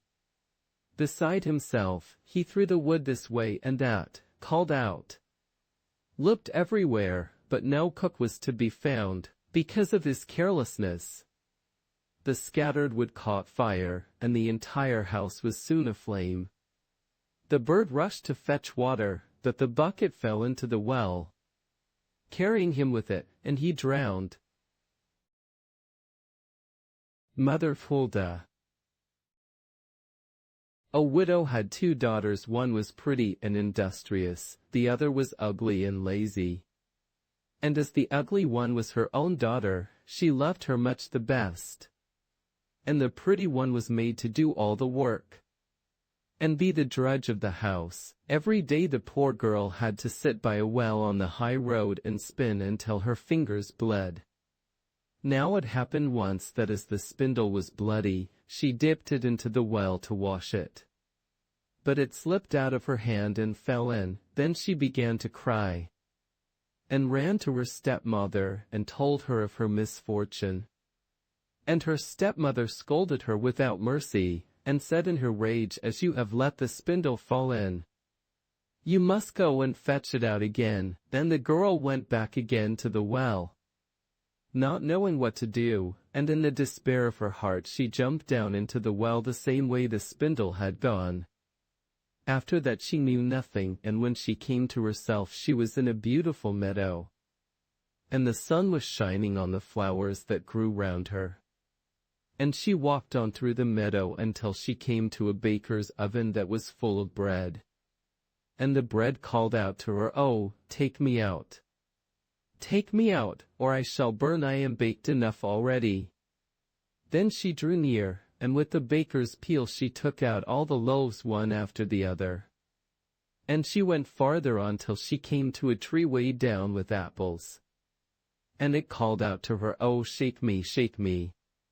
We apples are all of us ripe." Then she shook the tree until the apples fell like rain. And she shook until there were no more to fall, and when she had gathered them together in a heap, she went on farther. At last she came to a little house. And an old woman was peeping out of it, but she had such great teeth that the girl was terrified and about to run away. Only the old woman called her back. "What are you afraid of? My dear child, come and live with me, and if you do the housework well and orderly, things shall go well with you. You must take great pains to make my bed well, and shake it up thoroughly, so that the feathers fly about. And then in the world it snows, for I am Mother Hulda." As the old woman spoke so kindly, the girl took courage, consented, and went to her work. She did everything to the old woman's satisfaction, and shook the bed with such a will that the feathers flew about like snowflakes, and so she led a good life. Had never a cross word, but boiled and roast meat every day. When she had lived a long time with Mother Hulda, she began to feel sad. Not knowing herself what ailed her, at last she began to think she must be homesick. And although she was 1,000 times better off than at home where she was, yet she had a great longing to go home. At last she said to her mistress, "I am homesick. And although I am very well off here, I cannot stay any longer. I must go back to my own home." Mother Hulda answered, "It pleases me well that you should wish to go home. And, as you have served me faithfully, I will undertake to send you there." She took her by the hand and led her to a large door standing open. And as she was passing through it, there fell upon her a heavy shower of gold. And the gold hung all about her, so that she was covered with it. "All this is yours, because you have been so industrious," said Mother Hulda. And, besides that, she returned to her spindle, the very same that she had dropped in the well.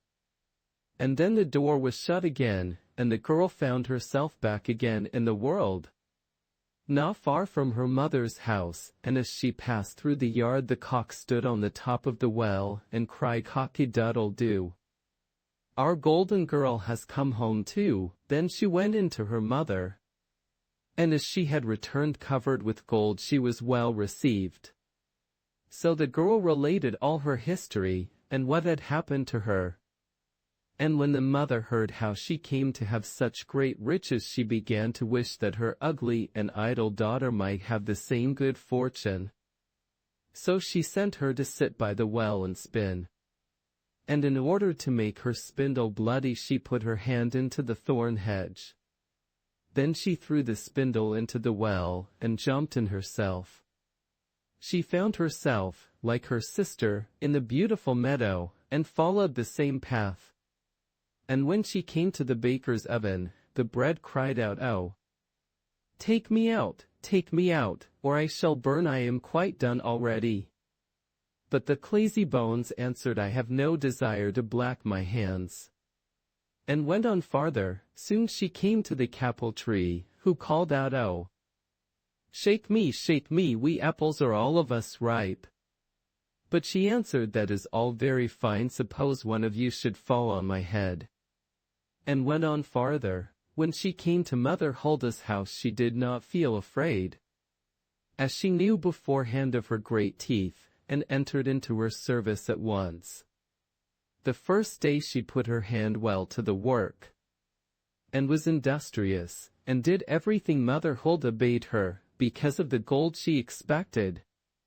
But the second day she began to be idle, and the third day still more so that she would not get up in the morning, neither did she make Mother Hulda's bed as it ought to have been made, and did not shake it for the feathers to fly about.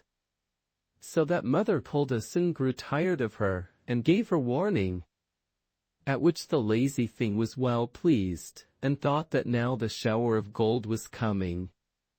So Mother Hulda led her to the door, and as she stood in the doorway, instead of the shower of gold, a great kettle full of pitch was emptied over her.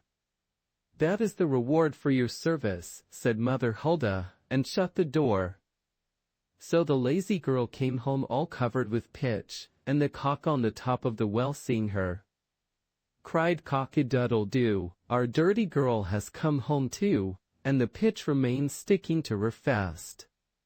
And never, as long as she lived, could it be got off. The 7 Ravens. There was once a man who had 7 sons, and still he had no daughter. However much he wished for one, at length his wife again gave him hope of a child. And when it came into the world, it was a girl. The joy was great, but the child was sickly and small, and had to be privately baptized on account of its weakness. The father sent one of the boys in haste to the spring to fetch water for the baptism. The other 6 went with him, and as each of them wanted to be first to fill it, the jug fell into the well. There they stood and did not know what to do. And none of them dared to go home, as they still did not return. The father grew impatient, and said, "They have certainly forgotten it for some game." The wicked boys, he became afraid that the girl would have to die without being baptized, and in his anger cried, "I wish the boys were all turned into ravens." Hardly was the word spoken before he heard a whirring of wings over his head in the air, looked up and saw 7 coal-black ravens flying away. The parents could not recall the curse, and however sad they were at the loss of their 7 sons, they still to some extent comforted themselves with their dear little daughter, who soon grew strong and every day became more beautiful. For a long time she did not know that she had had brothers, for her parents were careful not to mention them before her. But one day she accidentally heard some people saying of herself that the girl was certainly beautiful, but that in reality she was to blame for the misfortune which had befallen her 7 brothers.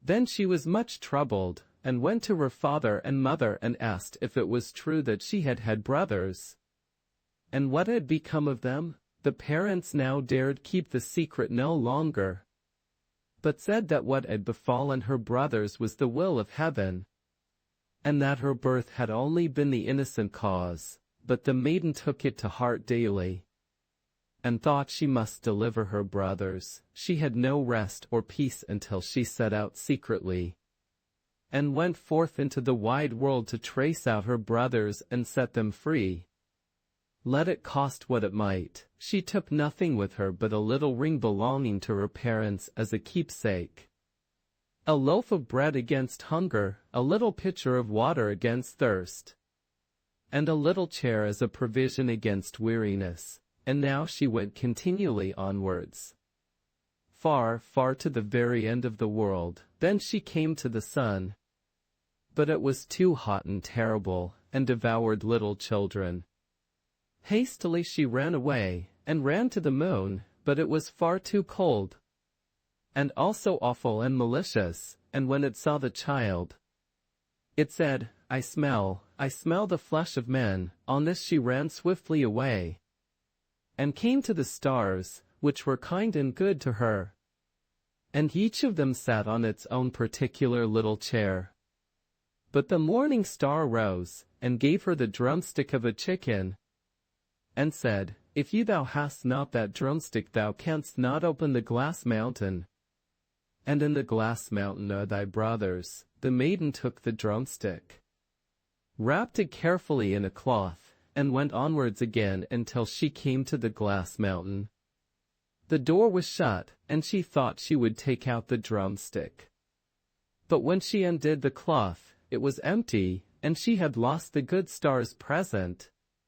What was she now to do? She wished to rescue her brothers, and had no key to the glass mountain. The good sister took a knife, cut off one of her little fingers, put it in the door, and succeeded in opening it. When she had gone inside, a little dwarf came to meet her, who said, "My child, what are you looking for?" "I am looking for my brothers, the 7 ravens," she replied. The dwarf said, "The Lord ravens are not at home.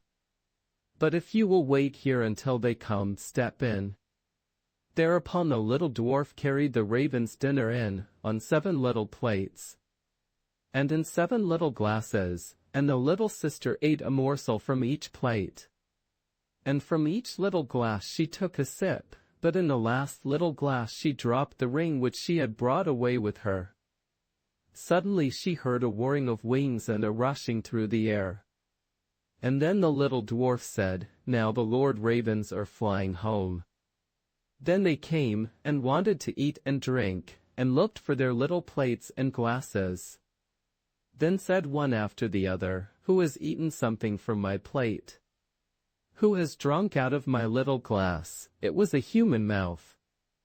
And when the 7th came to the bottom of the glass, the ring rolled against his mouth. Then he looked at it, and saw that it was a ring belonging to his father and mother, and said, "God grant that our sister may be here, and then we shall be free." When the maiden, who was standing behind the door watching, heard that wish, she came forth, and on this all the ravens were restored to their human form again. And they embraced and kissed each other, and went joyfully home. Little Red Riding Hood. Once upon a time there was a sweet little girl. Everyone who saw her liked her, but most of all her grandmother, who did not know what to give the child next. Once she gave her a little cap made of red velvet, because it suited her so well, and she wanted to wear it all the time. She came to be known as Little Red Riding Hood. One day her mother said to her, "Come, Little Red Riding Hood. Here is a piece of cake and a bottle of wine. Take them to your grandmother. She is sick and weak, and they will do her well. Mind your manners and give her my greetings. Behave yourself on the way, and do not leave the path, or you might fall down and break the glass. And then there will be nothing for your sick grandmother." Little Red Riding Hood promised to obey her mother. The grandmother lived out in the woods, a half-hour from the village. When Little Red Riding Hood entered the woods, a wolf came up to her. She did not know what a wicked animal he was, and was not afraid of him. "Good day to you, Little Red Riding Hood." "Thank you." "Wolf, where are you going so early, Little Red Riding Hood?" "To grandmother's." "And what are you carrying under your apron?" "Grandmother is sick and weak, and I am taking her some cake and wine. We baked yesterday, and they should give her strength." "Little Red Riding Hood, just where does your grandmother live?" "Her house is a good quarter-hour from here in the woods, under the 3 large oak trees. There's a hedge of hazel bushes there." "You must know the place," said Little Red Riding Hood. The wolf thought to himself, "Now there is a tasty bite for me. Just how are you going to catch her?" Then he said, "Listen, Little Red Riding Hood, haven't you seen the beautiful flowers that are blossoming in the woods? Why don't you go and take a look? And I don't believe you can hear how beautifully the birds are singing. You are walking along as though you were on your way to school in the village. It is very beautiful in the woods." Little Red Riding Hood opened her eyes, and saw the sunlight breaking through the trees, and how the ground was covered with beautiful flowers. She thought, if I take a bouquet to grandmother, she will be very pleased. Anyway, it is still early, and I'll be home on time.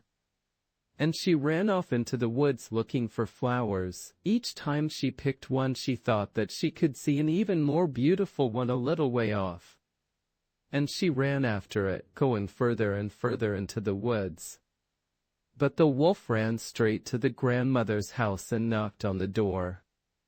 "Who's there, Little Red Riding Hood? I'm bringing you some cake and wine. Open the door for me." Just press the latch, called out the grandmother. I'm too weak to get up. The wolf pressed the latch. And the door opened. He stepped inside, went straight to the grandmother's bed, and ate her up. Then he took her clothes, put them on, and put her cap on his head. He got into her bed and pulled the curtains shut. Little Red Riding Hood had run after flowers, and did not continue on her way to grandmother's until she had gathered all that she could carry. When she arrived, she found, to her surprise, that the door was open. She walked into the parlor, and everything looked so strange that she thought, oh, my God, why am I so afraid? I usually like it at grandmother's. Then she went to the bed and pulled back the curtains. Grandmother was lying there with her cap pulled down over her face and looking very strange. Oh, grandmother, what big ears you have, all the better to hear you with. Oh, grandmother, what big eyes you have, all the better to see you with. Oh, grandmother, what big hands you have, all the better to grab you with. Oh, grandmother, what a horribly big mouth you have, all the better to eat you with. And with that he jumped out of bed, jumped on top of poor Little Red Riding Hood, and ate her up. As soon as the wolf had finished this tasty bite, he climbed back into bed, fell asleep, and began to snore very loudly.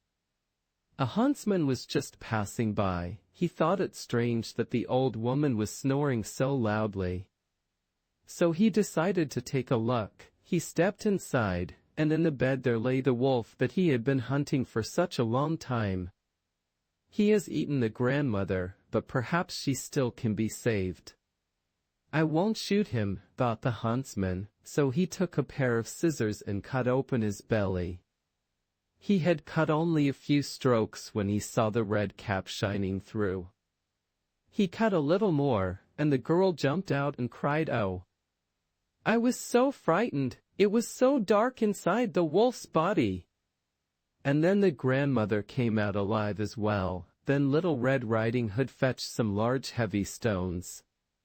They filled the wolf's body with them, and when he woke up and tried to run away, the stones were so heavy that he fell down dead. The three of them were happy.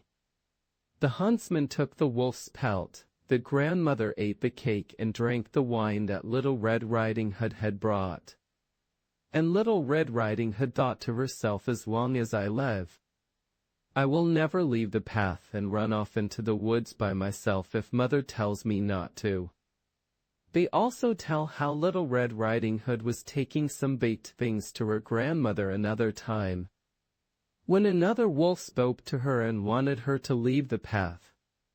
But Little Red Riding Hood took care and went straight to grandmother's. She told her that she had seen the wolf, and that he had wished her a good day, but had stared at her in a wicked manner. If we hadn't been on a public road, he would have eaten me up, she said. Come, said the grandmother.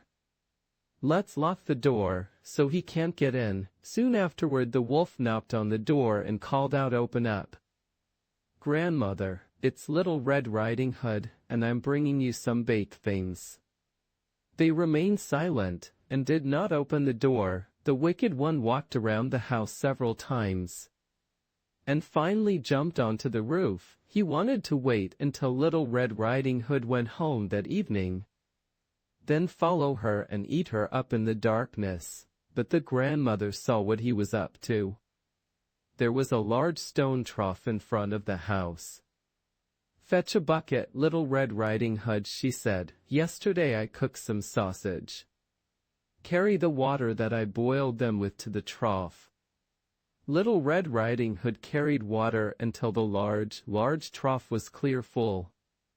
The smell of sausage arose into the wolf's nose. He sniffed and looked down, stretching his neck so long that he could no longer hold himself, and he began to slide. He slid off the roof, fell into the trough, and drowned, and Little Red Riding Hood returned home happily and safely. The Bremen Town Musicians. There was once an ass whose master had made him carry sacks to the mill for many a long year, but whose strength began at last to fail, so that each day as it came found him less capable of work.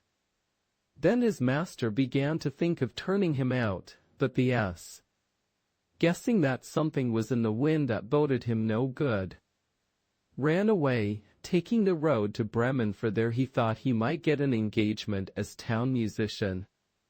When he had gone a little way he found a hound lying by the side of the road panting, as if he had run a long way. "Now, Holdfast, what are you so out of breath about?"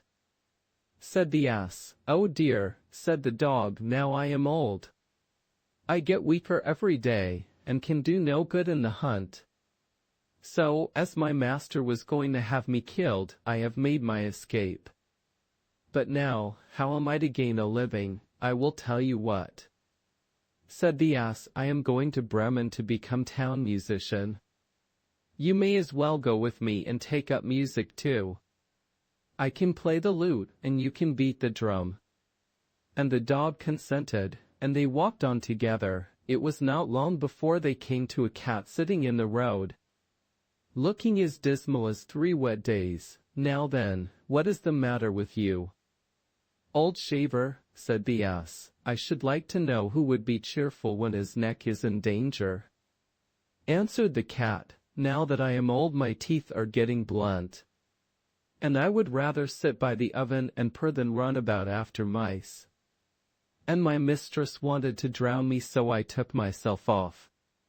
But good advice is scarce, and I do not know what is to become of me." "Go with us to Bremen," said the ass, "and become town musician. You understand serenading." The cat thought well of the idea, and went with them accordingly. After that the 3 travelers passed by a yard, and a cock was perched on the gate crowing with all his might. "Your cries are enough to pierce bone and marrow," said the ass. "What is the matter?" "I have foretold good weather for Lady Day, so that all the shirts may be washed and dried, and now on Sunday morning company is coming, and the mistress has told the cook that I must be made into soup. And this evening my neck is to be wrung, so that I am crowing with all my might while I can." "You had much better go with us, Chanticleer," said the ass. "We are going to Bremen, at any rate that will be better than dying. You have a powerful voice, and when we are all performing together it will have a very good effect." So the cock consented, and they went on all 4 together. But Bremen was too far off to be reached in one day, and towards evening they came to a wood, where they determined to pass the night. The ass and the dog lay down under a large tree. The cat got up among the branches, and the cock flew up to the top, as that was the safest place for him. Before he went to sleep he looked all round him to the 4 points of the compass, and perceived in the distance a little light shining, and he called out to his companions that there must be a house not far off, as he could see a light. So the ass said, "We had better get up and go there, for these are uncomfortable quarters." The dog began to fancy a few bones, not quite bare, would do him good, and they all set off in the direction of the light. And it grew larger and brighter, until at last it led them to a robber's house, all lighted up. The ass, being the biggest, went up to the window and looked in. "Well, what do you see?" asked the dog. "What do I see?" answered the ass. "Here is a table set out with splendid eatables and drinkables, and robbers sitting at it and making themselves very comfortable. That would just suit us," said the cock. "Yes, indeed, I wish we were there," said the ass. Then they consulted together how it should be managed so as to get the robbers out of the house, and at last they hit on a plan. The ass was to place his 4 feet on the window-sill. The dog was to get on the cat's back, the cat on the top of the dog, and lastly the cock was to fly up and perch on the cat's head. When that was done, at a given signal they all began to perform their music. The ass brayed, the dog barked, the cat mewed, and the cock crowed. Then they burst through into the room, breaking all the panes of glass. The robbers fled at the dreadful sound. They thought it was some goblin, and fled to the wood in the utmost terror. Then the four companions sat down to table, made free with the remains of the meal, and feasted as if they had been hungry for a month. And when they had finished, they put out the lights, and each sought out a sleeping place to suit his nature and habits. The ass laid himself down outside on the dunghill, the dog behind the door, the cat on the hearth by the warm ashes, and the cock settled himself in the cockloft. And as they were all tired with their long journey, they soon fell fast asleep. When midnight drew near, and the robbers from afar saw that no light was burning, and that everything appeared quiet, their captain said to them that he thought that they had run away without reason, telling one of them to go and reconnoitre. So one of them went, and found everything quite quiet. He went into the kitchen to strike a light, and taking the glowing fiery eyes of the cat for burning coals, he held a match to them in order to kindle it. But the cat, not seeing the joke, flew into his face, spitting and scratching. Then he cried out in terror, and ran to get out at the back door. But the dog, who was lying there, ran at him and bit his leg. And as he was rushing through the yard by the dunghill, the ass struck out and gave him a great kick with his hind foot. And the cock, who had been wakened with the noise, and felt quite brisk, cried out, "Cocky-doodle-doo." Then the robber got back as well as he could to his captain, and said, "Oh dear, in that house there is a gruesome witch." And I felt her breath and her long nails in my face. And by the door there stands a man who stabbed me in the light with a knife. And in the yard there lies a black spectre who beat me with his wooden club. And above, upon the roof, there sits the justice, who cried, "Bring that rogue here." And so I ran away from the place as fast as I could. From that time forward the robbers never ventured to that house. And the four Bremen town musicians found themselves so well off where they were, that there they stayed, and the person who last related this tale is still living, as you see. The Singing Bone. In a certain country there was once great lamentation over a wild boar that laid waste the farmers' fields, killed the cattle, and ripped up people's bodies with his tusks. The king promised a large reward to anyone who would free the land from this plague. But the beast was so big and strong that no one dared to go near the forest in which it lived. At last the king gave notice that whosoever should capture or kill the wild boar should have his only daughter to wife. Now there lived in the country two brothers, sons of a poor man, who declared themselves willing to undertake the hazardous enterprise. The elder, who was crafty and shrewd, out of pride; the younger, who was innocent and simple. From a kind heart, the king said, "In order that you may be the more sure of finding the beast, you must go into the forest from opposite sides." So the elder went in on the west side, and the younger on the east. When the younger had gone a short way, a little man stepped up to him. He held in his hand a black spear and said, "I give you this spear because your heart is pure and good. With this you can boldly attack the wild boar, and it will do you no harm." He thanked the little man, shouldered the spear, and went on fearlessly. Before long he saw the beast, which rushed at him, but he held the spear towards it, and in its blind fury it ran so swiftly against it that its heart was loven in twain. Then he took the monster on his back and went homewards with it to the king. As he came out at the other side of the wood, there stood at the entrance a house where people were making merry with wine and dancing.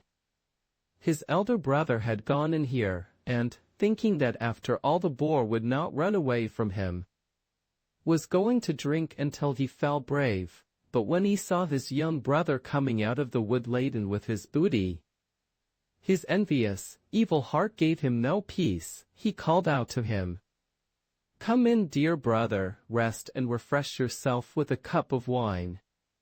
The youth, who suspected no evil, went in and told him about the good little man who had given him the spear wherewith he had slain the boar.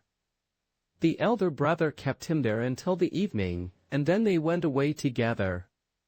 And when in the darkness they came to a bridge over a brook, the elder brother let the other go first, and when he was halfway across he gave him such a blow from behind that he fell down dead. He buried him beneath the bridge, took the boar, and carried it to the king, pretending that he had killed it, whereupon he obtained the king's daughter in marriage. And when his younger brother did not come back, he said, "The boar must have killed him," and everyone believed it. But as nothing remains hidden from God, so this black deed also was to come to light. Years afterwards a shepherd was driving his herd across the bridge, and saw lying in the sand beneath a snow-white little bone. He thought that it would make a good mouthpiece, so he clambered down, picked it up, and cut out of it a mouthpiece for his horn. But when he blew through it for the first time, to his great astonishment, the bone began of its own accord to sing, "Ah, friend, thou blowest upon my bone, long have I lain beside the water. My brother slew me for the boar, and took for his wife the king's young daughter." "What a wonderful horn," said the shepherd, "it sings by itself. I must take it to my lord the king." And when he came with it to the king, the horn again began to sing its little song. The king understood it all, and caused the ground below the bridge to be dug up. And then the whole skeleton of the murdered man came to light. The wicked brother could not deny the deed, and was sewn up in a sack and drowned. But the bones of the murdered man were laid to rest in a beautiful tomb in the churchyard. The Devil with the 3 golden hairs. There was once a poor woman who gave birth to a little son. And as he came into the world with a caul on, it was predicted that in his 14th year he would have the king's daughter for his wife. It happened that soon afterwards the king came into the village, and no one knew that he was the king, and when he asked the people what news there was, they answered, "A child has just been born with a caul on." Whatever anyone so born undertakes turns out well, it is prophesied. 2. That in his 14th year he will have the king's daughter for his wife. The king, who had a bad heart, and was angry about the prophecy, went to the parents, and, seeming quite friendly, said, "You poor people, let me have your child, and I will take care of it." At first they refused, but when the stranger offered them a large amount of gold for it, and they thought, "It is a luck child, and everything must turn out well for it," they at last consented, and gave him the child. The king put it in a box and rode away with it until he came to a deep piece of water. Then he threw the box into it and thought, "I have frayed my daughter from her unlooked-for suitor." The box, however, did not sink, but floated like a boat, and not a drop of water made its way into it. And it floated to within 2 miles of the king's chief city, where there was a mill, and it came to a standstill at the mill dam. A miller's boy, who by good luck was standing there, noticed it and pulled it out with a hook, thinking that he had found a great treasure, but when he opened it there lay a pretty boy inside. Quite fresh and lively, he took him to the miller and his wife. And as they had no children they were glad, and said, "God has given him to us." They took great care of the foundling, and he grew up in all goodness. It happened that once in a storm, the king went into the mill, and he asked the mill folk if the tall youth was their son. "No," answered they, "he's a foundling, 14 years ago he floated down to the mill dam in a box. And the mill boy pulled him out of the water. Then the king knew that it was none other than the luck child, which he had thrown into the water. And he said, "My good people, could not the youth take a letter to the queen? I will give him 2 gold pieces as a reward, just as the king commands." Answered they, and they told the boy to hold himself in readiness. Then the king wrote a letter to the queen, wherein he said, "As soon as the boy arrives with this letter, let him be killed and buried. And all must be done before I come home." The boy set out with this letter. But he lost his way, and in the evening came to a large forest. In the darkness he saw small light. He went towards it and reached a cottage. When he went in, an old woman was sitting by the fire quite alone. She started when she saw the boy, and said, "Whence do you come? And whither are you going?" "I come from the mill," he answered, "and wish to go to the queen, to whom I am taking a letter. But as I have lost my way in the forest, I should like to stay here overnight." "You poor boy," said the woman, "you have come into a den of thieves. And when they come home they will kill you. Let them come." Said the boy, "I am not afraid, but I am so tired that I cannot go any farther," and he stretched himself upon a bench and fell asleep. Soon afterwards the robbers came, and angrily asked what strange boy was lying there. "Ah," said the old woman, "it is an innocent child who has lost himself in the forest. And out of pity I have let him come, and he has to take a letter to the queen." The robbers opened the letter and read it, and in it was written that the boy as soon as he arrived should be put to death. Then the hard-hearted robbers felt pity, and their leader tore up the letter and wrote another, saying that as soon as the boy came, he should be married at once to the king's daughter. Then they let him lie quietly on the bench until the next morning. And when he awoke they gave him the letter, and showed him the right way. And the queen, when she had received the letter and read it, did as was written in it, and had a splendid wedding feast prepared. And the king's daughter was married to the luck child, and as the youth was handsome and agreeable she lived with him in joy and contentment. After some time the king returned to his palace and saw that the prophecy was fulfilled. And the luck child married to his daughter. "How has that come to pass?"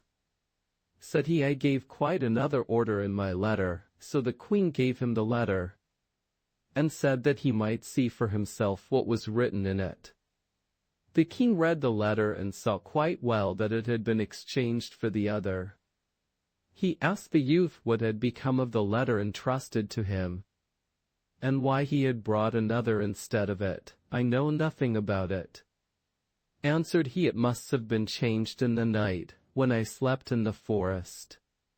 The king said in a passion, "You shall not have everything quite so much your own way. Whosoever marries my daughter must fetch me from hell 3 golden hairs from the head of the devil. Bring me what I want, and you shall keep my daughter." In this way the king hoped to be rid of him forever. But the luck child answered, "I will fetch the golden hairs. I am not afraid of the devil." Thereupon he took leave of them and began his journey. The road led him to a large town, where the watchman by the gates asked him what his trade was, and what he knew. "I know everything," answered the luck child. "Then you can do us a favor," said the watchman, "if you will tell us why our market fountain, which once flowed with wine, has become dry, and no longer gives even water."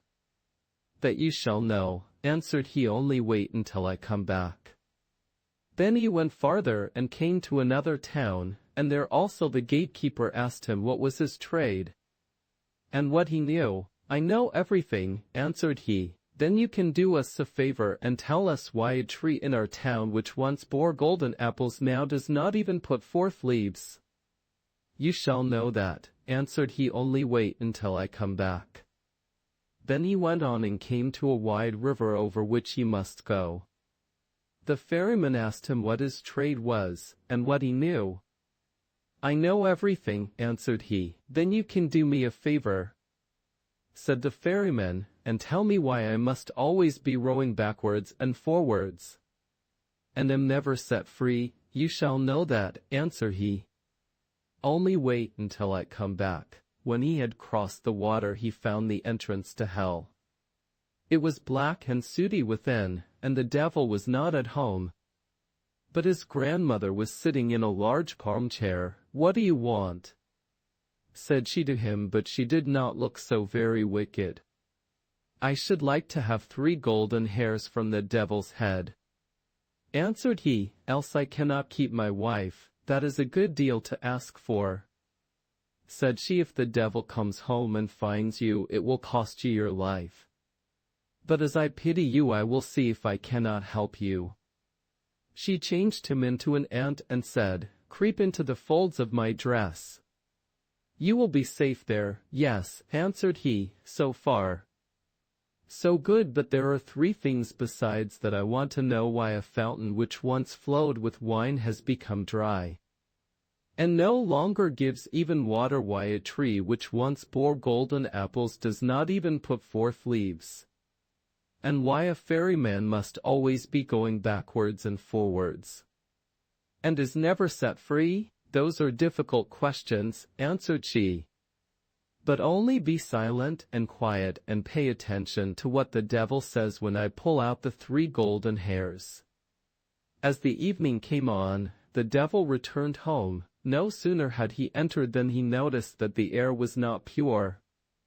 "I smell man's flesh," said he. "All is not right here." Then he pried into every corner and searched, but could not find anything. His grandmother scolded him. "It has just been swept," said she, "and everything put in order, and now you are upsetting it again. You have always got man's flesh in your nose. Sit down and eat your supper." When he had eaten and drunk he was tired, and laid his head in his grandmother's lap. And before long he was fast asleep, snoring and breathing heavily. Then the old woman took hold of a golden hair, pulled it out, and laid it down near her. "Oh," cried the devil, "what are you doing?" "I have had a bad dream," answered the grandmother, "so I seized hold of your hair." "What did you dream then?" said the devil. "I dreamed that a fountain in a marketplace from which wine once flowed was dried up, and not even water would flow out of it. What is the cause of it?" "Oh ho, if they did but know it," answered the devil. "There is a toad sitting under a stone in the well. If they killed it, the wine would flow again." He went to sleep again and snored until the window shook. Then she pulled the second hair out. "Ha, what are you doing?"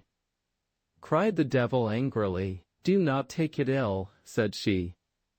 "I did it in a dream." "What have you dreamt this time?"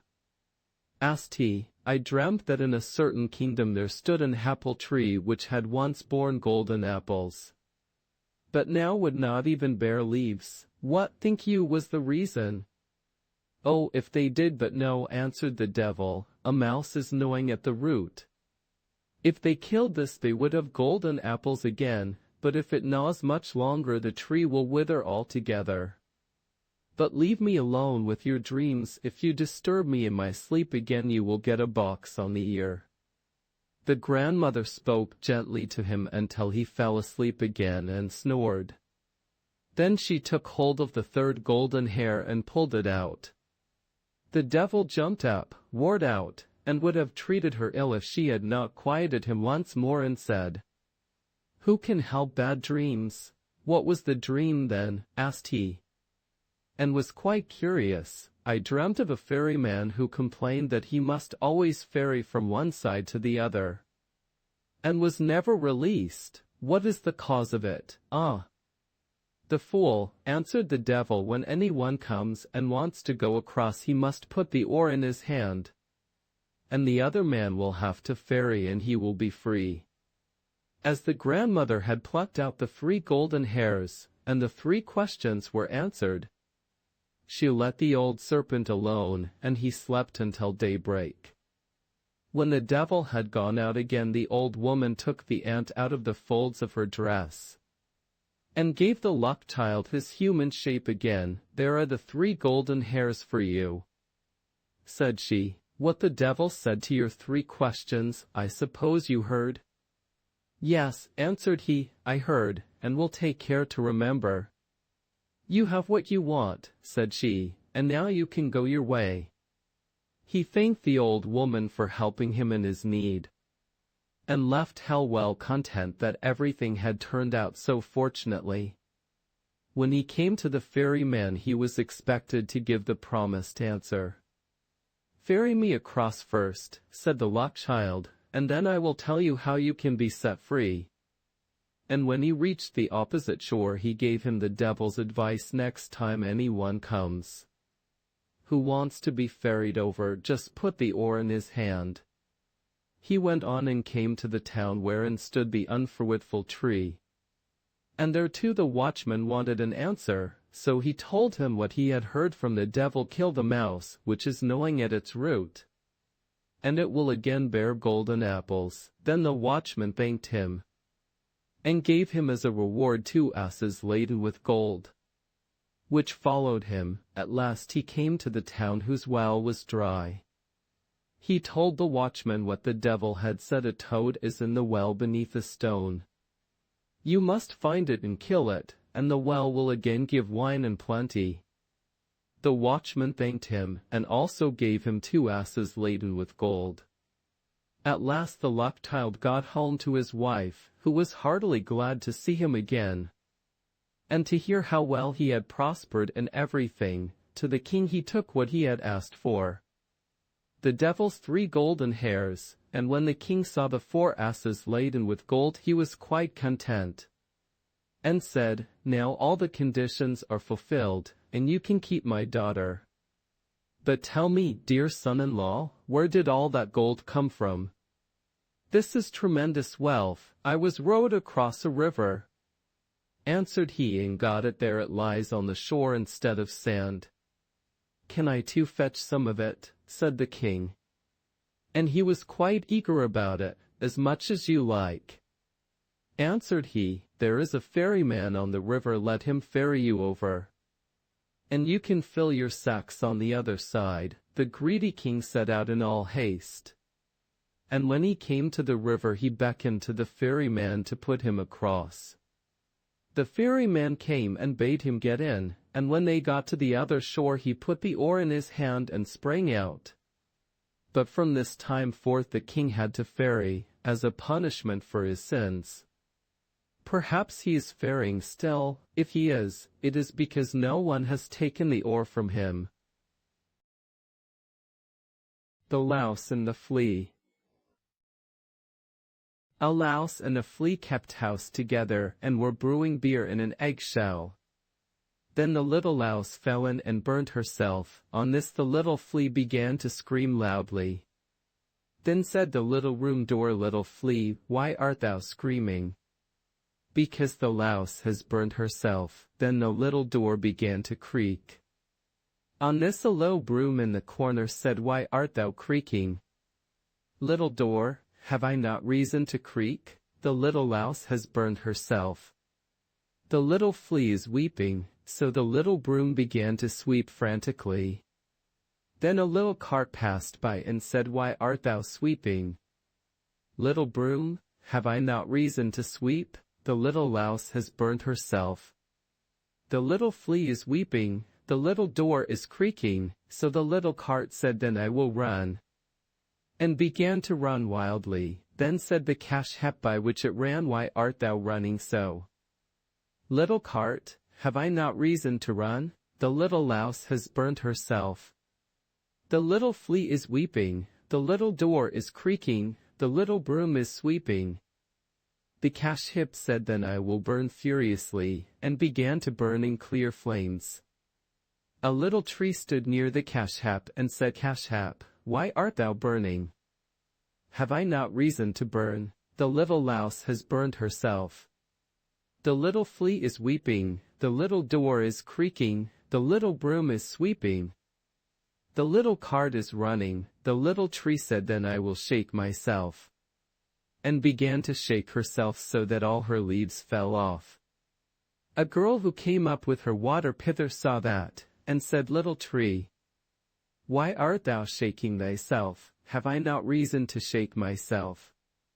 The little louse has burned herself, the little flea is weeping, the little door is creaking, the little broom is sweeping, the little cart is running, the little ash heap is burning. On this the girl said, then I will break my little water pitcher. And she broke her little water pitcher. Then said the little spring from which ran the water girl, why art thou breaking thy water jug? Have I not reason to break my water jug? The little louse has burned herself, the little flea is weeping, the little door is creaking, the little broom is sweeping, the little cart is running, the little ash heap is burning, the little tree is shaking itself. Oh ho, said the spring, then I will begin to flow. And began to flow violently, and in the water everything was drowned. The girl, the little tree, the little ash heap, the little cart, the broom, the little door, the little flea, the little louse, all together. The girl without hands. A certain miller had little by little fallen into poverty, and had nothing left but his mill and a large apple tree behind it. Once when he had gone into the forest to fetch wood, an old man stepped up to him whom he had never seen before, and said, why dost thou plague thyself with cutting wood? I will make thee rich, if thou wilt promise me what is standing behind thy mill. What can that be but my apple tree? Thought the miller, and said yes, and gave a written promise to the stranger. He, however, laughed mockingly and said, when 3 years have passed, I will come and carry away what belongs to me. And then he went. When the miller got home, his wife came to meet him and said, tell me, miller, from whence comes this sudden wealth into our house? All at once every box and chest was filled, no one brought it in. And I know not how it happened. He answered, it comes from a stranger who met me in the forest, and promised me great treasure. I, in return, have promised him what stands behind the mill. We can very well give him the big apple tree for it. Ah, husband, said the terrified wife, that must have been the devil. He did not mean the apple tree, but our daughter, who was standing behind the mill sweeping the yard.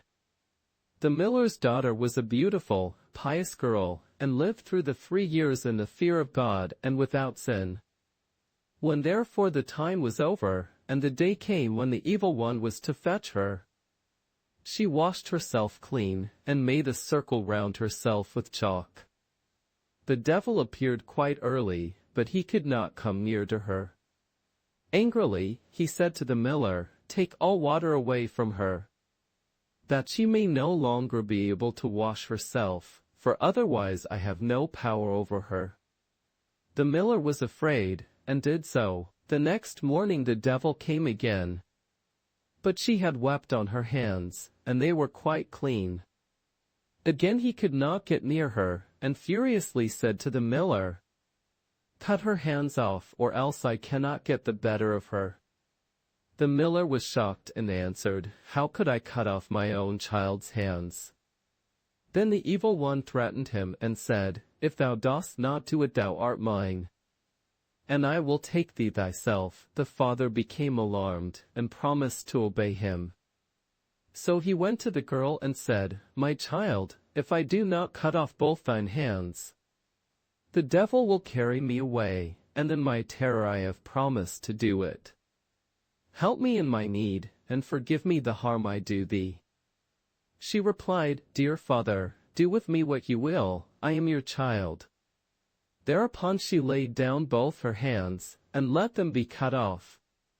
The devil came for the 3rd time, but she had wept so long and so much on the stumps, that after all they were quite clean. Then he had to give in. and had lost all right over her, the miller said to her, I have by means of thee received such great wealth that I will keep thee most delicately as long as thou livest. But she replied, Here I cannot stay, I will go forth. Compassionate people will give me as much as I require. Thereupon she caused her maimed arms to be bound to her back. And by sunrise she set out on her way, and walked the whole day until night fell. Then she came to a royal garden, and by the shimmering of the moon she saw that trees covered with beautiful fruits grew in it. But she could not enter, for there was much water round about it. And as she had walked the whole day and not eaten one mouthful, and hunger tormented her, she thought, if I were but inside, that I might eat of the fruit, else must I die of hunger. Then she knelt down, called on God the Lord, and prayed. And suddenly an angel came towards her, who made a dam in the water, so that the moat became dry and she could walk through it. And now she went into the garden, and the angel went with her. She saw a tree covered with beautiful pears, but they were all counted. Then she went to them, and to still her hunger, ate one with her mouth from the tree. But no more. The gardener was watching, but as the angel was standing by, he was afraid, and thought the maiden was a spirit, and was silent. Neither did he dare to cry out, or to speak to the spirit. When she had eaten the pear, she was satisfied, and went and concealed herself among the bushes. The king, to whom the garden belonged, came down to it next morning, and counted, and saw that one of the pears was missing, and asked the gardener what had become of it, as it was not lying beneath the tree, but was gone. Then answered the gardener, Last night, a spirit came in, who had no hands, and ate off one of the pears with its mouth. The king said, How did the spirit get over the water? And where did it go after it had eaten the pear? The gardener answered, Someone came in a snow-white garment from heaven who made a dam, and kept back the water that the spirit might walk through the moat. And as it must have been an angel, I was afraid, and asked no questions, and did not cry out. When the spirit had eaten the pear, it went back again. The king said, If it be as thou sayest, I will watch with thee tonight. When it grew dark, the king came into the garden and brought a priest with him, who was to speak to the spirit. All three seated themselves beneath the tree and watched. At midnight the maiden king, creeping out of the thicket, went to the tree, and again ate one pear off it with her mouth, and beside her stood the angel in white garments. Then the priest went out to them and said, Comest thou from heaven or from earth? Art thou a spirit, or a human being? She replied, I am no spirit, but an unhappy mortal deserted by all but God. The king said, If thou art forsaken by all the world, yet will I not forsake thee. He took her with him into his royal palace, and as she was so beautiful and good, he loved her with all his heart, had silver hands made for her, and took her to wife. After a year the king had to take the field. So he commended his young queen to the care of his mother and said, If she is brought to bed, take care of her, nurse her well, and tell me of it at once in a letter. Then she gave birth to a fine boy. So the old mother made haste to write and announce the joyful news to him. But the messenger rested by a brook on the way, and as he was fatigued by the great distance, he fell asleep. Then came the devil, who was always seeking to injure the good queen, and exchanged the letter for another, in which was written that the queen had brought a monster into the world. When the king read the letter, he was shocked and much troubled. But he wrote in answer that they were to take great care of the queen and nurse her well until his arrival. The messenger went back with the letter, but rested at the same place and again fell asleep. Then came the devil once more, and put a different letter in his pocket. in which it was written that they were to put the queen and her child to death. The old mother was terribly shocked when she received the letter, and could not believe it. She wrote back again to the king, but received no other answer, because each time the devil substituted a false letter. And in the last letter it was also written that she was to preserve the queen's tongue and eyes as a token that she had obeyed. But the old mother wept to think such innocent blood was to be shed, and had a hind brought by night and cut out her tongue and eyes, and kept them. Then said she to the queen, I cannot have thee killed as the king commands, but here thou mayst stay no longer. Go forth into the wide world with thy child, and never come here again. The poor woman tied her child on her back, and went away with eyes full of tears. She came into a great wild forest, and then she fell on her knees and prayed to God.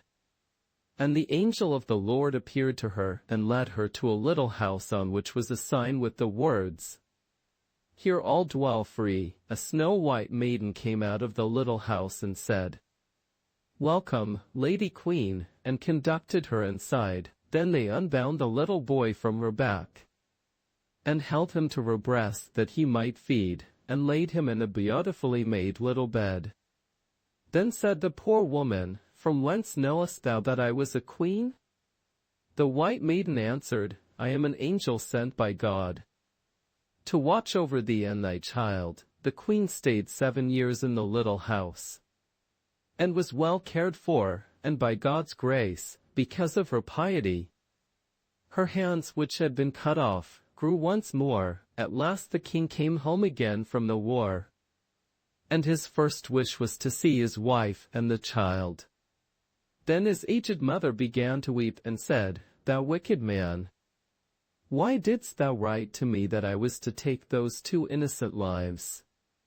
And she showed him the 2 letters which the evil one had forged, and then continued, I did as thou badest me. And she showed the tokens, the tongue and eyes. Then the king began to weep for his poor wife and his little son so much more bitterly than she was doing, that the aged mother had compassion on him and said, Be at peace. She still lives. I secretly caused a hind to be killed, and took these tokens from it, but I bound the child to thy wife's back and bade her go forth into the wide world, and made her promise never to come back here again, because thou wert so angry with her. Then spoke the king, I will go as far as the sky is blue, and will neither eat nor drink until I have found again my dear wife and my child, if in the meantime they have not been killed, or died of hunger. Thereupon the king traveled about for 7 long years, and sought her in every cleft of the rocks and in every cave. But he found her not, and thought she had died of want. During the whole of this time he neither ate nor drank, but God supported him. At length he came into a great forest, and found there in the little house whose sign was, Here all dwell free. Then forth came the white maiden, took him by the hand, led him in, and said, Welcome, Lord King, and asked him from whence he came. He answered, Soon shall I have traveled about for the space of 7 years, and I seek my wife and her child, but cannot find them. The angel offered him meat and drink, but he did not take anything, and only wished to rest a little, and he lay down to sleep, and put a handkerchief over his face. Thereupon the angel went into the chamber where the queen sat with her son, whom she usually called Sorrowful, and said to her, Go out with thy child. Thy husband hath come. So she went to the place where he lay, and the handkerchief fell from his face. Then said she, Sorrowful, pick up thy father's handkerchief, and cover his face again. The child picked it up, and put it over his face again. The king in his sleep heard what passed, and had pleasure in letting the handkerchief fall once more. But the child grew impatient, and said, Dear mother, how can I cover my father's face when I have no father in this world? I have learned to say the prayer, Our Father, which art in heaven. Thou hast told me that my father was in heaven, and was the good God, and how can I know a wild man like this? He is not my father. When the king heard that, he got up and asked who they were. Then said she, I am thy wife, and that is thy son, Sorrowful. And he saw her living hands, and said, My wife had silver hands. She answered, The good God has caused my natural hands to grow again. And the angel went into the inner room, and brought the silver hands, and showed them to him. Hereupon he knew for a certainty that it was his dear wife and his dear child. And he kissed them, and was glad, and said, A heavy stone has fallen from off mine heart. Then the angel of God gave them one meal with her. And after that they went home to the king's aged mother. There were great rejoicings everywhere, and the king and queen were married again, and lived contentedly to their happy end. Clever Hans. The mother of Hans said, Whither away, Hans? Hans answered to Gretel, Behave well, Hans. Oh, I'll behave well. Goodbye, mother. Goodbye, Hans. Hans comes to Gretel. Good day, Gretel. Good day. Hans, what dost thou bring that is good? I bring nothing. I wanna have something given me. Gretel presents Hans with a needle. Hans says, Goodbye, Gretel. Goodbye, Hans. Hans takes the needle, sticks it into a hay cart, and follows the cart home. Good evening, mother. Good evening, Hans. Where hast thou been? With Gretel. What didst thou take her? Took nothing, had something given me. What did Gretel give thee? Gave me a needle. Where is the needle, Hans? Stuck it in the hay cart. That was ill done, Hans. Thou shouldst have stuck the needle in thy sleeve. Never mind, I'll do better next time. Whither away, Hans? To Gretel, mother. Behave well, Hans. Oh, I'll behave well.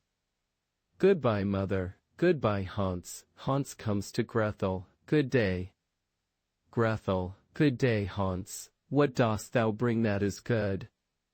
I bring nothing, I wanna have something given to me. Gretel presents Hans with a knife. Goodbye, Gretel. Goodbye, Hans. Hans takes the knife, sticks it in his sleeve, and goes home. Good evening, mother. Good evening, Hans. Where hast thou been? With Gretel. What didst thou take her? Took her nothing. She gave me something. What did Gretel give thee? Gave me a knife. Where is the knife, Hans? Stuck in my sleeve. That's ill done, Hans. Thou shouldst have put the knife in thy pocket. Never mind, we'll do better next time. Whither away? Hans, to Gretel, mother. Behave well, Hans. Oh, I'll behave well. Goodbye, mother. Goodbye, Hans. Hans comes to Gretel. Good day, Gretel. Good day, Hans. What good thing dost thou bring? I bring nothing. I want something given me. Gretel presents Hans with a young goat. Goodbye, Gretel. Goodbye, Hans. Hans takes the goat, ties its legs, and puts it in his pocket. When he gets home, it is suffocated. Good evening, mother. Good evening, Hans. Where hast thou been? With Gretel. What didst thou take her? Took nothing. She gave me something. What did Gretel give thee? She gave me a goat. Where is the goat, Hans? Put it in my pocket. That was ill done, Hans. Thou shouldst have put a rope round the goat's neck. Never mind, we'll do better next time. Whither away, Hans? To Gretel, mother. Behave well, Hans. Oh, I'll behave well. Goodbye, mother. Goodbye, Hans. Hans comes to Gretel. Good day, Gretel. Good day, Hans. What good thing dost thou bring? I bring nothing. I want something given me. Gretel presents Hans with a piece of bacon. Goodbye, Gretel. Goodbye, Hans. Hans takes the bacon, ties it to a rope, and drags it away behind him. The dogs come and devour the bacon. When he gets home, he has the rope in his hand, and there is no longer anything hanging to it. Good evening, mother. Good evening, Hans. Where hast thou been? With Gretel. What didst thou take her? I took her nothing, she gave me something. What did Gretel give thee? Gave me a bit of bacon. Where is the bacon, Hans? I tied it to a rope. Brought it home, dogs took it. That was ill done. Hans, thou shouldst have carried the bacon on thy head. Never mind. We'll do better next time. Whither away, Hans? To Gretel. Mother, behave well, Hans. I'll behave well. Goodbye, mother. Goodbye, Hans. Hans comes to Gretel. Good day, Gretel. Good day. Hans, what good thing dost thou bring? I bring nothing, but would have something given. Gretel presents Hans with a calf. Goodbye, Gretel. Goodbye, Hans. Hans takes the calf, puts it on his head, and the calf kicks his face. Good evening, mother. Good evening.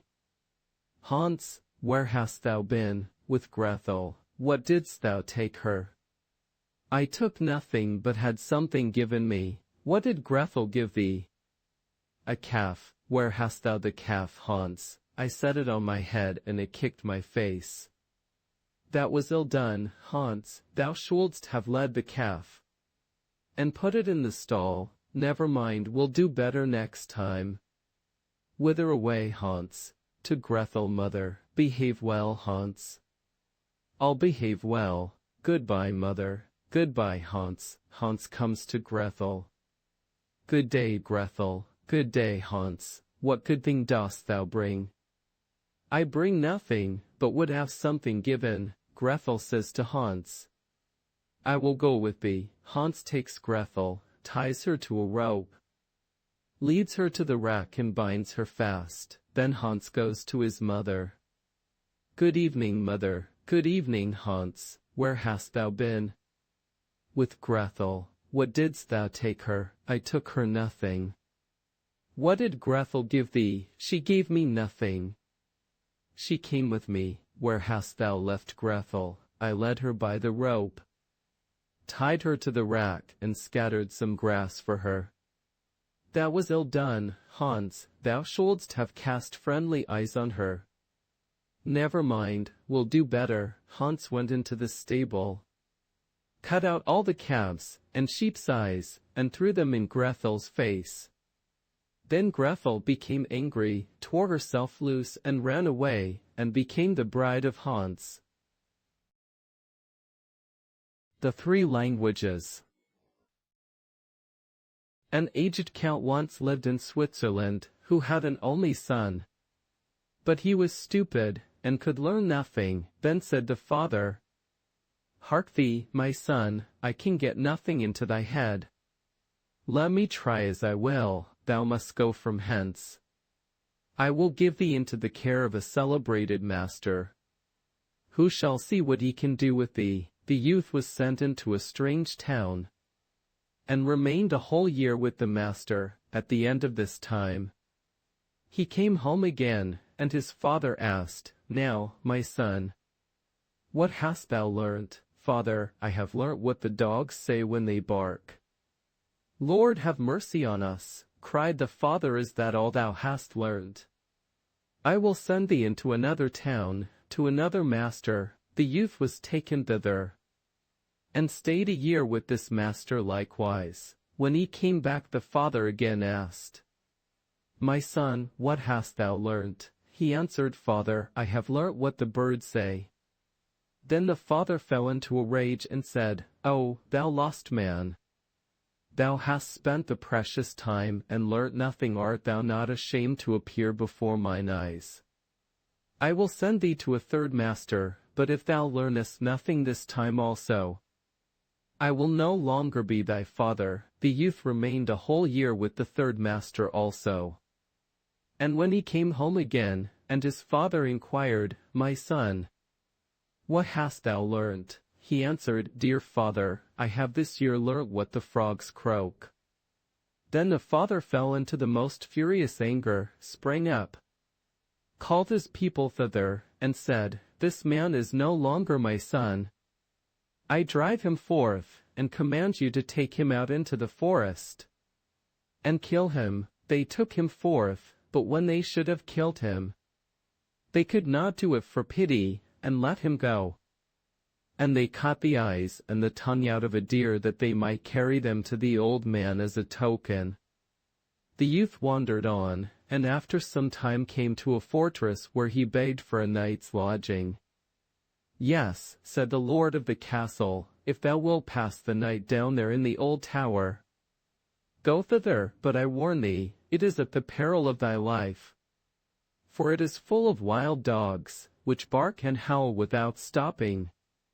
And at certain hours a man has to be given to them, whom they at once devour." The whole district was in sorrow and dismay because of them.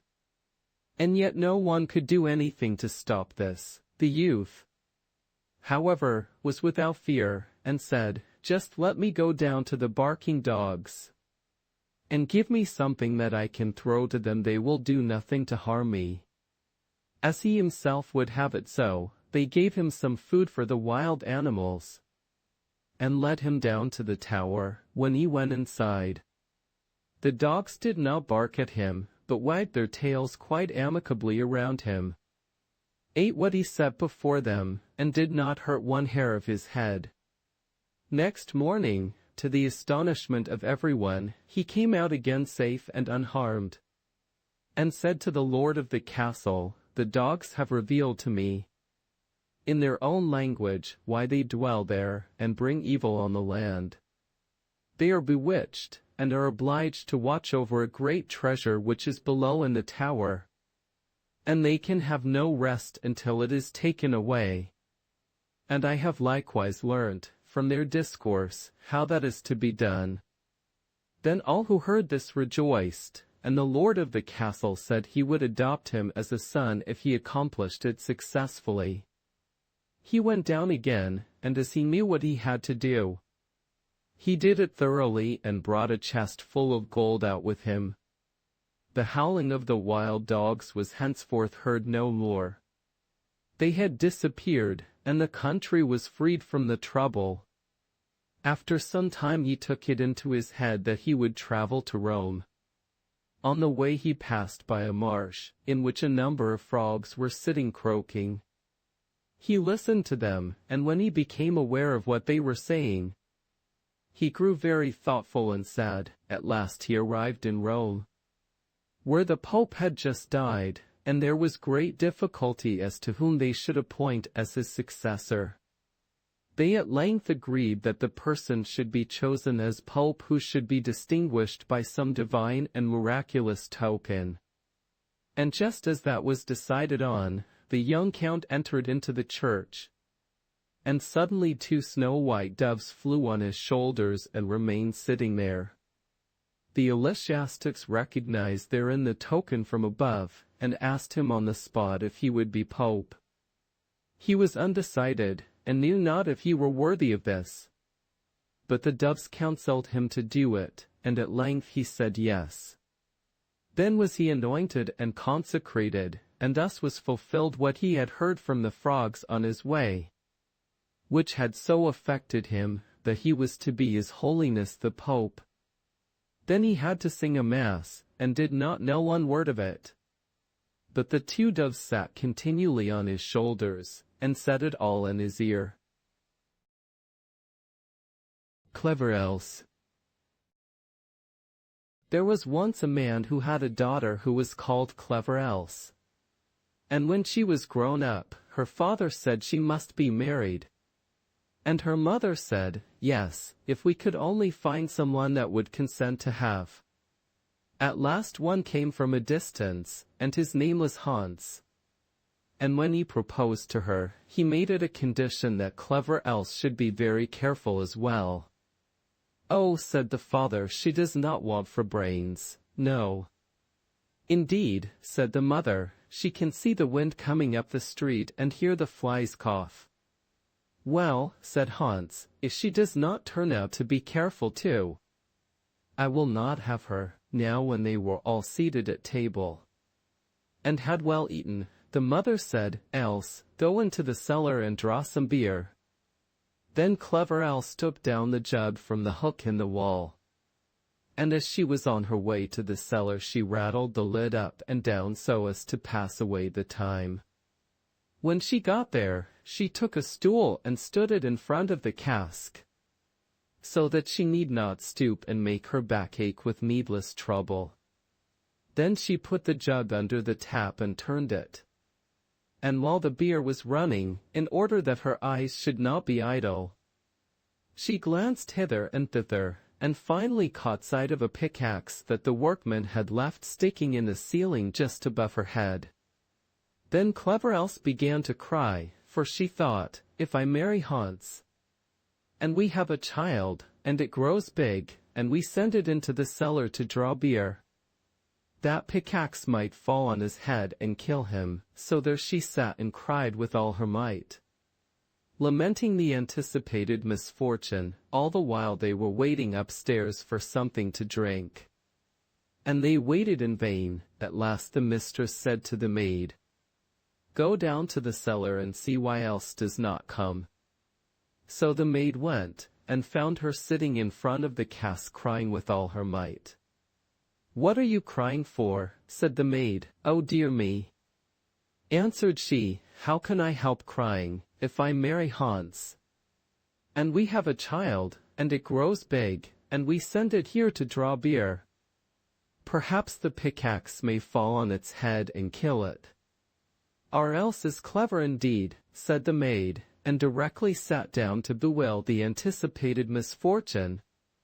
After a while, when the people upstairs found that the maid did not return, and they were becoming more and more thirsty, the master said to the boy, You go down into the cellar, and see what Else and the maid are doing.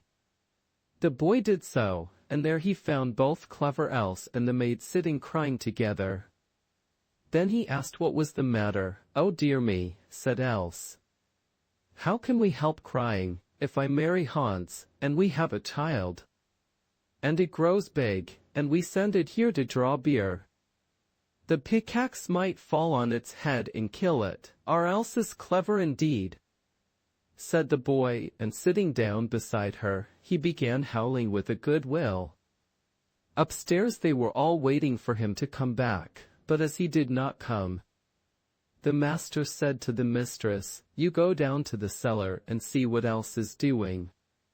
So the mistress went down and found all three in great lamentations. And when she asked the cause, then Else told her how the future possible child might be killed as soon as it was big enough to be sent to draw beer, by the pickaxe falling on it. Then the mother at once exclaimed, Our Else is clever indeed, and sitting down she wept with the rest.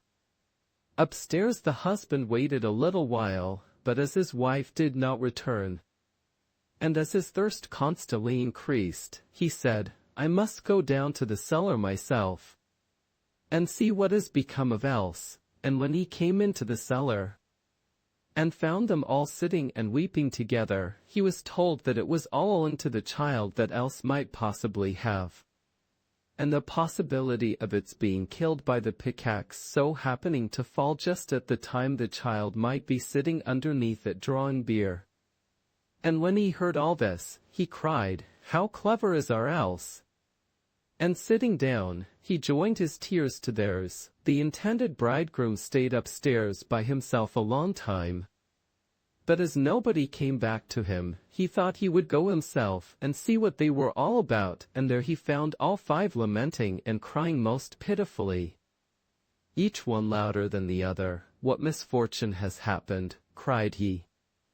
Oh my dear Hans, said Else, if we marry and have a child, and it grows big, and we send it down here to draw beer, perhaps that pickaxe which has been left sticking up there might fall down on the child's head and kill it. And how can we help crying at that? Now, said Hans, I cannot think that greater sense than that could be wanted in my household. So as you are so clever, Else, I will have you for my wife. And taking her by the hand he led her upstairs, and they had the wedding at once. A little while after they were married, Hans said to his wife, "I am going out to work in order to get money. You go into the field and cut the corn so that we may have bread." "Very well, I will do so, dear Hans," said she.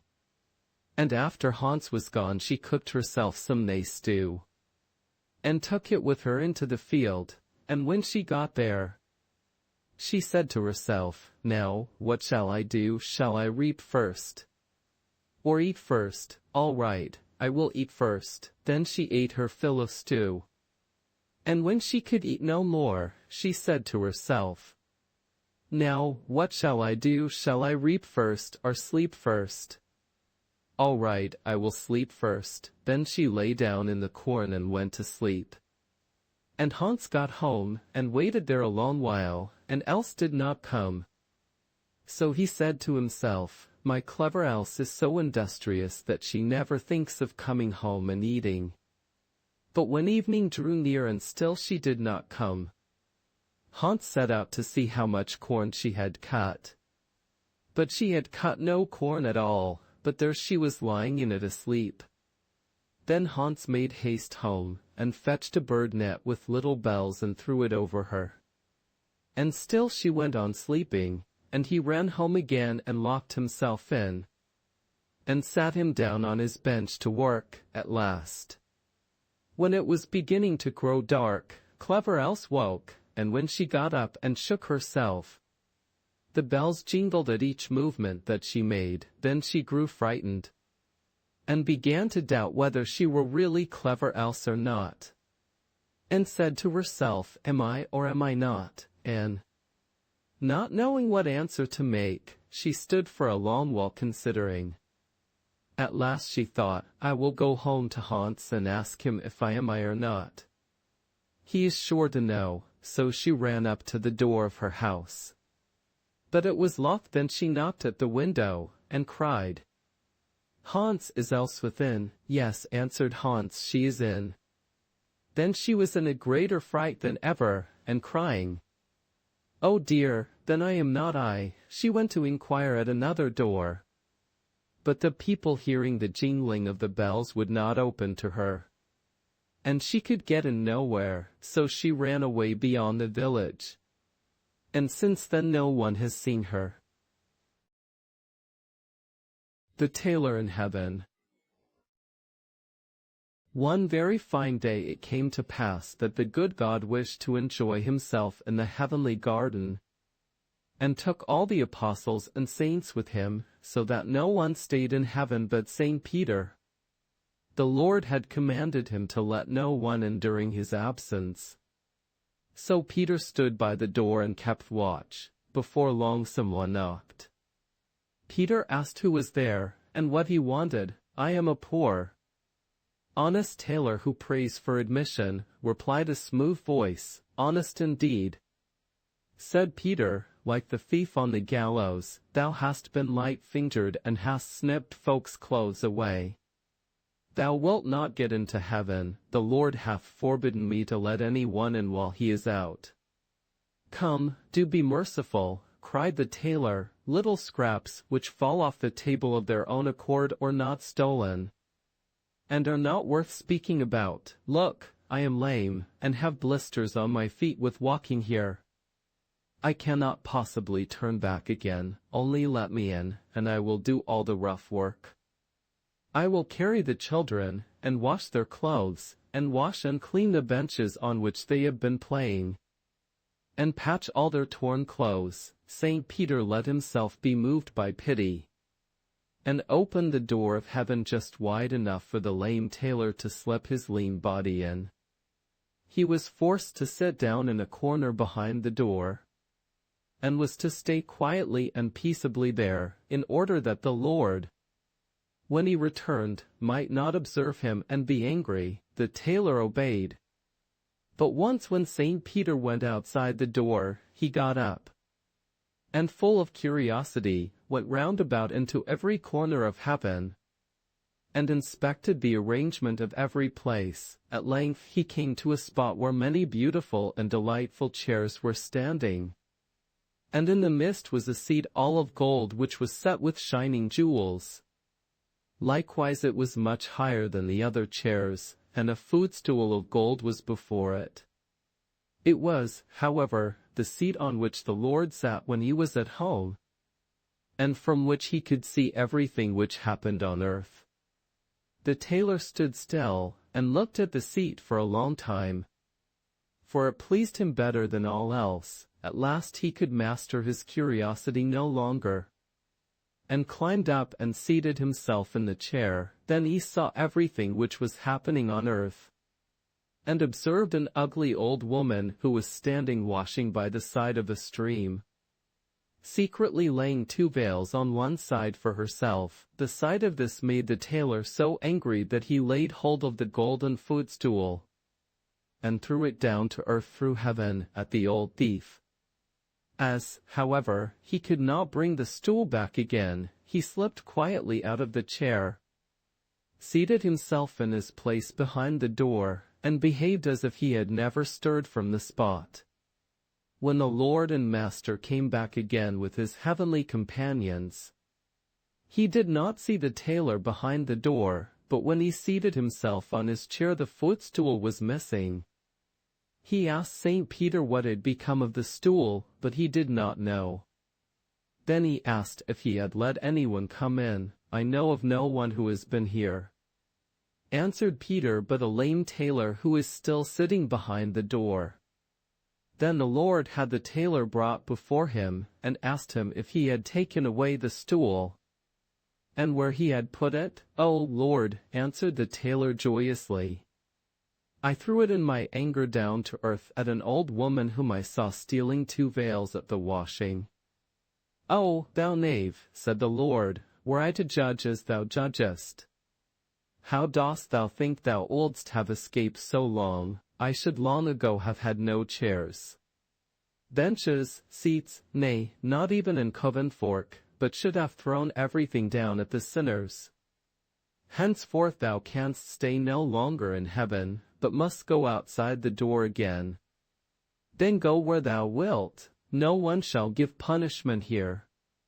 But I alone, the Lord." Peter was obliged to take the tailor out of heaven again, and as he had torn shoes, and feet covered with blisters, he took a stick in his hand, and went to wait a bit, where the good soldiers sit and make merry. The wishing table, the goddess, and the cudgel in the sack. There was once upon a time a tailor who had 3 sons, and only 1 goat, but as the goat supported the whole of them with her milk, she was obliged to have good food, and to be taken every day to pasture. The sons, therefore, did this, in turn. Once the eldest took her to the churchyard, where the finest herbs were to be found, and let her eat and run about there. At night when it was time to go home he asked, "Goat, hast thou had enough?" The goat answered, "I have eaten so much. Not a leaf more I'll touch." "Meg, Meg, come home then," said the youth, and took hold of the cord round her neck, led her into the stable and tied her up securely. "Well," said the old tailor, "has the goat had as much food as she ought?" "Oh," answered the son, "she has eaten so much, not a leaf more she'll touch." But the father wished to satisfy himself, and went down to the stable, stroked the dear animal and asked, "Goat, art thou satisfied?" The goat answered, "Wherewithal should I be satisfied? Among the graves I leapt about, and found no food, so went without. Mech, mech, what do I hear?" cried the tailor, and ran upstairs and said to the youth, "Hollo, thou liar, thou saidst the goat had had enough, and hast let her hunger." And in his anger he took the yard measure from the wall, and drove him out with blows. Next day it was the turn of the second son, who looked out for a place in the fence of the garden. where nothing but good herbs grew, and the goat cleared them all off. At night when he wanted to go home, he asked, "Goat, art thou satisfied?" The goat answered, "I have eaten so much. Not a leaf more I'll touch." Meg, come home then," said the youth, and led her home and tied her up in the stable. "Well," said the old tailor, "has the goat had as much food as she ought?" "Oh," answered the son, "she has eaten so much, not a leaf more she'll touch."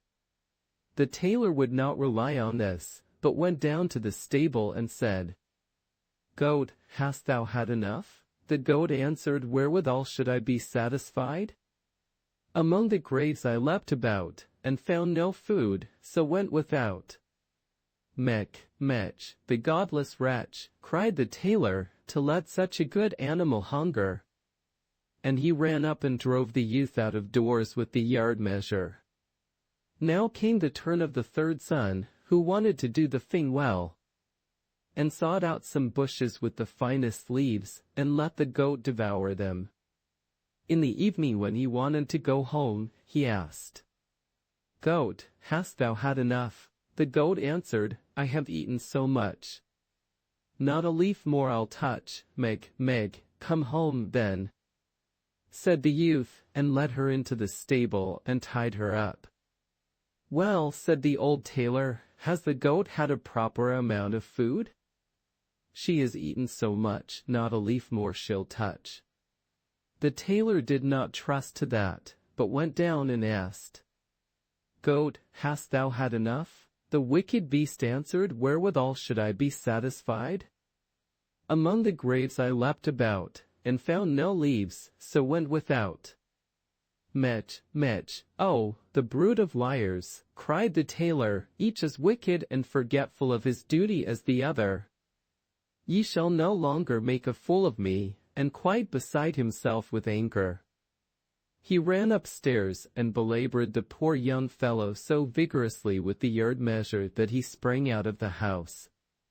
The old tailor was now alone with his goat. Next morning he went down into the stable, caressed the goat and said, "Come, my dear little animal, I will take thee to feed myself." He took her by the rope and conducted her to green hedges, and amongst milfoil, and whatever else goats like to eat. "There thou mayest for once eat to thy heart's content," said he to her, and let her browse till evening. Then he asked, "Goat, art thou satisfied?" She replied, "I have eaten so much. Not a leaf more I'll touch." Meg, come home then," said the tailor, and led her into the stable and tied her fast.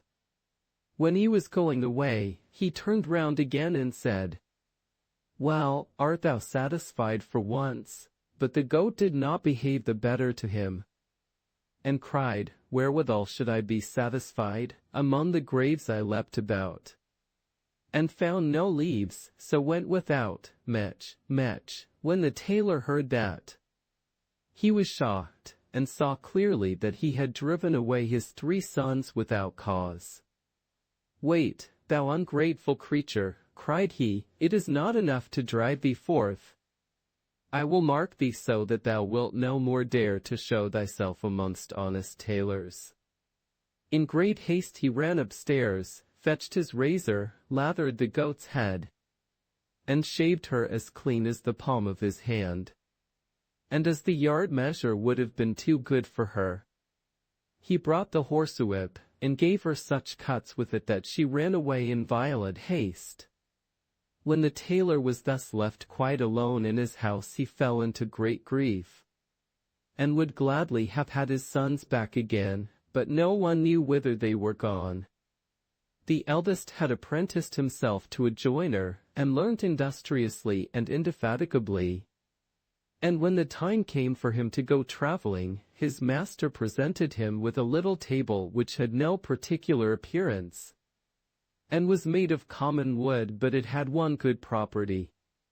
If anyone set it out, and said, "Little table, spread thyself," the good little table was at once covered with a clean little cloth, and a plate was there, and a knife and fork beside it, and dishes with boiled meats and roasted meats, as many as there was room for, and a great glass of red wine shone so that it made the heart glad. The young journeyman thought, "With this thou hast enough for thy whole life," and went joyously about the world and never troubled himself at all whether an inn was good or bad, or if anything was to be found in it or not. When it suited him he did not enter an inn at all, but either on the plain, in a wood, a meadow, or wherever he fancied.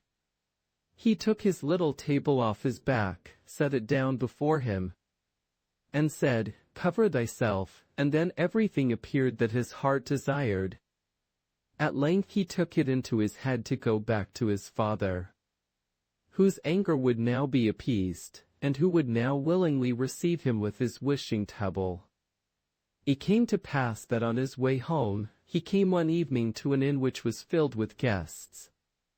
They bade him welcome, and invited him to sit and eat with them, for otherwise he would have difficulty in getting anything. "No," answered the joiner, "I will not take the few bites out of your mouths.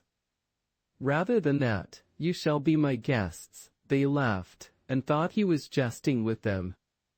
He, however, placed his wooden table in the middle of the room, and said, "Little table, cover thyself." Instantly it was covered with food, so good that the host could never have procured it, and the smell of it ascended pleasantly to the nostrils of the guests. "Fall to, dear friends," said the joiner, and the guests, when they saw that he meant it, did not need to be asked twice, but drew near, pulled out their knives, and attacked it valiantly.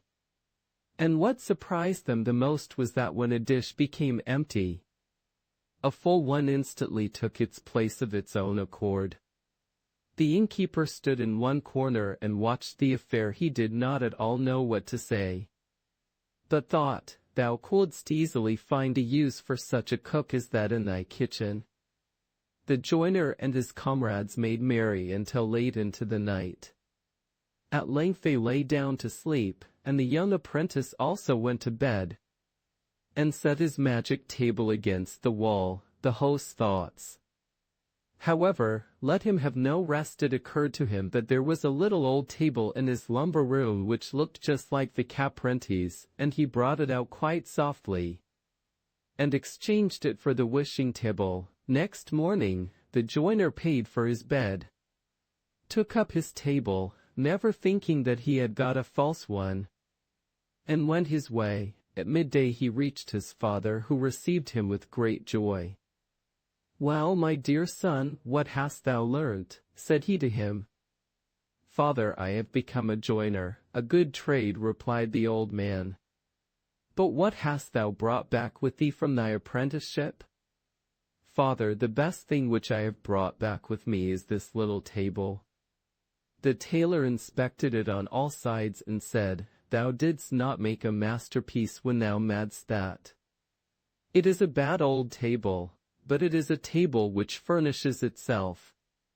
Replied the son, "When I set it out, and tell it to cover itself, the most beautiful dishes stand on it, and a wine also, which gladdens the heart. Just invite all our relations and friends.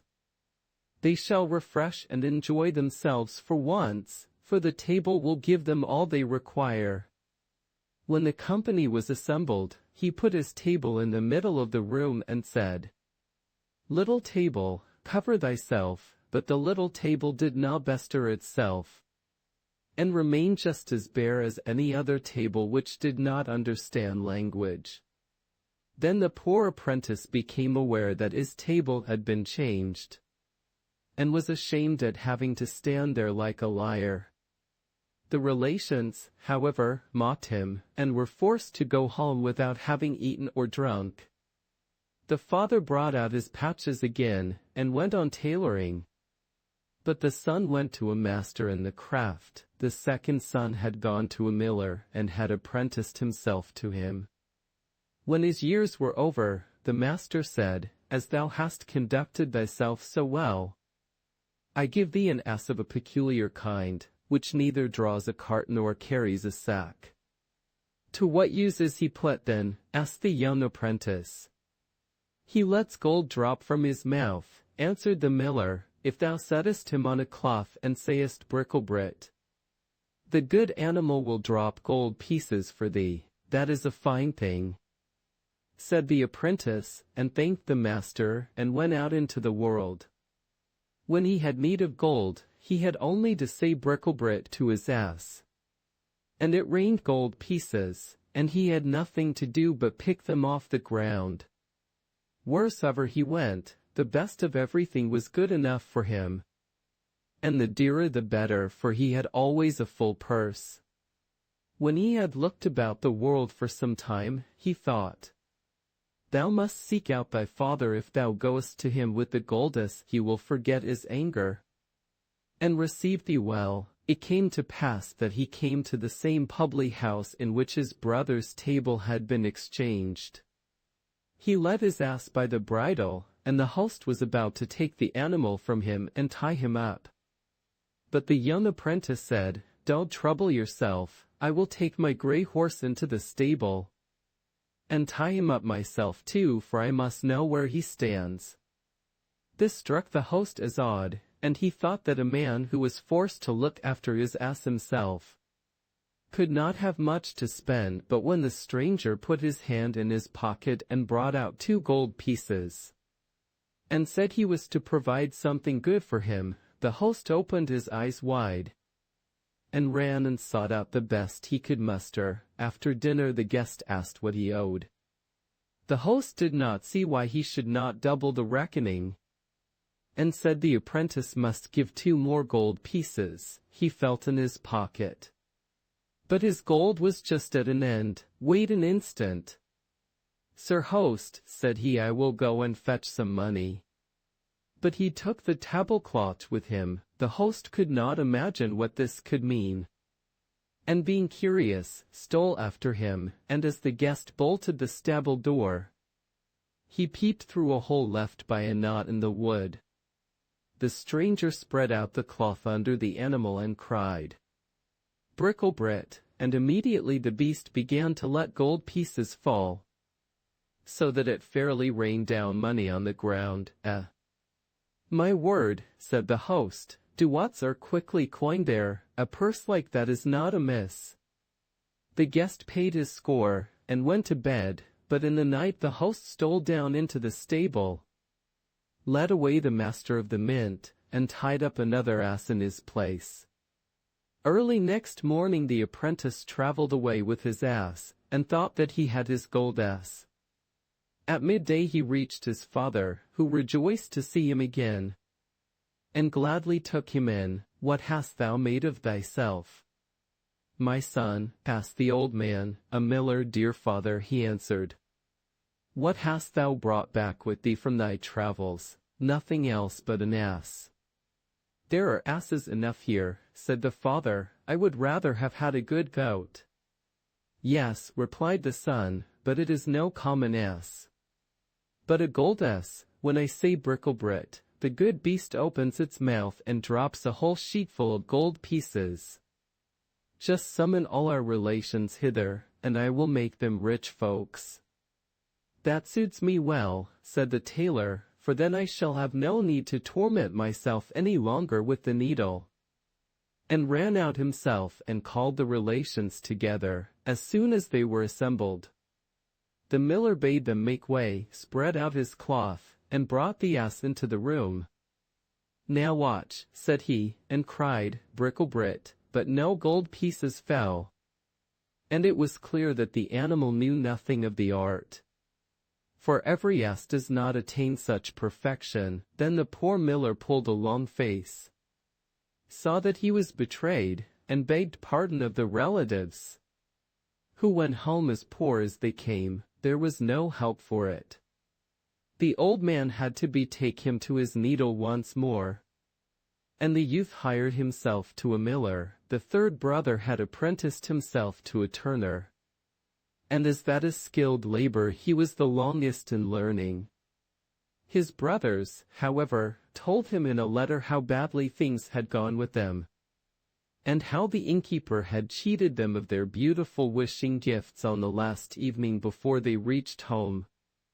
When the turner had served his time and had to set out on his travels, as he had conducted himself so well, his master presented him with a sack and said, "There is a cudgel in it, I can put on the sack," said he, "and it may be of good service to me." "But why should the cudgel be in it? It only makes it heavy." "I will tell thee why," replied the master. "If anyone has done anything to injure thee, do but say, 'Out of the sack, cudgel,' and the cudgel will leap forth among the people, and play such a dance on their backs that they will not be able to stir or move for a week.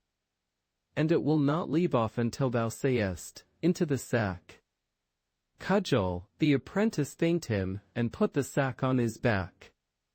And when anyone came too near him, and wished to attack him, he said, "Out of the sack, cudgel," and instantly the cudgel sprang out, and dusted the coat or jacket of one after the other on their backs, and never stopped until it had stripped it off them, and it was done so quickly that before anyone was aware it was already his own turn. In the evening the young turner reached the inn where his brothers had been cheated. He laid his sack on the table before him, and began to talk of all the wonderful things which he had seen in the world. "Yes," said he, "people may easily find a table which will cover itself, a goddess, and things of that kind, extremely good things which I by no means despise, but these are nothing in comparison with the treasure which I have won for myself, and am carrying about with me in my sack there." The innkeeper pricked up his ears. "What in the world can that be?" thought he. "The sack must be filled with nothing but jewels. I ought to get them cheap too, for all good things go in threes." When it was time for sleep, the guest stretched himself on the bench, and laid his sack beneath him for a pillow. When the innkeeper thought his guest was lying in a sound sleep, he went to him, and pushed and pulled quite gently and carefully at the sack to see if he could possibly draw it away, and lay another in its place. The turner had, however, been waiting for this for a long time, and now just as the innkeeper was about to give a hearty tug, he cried, "Out of the sack, cudgel." Instantly the little cudgel came forth, and fell on the innkeeper and gave him a sound thrashing.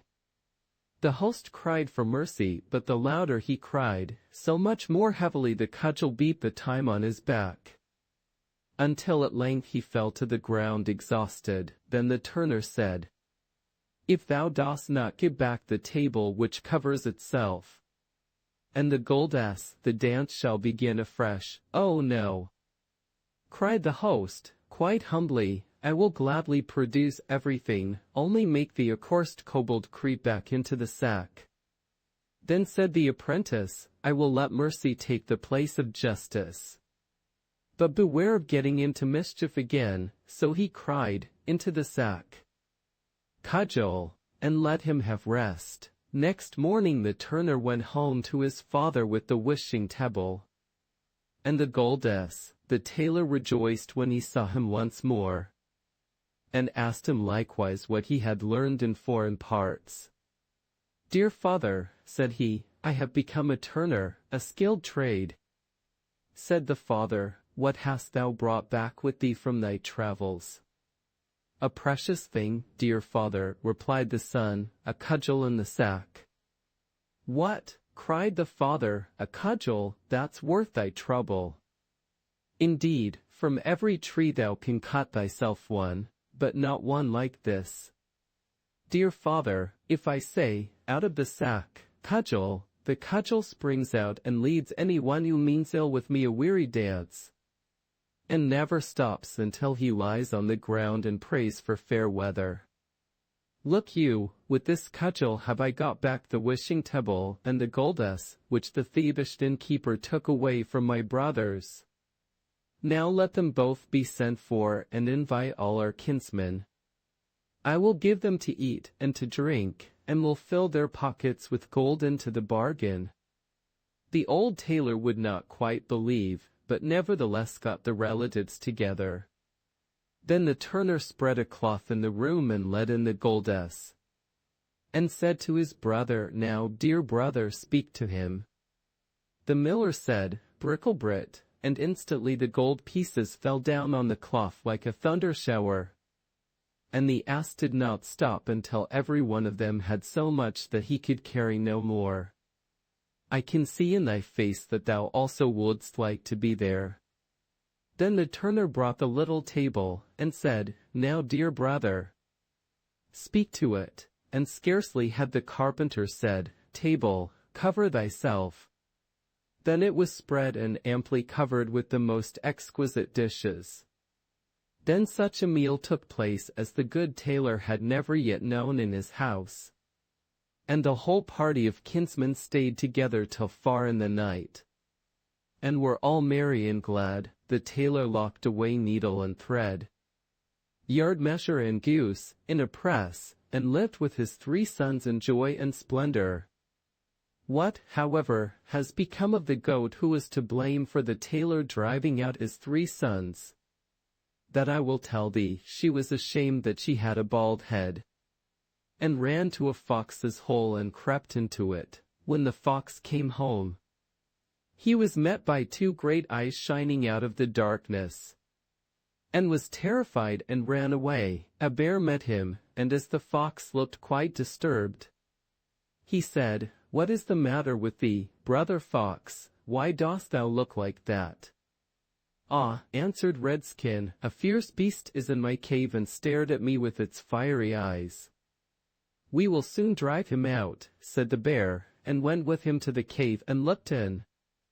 But when he saw the fiery eyes, fear seized on him likewise. He would have nothing to do with the furious beast, and took to his heels. The bee met him, and as she saw that he was ill at ease, she said, "Bear, thou art really pulling a very pitiful face. What has become of all thy gaiety? It is all very well for thee to talk."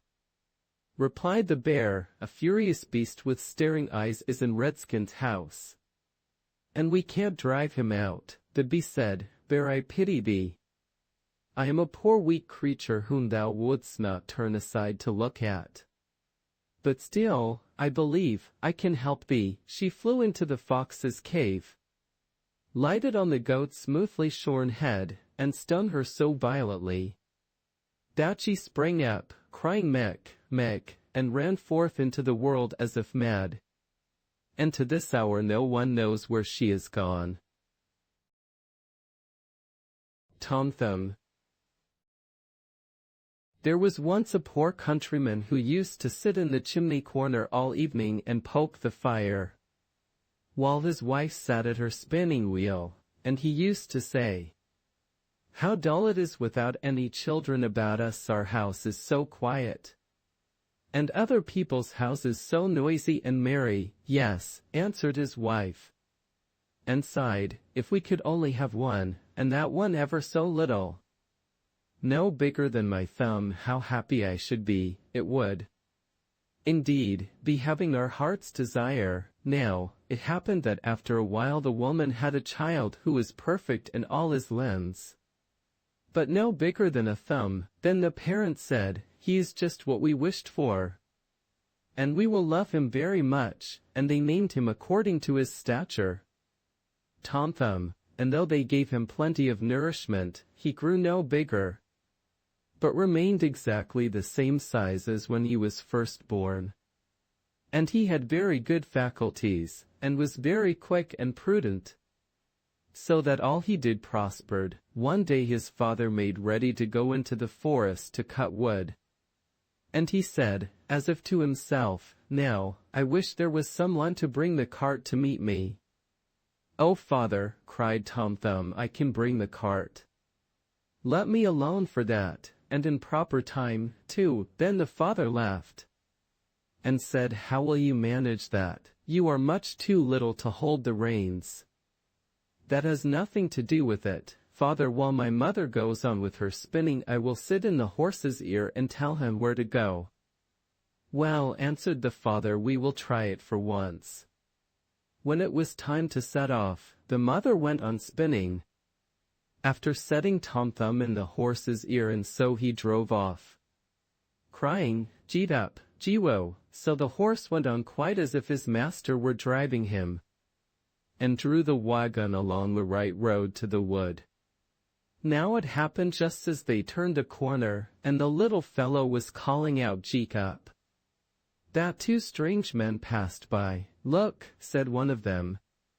"How is this? There goes a wagon, and the driver is calling to the horse, and yet he is nowhere to be seen. It is very strange." Said the other, "We will follow the wagon, and see where it belongs." And the wagon went right through the wood, up to the place where the wood had been hewed. When Tom Thumb caught sight of his father, he cried out, "Look, father, here am I with the wagon now, take me down." The father held the horse with his left hand, and with the right he lifted down his little son out of the horse's ear. And Tom Thumb sat down on a stump, quite happy and content. When the two strangers saw him, they were struck dumb with wonder. At last one of them, taking the other aside, said to him, "Look here, the little chap would make our fortune if we were to show him in the town for money. Suppose we buy him?" So they went up to the woodcutter, and said, "Sell the little man to us, we will take care he shall come to no harm." "No," answered the father, "he is the apple of my eye, and not for all the money in the world would I sell him." But Tom Thumb, when he heard what was going on, climbed out by his father's coat tails, and, perching himself on his shoulder, he whispered in his ear, "Father, you might as well let me go. I will soon come back again." Then the father gave him up to the two men for a large piece of money. They asked him where he would like to sit. "Oh, put me on the brim of your hat," said he, "there I can walk about and view the country, and be in no danger of falling off." So they did as he wished. And when Tom Thumb had taken leave of his father, they set off all together. And they traveled on until it grew dusk, and the little fellow asked to be set down a little while for a change. And after some difficulty they consented, so the man took him down from his hat, and set him in a field by the roadside, and he ran away directly. And, after creeping about among the furrows, he slipped suddenly into a mouse hole. Just what he was looking for. "Good evening, my masters, you can go home without me," cried he to them, laughing. They ran up and felt about with their sticks in the mouse hole, but in vain. Tom Thumb crept farther and farther in, and as it was growing dark, they had to make the best of their way home, full of vexation, and with empty purses. When Tom Thumb found they were gone, he crept out of his hiding place underground. "It is dangerous work groping about these holes in the darkness," said he. "I might easily break my neck." But by good fortune he came upon an empty snail shell. "That's all right," said he, "now I can get safely through the night." And he settled himself down in it. Before he had time to get to sleep, he heard two men pass by, and one was saying to the other, "How can we manage to get hold of the rich parson's gold and silver?" "I can tell you how," cried Tom Thumb. "How is this?" Said one of the thieves, quite frightened. "I hear someone speak." So they stood still and listened, and Tom Thumb spoke again. "Take me with you, I will show you how to do it." "Where are you, then?" asked they. "Look about on the ground and notice where the voice comes from," answered he. At last they found him and lifted him up. "You little elf," said they, "how can you help us?" "Look here," answered he, "I can easily creep between the iron bars of the parson's room and hand out to you whatever you would like to have." "Very well," said they, "we will try what you can do." So when they came to the parsonage house, Tom Thumb crept into the room, but cried out with all his might, "Will you have all that is here?" So the thieves were terrified, and said, "Do speak more softly." lest any one should be awaked. But Tom Thumb made as if he did not hear them, and cried out again, "What would you like? Will you have all that is here?" So that the cook, who was sleeping in a room hard by, heard it, and raised herself in bed and listened. The thieves, however, in their fear of being discovered, had run back part of the way. But they took courage again, thinking that it was only a jest of the little fellows. So they came back and whispered to him to be serious, and to hand them out something. Then Tom Thumb called out once more as loud as he could, "Oh yes, I will give it all to you, only put out your hands." Then the listening maid heard him distinctly that time, and jumped out of bed, and burst open the door. The thieves ran off as if the wild huntsmen were behind them. But the maid, as she could see nothing, went to fetch a light.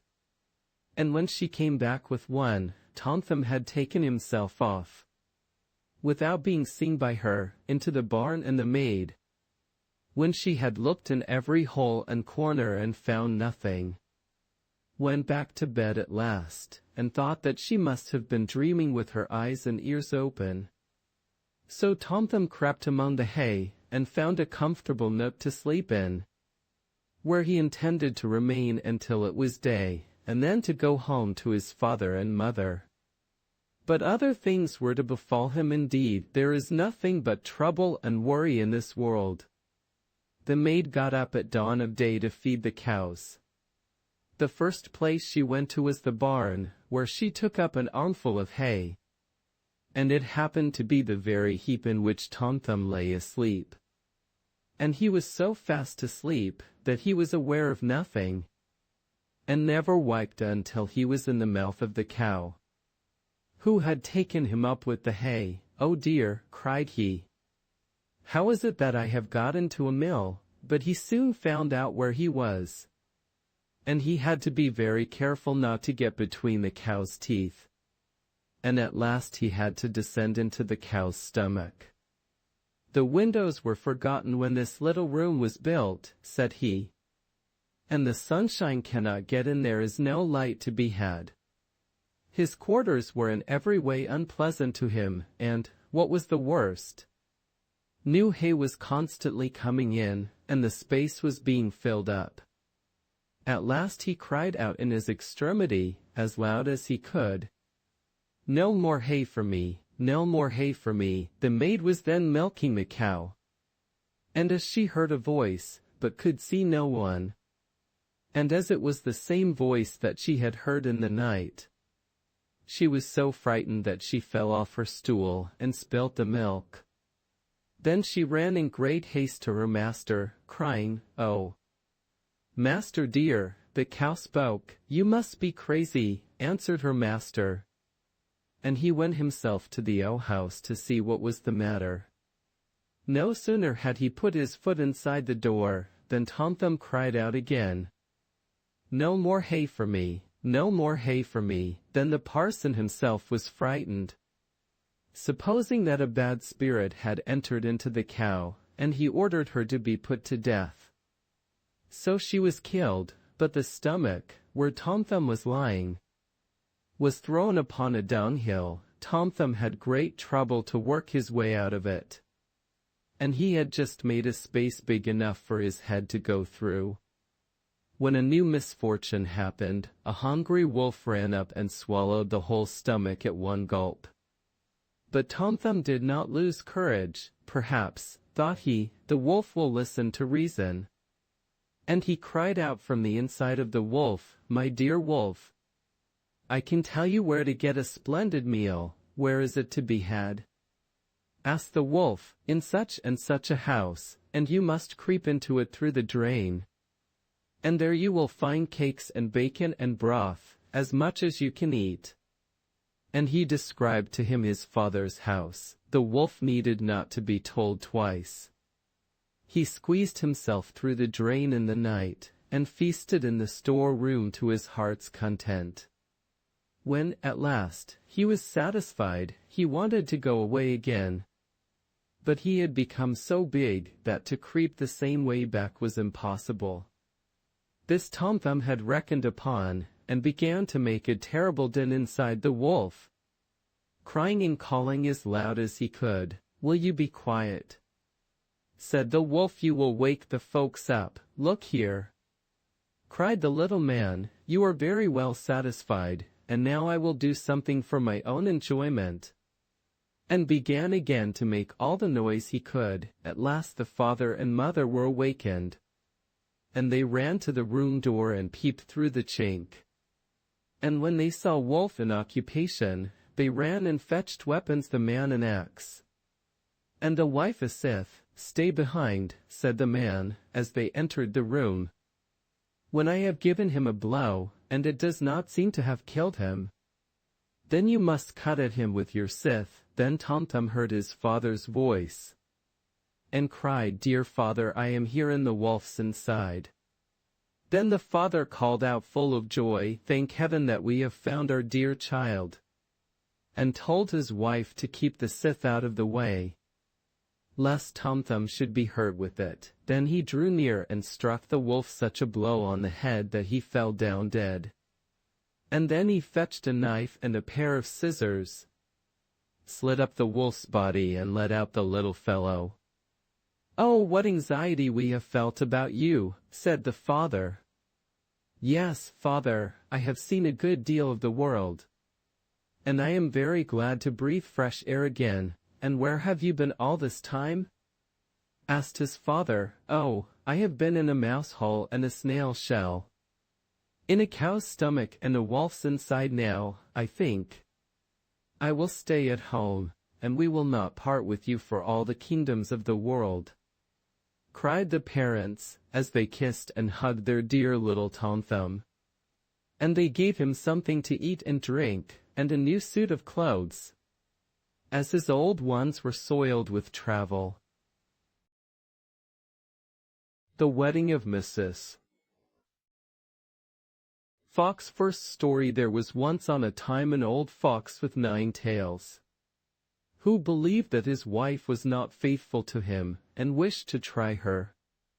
He stretched himself out under the bench, did not move a limb, and behaved as if he were stone dead. Mrs. Fox went up to her room, shut herself in, and her maid, Miss Cat, sat by the fire, and did the cooking. When it became known that the old fox was dead, worse presented themselves. The maid heard someone standing at the house door, knocking. She went and opened it, and it was a young fox, who said, "What may you be about, Miss Cat? Do you sleep or do you wake?" She answered, "I am not sleeping, I am waking. Wouldst thou know what I am making?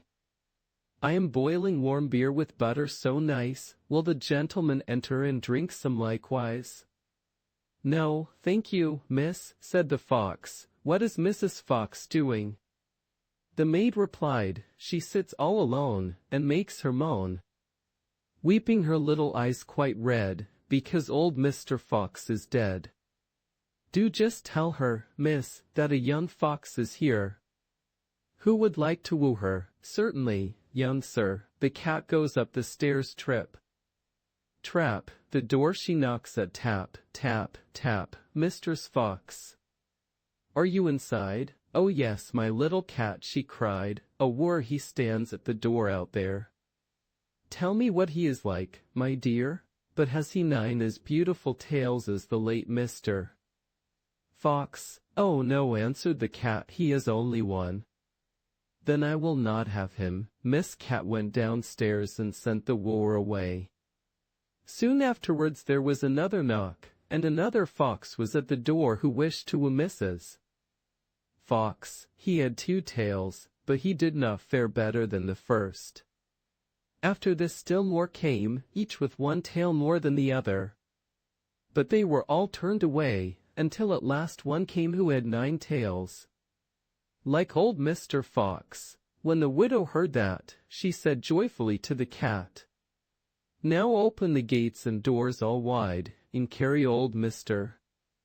Fox outside." But just as the wedding was going to be solemnized, old Mr. Fox stirred under the bench, and ushered all the rabble and drove them and Mrs. Fox out of the house. Second story. When old Mr. Fox was dead, the wolf came as a wooer, and knocked at the door. And the cat, who was servant to Mrs. Fox, opened it for him. The wolf greeted her, and said, "Good day, Mrs. Cat of Ketruit.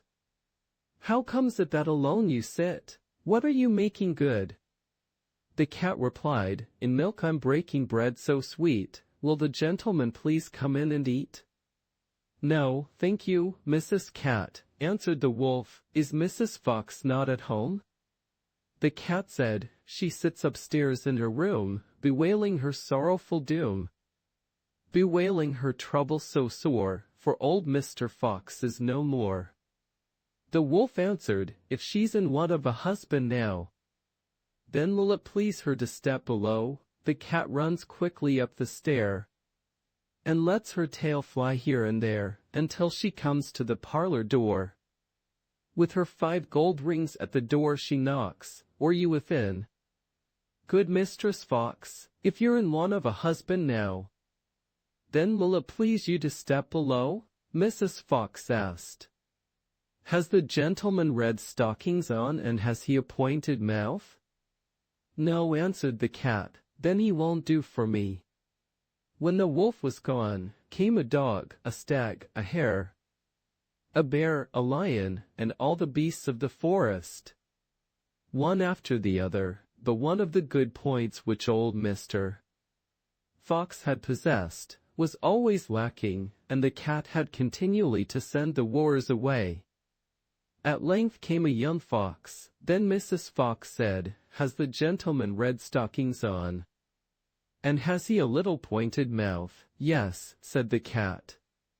"He has." "Then let him come upstairs," said Mrs. Fox, and ordered the servant to prepare the wedding feast. "Sweep me the room as clean as you can.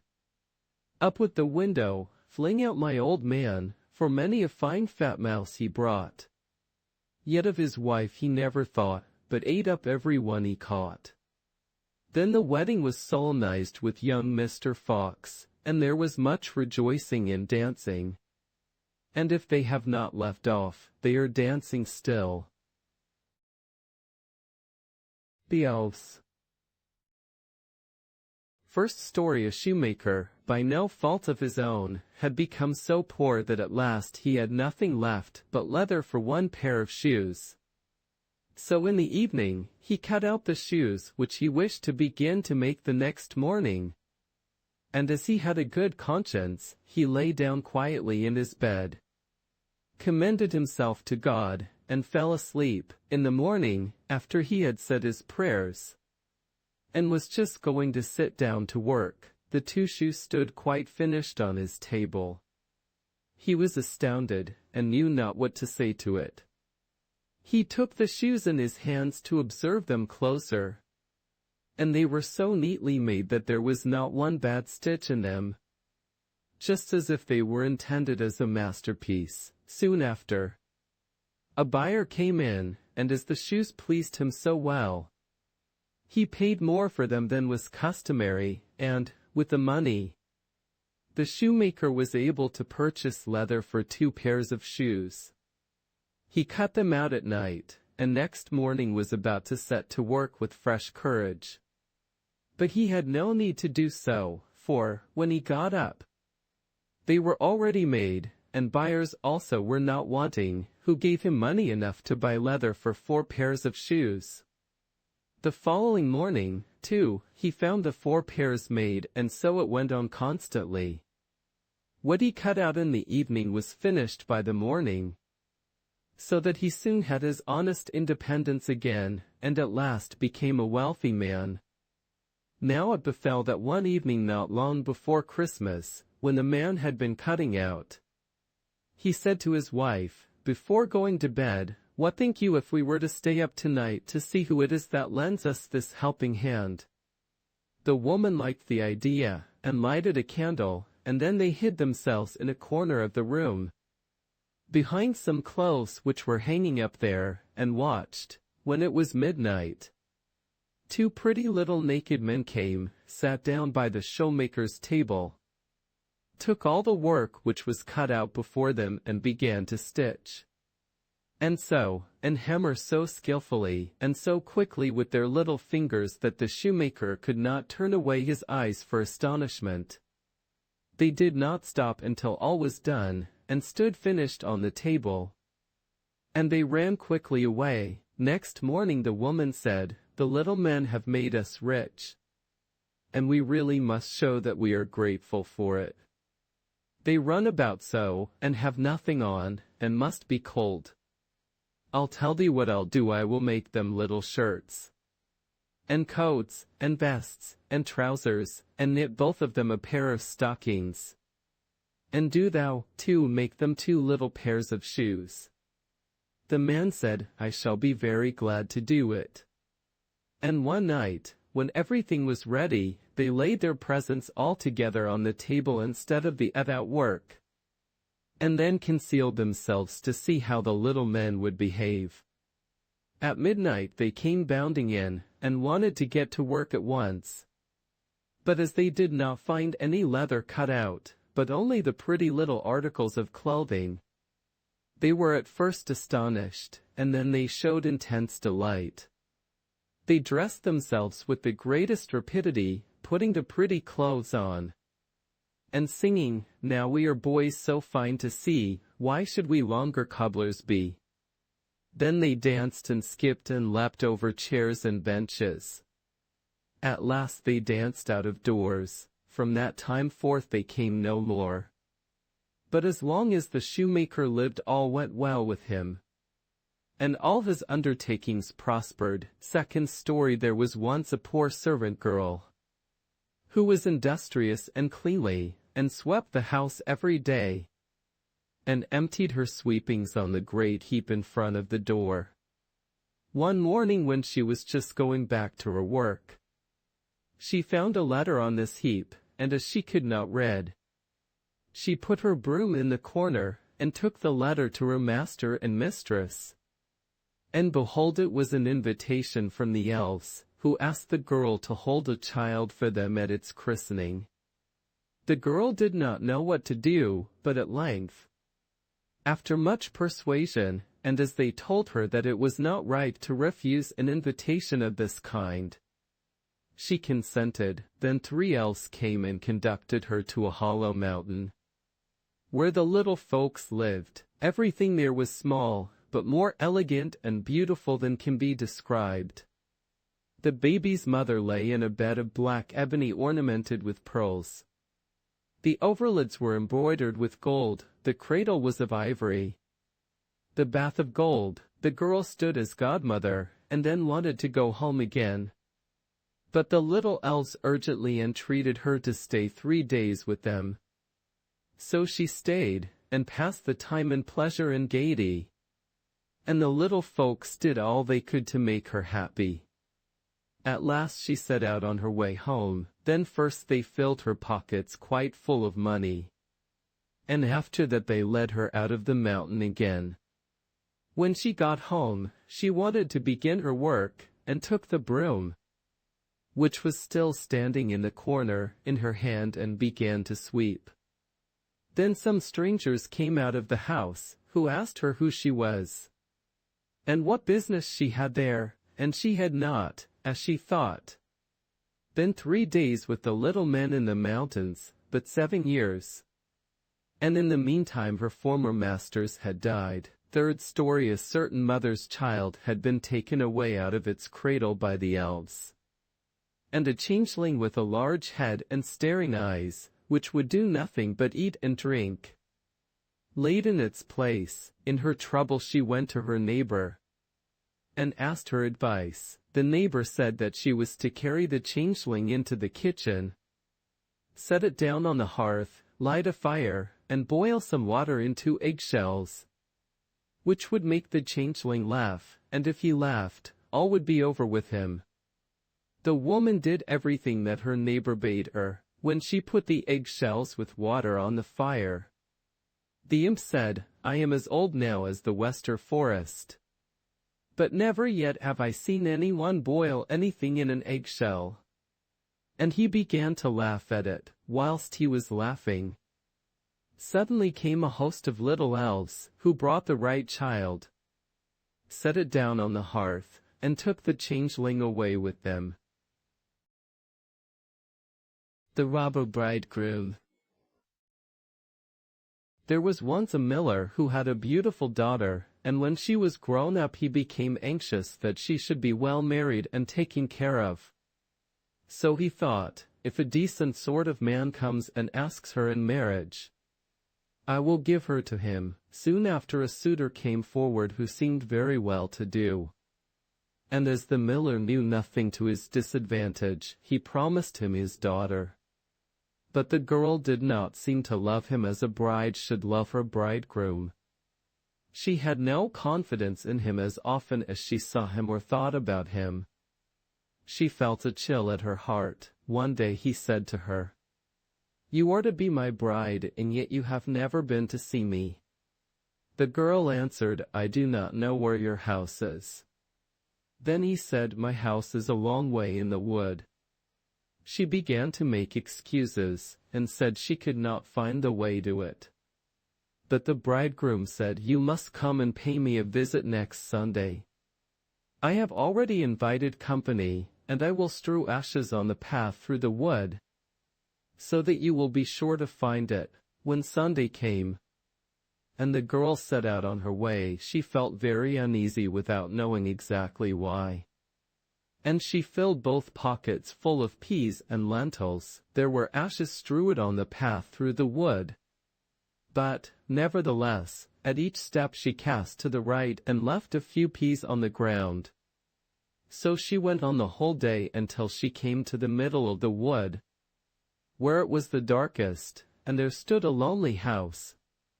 Not pleasant in her eyes, for it was dismal and unhomelike. She walked in, but there was no one there, and the greatest stillness reigned. Suddenly she heard a voice cry, turn back, thou pretty bride. Within this house thou must not bide, for here do evil things betide. The girl glanced round, and perceived that the voice came from a bird who was hanging in a cage by the wall.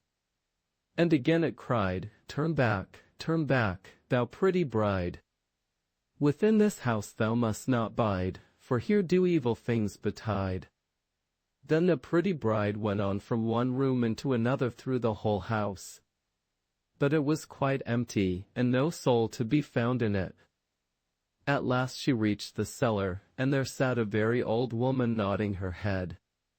Can you tell me, said the bride, if my bridegroom lies here? Oh, poor child, answered the old woman, do you know what has happened to you? You are in a place of cutthroats. You thought you were a bride, and soon to be married, but death will be your spouse.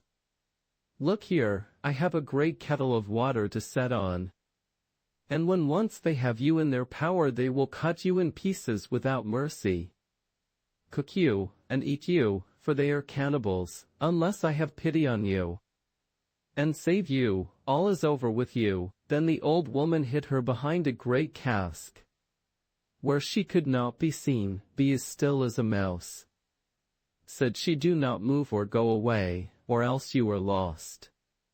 At night, when the robbers are asleep, we will escape. I have been waiting a long time for an opportunity. No sooner was it settled than the wicked gang entered the house. They brought another young woman with them, dragging her along, and they were drunk, and would not listen to her cries and groans. They gave her wine to drink, 3 glasses full, one of white wine, one of red, and one of yellow. And then they cut her in pieces, the poor bride all the while shaking and trembling when she saw what a fate the robbers had intended for her. One of them noticed on the little finger of their victim a golden ring, and as he could not draw it off easily, he took an axe and chopped it off. But the finger jumped away, and fell behind the cask on the bride's lap. The robber took up a light to look for it, but he could not find it. Then said one of the others, have you looked behind the great cask? But the old woman cried, come to supper, and leave off looking till tomorrow. the finger cannot run away." Then the robbers said the old woman was right. And they left off searching, and sat down to eat, and the old woman dropped some sleeping stuff into their wine, so that before long they stretched themselves on the cellar floor, sleeping and snoring. When the bride heard that, she came from behind the cask, and had to make her way among the sleepers lying all about on the ground, and she felt very much afraid lest she might awaken any of them. But by good luck she passed through, and the old woman with her. And they opened the door, and they made all haste to leave that house of murderers. The wind had carried away the ashes from the path, but the peas and lentils had budded and sprung up, and the moonshine upon them showed the way, and they went on through the night, till in the morning they reached the mill. Then the girl related to her father all that had happened to her. When the wedding day came, the friends and neighbors assembled, the miller having invited them. And the bridegroom also appeared. When they were all seated at table, each one had to tell a story, but the bride sat still, and said nothing, till at last the bridegroom said to her, "Now, sweetheart, do you know no story? Tell us something." She answered, "I will tell you my dream. I was going alone through a wood, and I came at last to a house in which there was no living soul, but by the wall was a bird in a cage who cried, 'Turn back, thou pretty bride, within this house thou must not bide, for evil things do here betide.' And then again it said it. Sweetheart, the dream is not ended." Then I went through all the rooms. Then they were all empty, and it was so lonely and wretched. At last I went down into the cellar, and there sat an old woman. Nodding her head, I asked her if my bridegroom lived in that house. And she answered, "Ah, poor child, you have come into a place of cutthroats. Your bridegroom does live here, but he will kill you and cut you in pieces, and then cook and eat you. Sweetheart, the dream is not ended." But the old woman hid me behind a great cask, and no sooner had she done so than the robbers came home, dragging with them a young woman, and they gave her to drink wine thrice, white, red, and yellow. Sweetheart, the dream is not yet ended. And then they killed her, and cut her in pieces. Sweetheart, my dream is not yet ended. And one of the robbers saw a gold ring on the finger of the young woman, and as it was difficult to get off, he took an axe and chopped off the finger, which jumped upwards, and then fell behind the great cask on my lap. And here is the finger with the ring. At these words she drew it forth, and showed it to the company. The robber, who during the story had grown deadly white, sprang up, and would have escaped, but the folks held him fast, and delivered him up to justice, and he and his whole gang were, for their evil deeds, condemned and executed. Herr Korbix. There were once a cock and a hen who wanted to take a journey together. So the cock built a beautiful carriage, which had 4 red wheels, and harnessed 4 mice to it. The hen seated herself in it with the cock, and they drove away together. Not long afterwards they met a cat who said, "Where are you going?" The cock replied, "We are going to the house of Herr Korbis." "Take me with you," said the cat. The cock answered, "Most willingly. Get up behind, lest you fall off in front. Take great care not to dirty my little red wheels, and you little wheels, roll on, and you little mice pipe out, as we go forth on our way to the house of Herr Korbes." After this came a millstone, then an egg, then a duck, then a pin, and at last a needle, who all seated themselves in the carriage, and drove with them. When, however, they reached the house of Herr Korbes, Herr Korbes was not there. The mice drew the carriage into the barn. The hen flew with the cock upon a perch. The cat sat down by the hearth. The duck on the well pole, the egg rolled itself into a towel. The pin stuck itself into the hair-cushion, the needle jumped onto the bed in the middle of the pillow, and the millstone laid itself over the door. Then Herr Korbes came home, went to the hearth, and was about to light the fire, when the cat threw a quantity of ashes in his face. He ran into the kitchen in a great hurry to wash it off, and the duck splashed some water in his face. He wanted to dry it with the towel, but the egg rolled up against him, broke, and glued up his eyes. He wanted to rest, and sat down in the chair, and then the pin pricked him. He fell in a passion, and threw himself on his bed. But as soon as he laid his head on the pillow, the needle pricked him, so that he screamed aloud, and was just going to run out into the wide world in his rage. But when he came to the house door, the millstone leapt down and struck him dead. Herr Korbes must have been a very wicked man. The Godfather. A poor man had so many children that he had already asked everyone in the world to be godfather. And when still another child was born, no one else was left whom he could invite. He knew not what to do, and, in his perplexity, he lay down and fell asleep. Then he dreamt that he was to go outside the gate, and ask the first person who met him to be godfather. When he awoke, he determined to obey his dream, and went outside the gate, and asked the first person who came up to him to be godfather. The stranger presented him with a little glass of water, and said, "This is a wonderful water, with it thou canst heal the sick. Only thou must see where death is standing, if he is standing by the patient's head. Give the patient some of the water and he will be healed. But if death is standing by his feet, all trouble will be in vain. For the sick man must die." From this time forth, the man could always say whether a patient could be saved or not, and became famous for his skill, and earned a great deal of money. Once he was called into the child of the king, and when he entered, he saw death standing by the child's head and cured it with the water. And he did the same a second time, but the third time death was standing by its feet. And then he knew the child was forced to die. Once the man thought he would visit the godfather, and tell him how he had succeeded with the water, but when he entered the house, it was such a strange establishment. On the first flight of stairs, the broom and shovel were disputing and knocking each other about violently.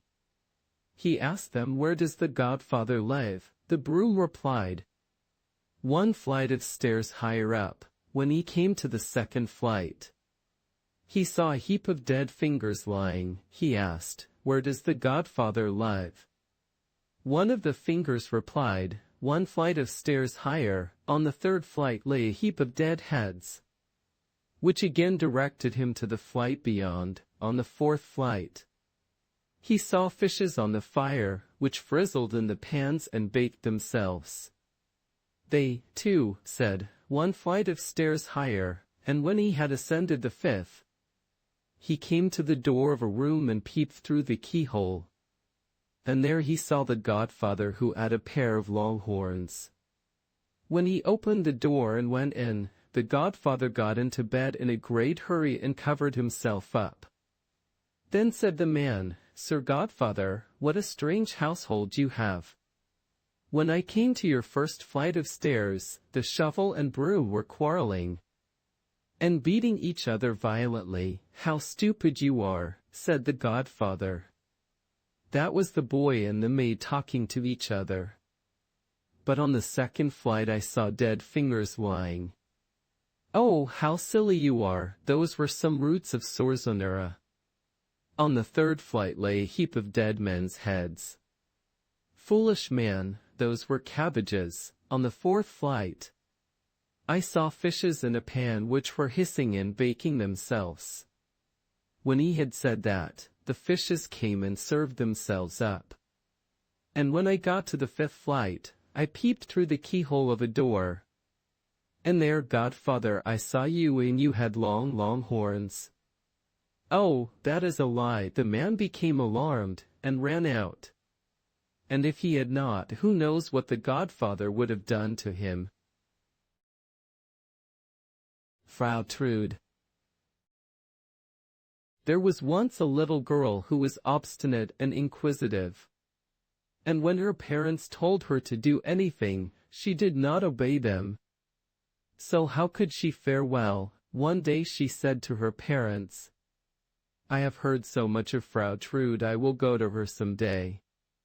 People say that everything about her does look so strange, and that there are such odd things in her house, that I have become quite curious." Her parents absolutely forbade her, and said, "Frau Trude is a bad woman, who does wicked things. And if thou goest to her, thou art no longer our child." But the maiden did not let herself be turned aside by her parents' prohibition, and still went to Frau Trude, and when she got to her, Frau Trude said, "Why art thou so pale?" "Ah," she replied, and her whole body trembled, "I have been so terrified at what I have seen." "What hast thou seen?" "I saw a black man on your steps."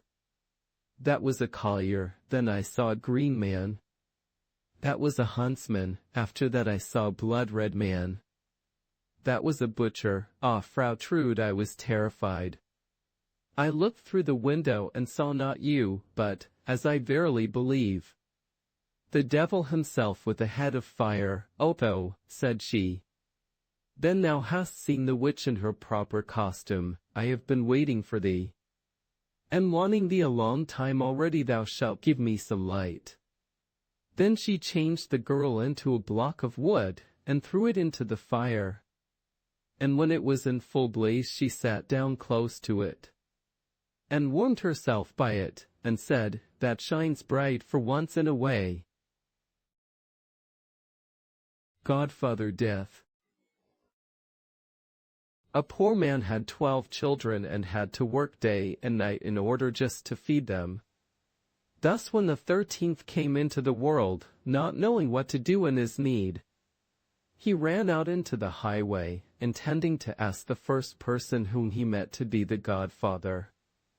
The first person who came his way was our dear God, who already knew what was in his heart, and God said to him, "Poor man, I pity you. I will hold your child at his baptism, and care for him, and make him happy on earth." The man said, "Who are you?" "I am God." "Then I do not wish to have you for a godfather." Said the man, "You give to the rich, and let the poor starve."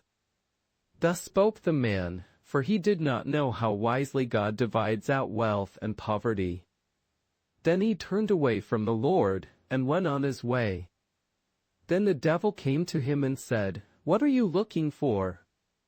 If you will take me as your child's godfather, I will give him an abundance of gold and all the joys of the world as well." The man asked, "Who are you?" "I am the devil." "Then I do not wish to have you for a godfather." Said the man, "You deceive mankind and led them astray." He went on his way.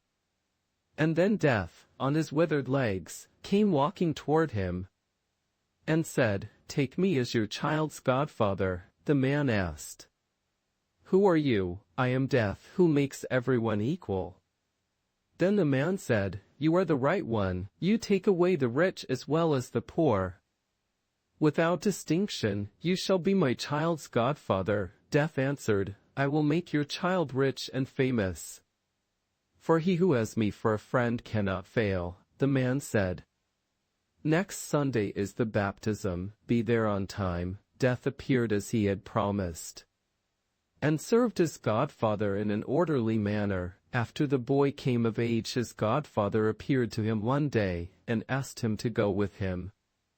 He took him out into the woods and showed him an herb that grew there, saying, "Now you shall receive your godfather's present. I will turn you into a famous physician. Whenever you are called to a sick person, I will appear to you. If I stand at the sick person's head, you may say with confidence that you can make him well again. Then give him some of this herb, and he will recover. But if I stand at the sick person's feet, he is mine. And you must say that he is beyond help, and that no physician in the world could save him. But beware of using this herb against my will, or something very bad will happen to you." It was not long before the young man had become the most famous physician in the whole world. People said of him, "He only needs to look at the sick in order to immediately know their condition, whether they will regain their health, or are doomed to die." And people came to him from far and wide, taking him to their sick, and giving him so much money that he soon became a wealthy man. Now it came to pass that the king became ill. The physician was summoned and was told to say if a recovery were possible. However, when he approached the bed, Death was standing at the sick man's feet, and so no orb on earth would be able to help him. "If I could only deceive Death for once," thought the physician. "He will be angry, of course, but because I am his godson he will shut one eye. I will risk it." He therefore took hold of the sick man and laid him the other way around, so that Death was now standing at his head. Then he gave the king some of the herb, and he recovered and became healthy again. However, Death came to the physician, made a dark and angry face, threatened him with his finger, and said, "You have betrayed me. I will overlook it this time because you are my godson. But if you dare to do it again, it will cost you your neck. For I will take you yourself away with me." Soon afterward the king's daughter became seriously ill.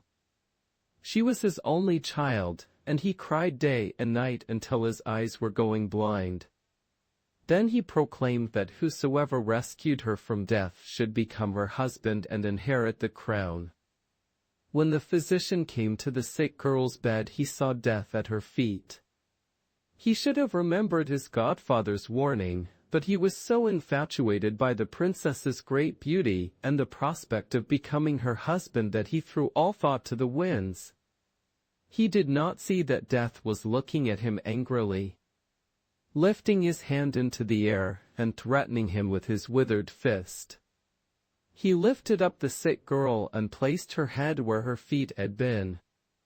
Then he gave her some of the herb, and her cheeks immediately turned red, and life stirred in her once again. Death, seeing that he had been cheated out of his property for a second time, approached the physician with long strides and said, "You are finished. Now it is your turn." Then Death seized him so firmly with his ice-cold hand that he could not resist, and led him into an underground cavern. There the physician saw how thousands and thousands of candles were burning in endless rows.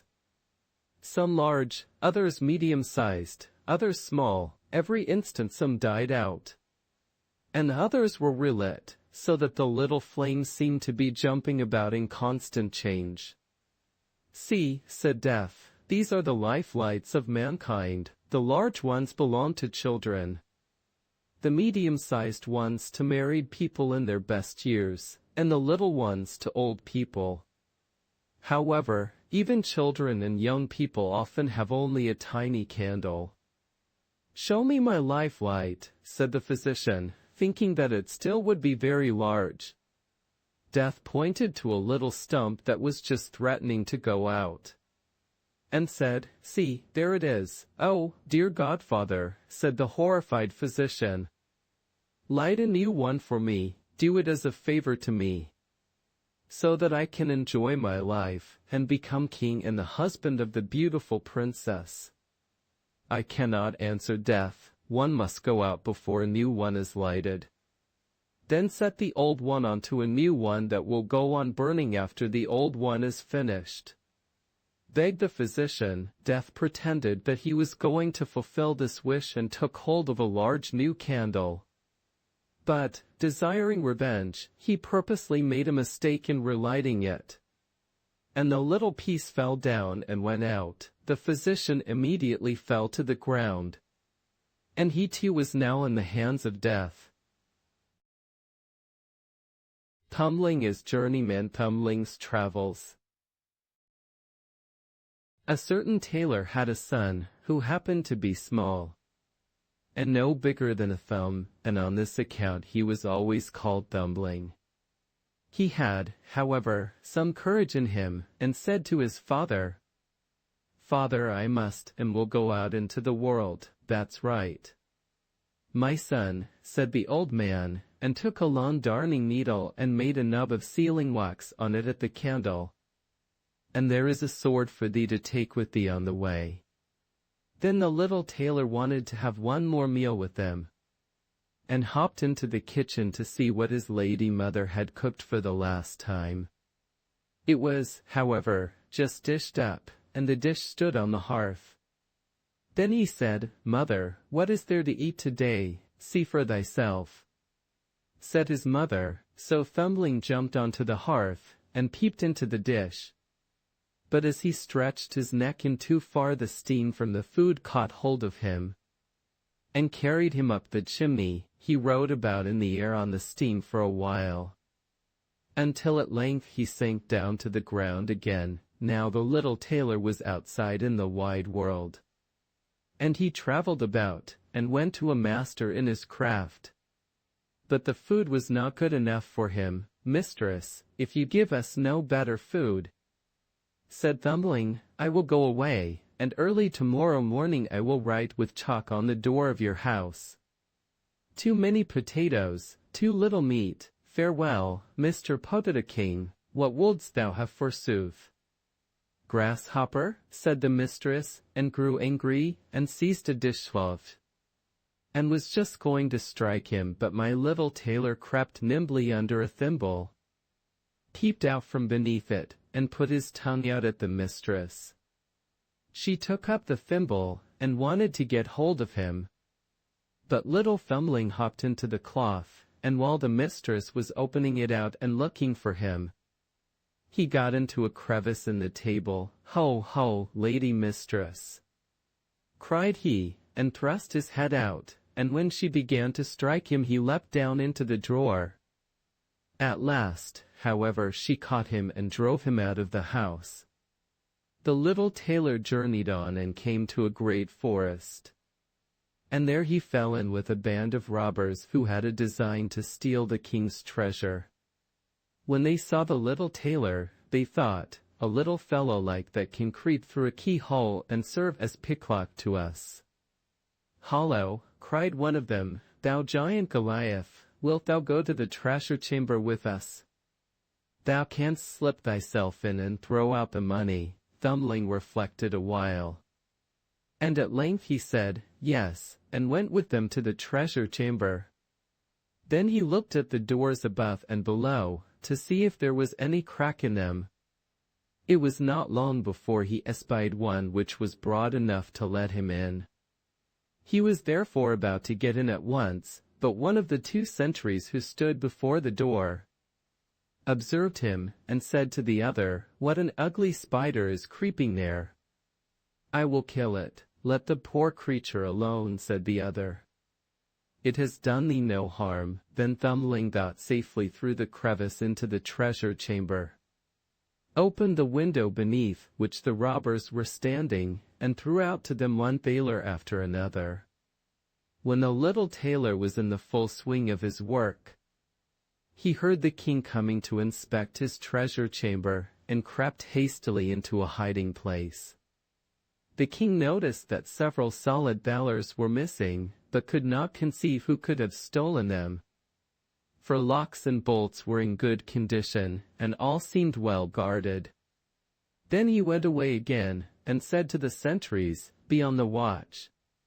Someone is after the money." When therefore Thumbling recommenced his labors, they heard the money moving, and a sound of clank, clank, clank. They ran swiftly in to seize the thief, but the little tailor, who heard them coming, was still swifter, and leapt into a corner and covered himself with a thaler, so that nothing could be seen of him, and at the same time he mocked the sentries and cried, Here am I. The sentries ran thither, but as they got there, he had already hopped into another corner under a tailor, and was crying, "Ho, ho, here am I." The watchman sprang there in haste.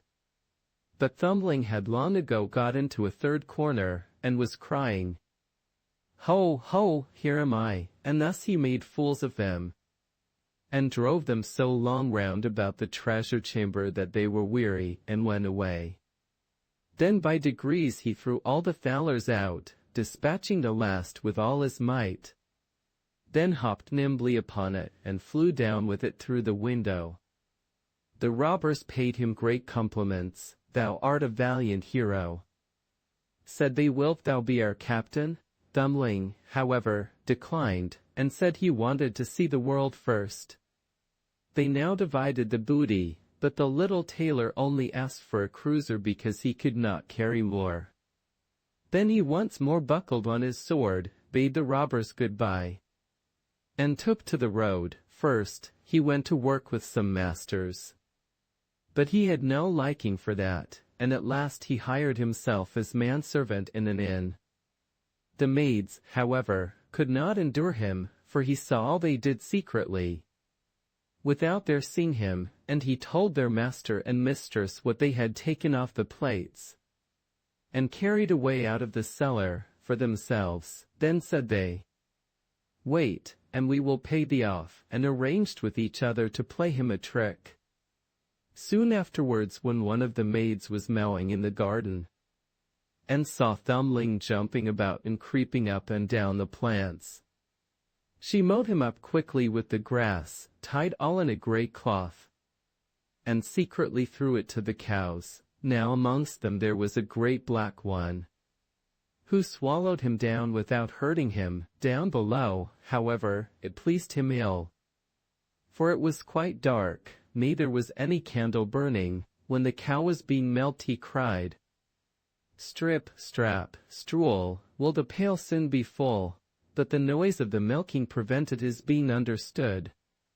After this the master of the house came into the byre and said, "That cow shall be killed tomorrow." Then Thumbling was so alarmed that he cried out in a clear voice, "Let me out first, for I am shut up inside her." The master heard that quite well, but did not know from whence the voice came. "Where art thou?" asked he. "In the black one," answered Thumbling. But the master did not understand what that meant, and went out. Next morning the cow was killed. Happily Thumbling did not meet with one blow at the cutting up and chopping. He got among the sausage meat, and when the butcher came in and began his work, he cried out with all his might, "Don't chop too deep! Don't chop too deep, I am amongst it." No one heard this because of the noise of the hopping knife. Now poor Thumbling was in trouble, but trouble sharpens the wits, and he sprang out so adroitly between the blows that none of them touched him, and he escaped with a whole skin, but still he could not get away. There was nothing for it but to let himself be thrust into a black pudding with the bits of bacon. His quarters there were rather confined, and besides that he was hung up in the chimney to be smoked, and their time did hang terribly heavy on his hands. At length in winter he was taken down again, as the black pudding had to be set before a guest. When the hostess was cutting it in slices, he took care not to stretch out his head too far lest a bit of it should be cut off. At last he saw his opportunity, cleared a passage for himself, and jumped out. The little tailor, however, would not stay any longer in a house where he fared so ill, so at once set out on his journey again, but his liberty did not last long. In the open country he met with a fox who snapped him up in a fit of absence. "Hollo, Mr. Fox," cried the little tailor, "it is I who am sticking in your throat." "Set me at liberty again." "Thou art right," answered the fox. "Thou art next to nothing for me, but if thou wilt promise me the foals in thy father's yard I will let thee go." "With all my heart," replied Thumbling. thou shalt have all the cocks and hens. That I promise thee. Then the fox let him go again, and himself carried him home. When the father once more saw his dear son, he willingly gave the fox all the foals which he had. For this I likewise bring me a handsome bit of money, said Thumbling, and gave his father the cruiser which he earned on his travels. But why did the fox get the poor chickens to eat? Oh, you goose, your father would surely love his child far more than the foals in the yard.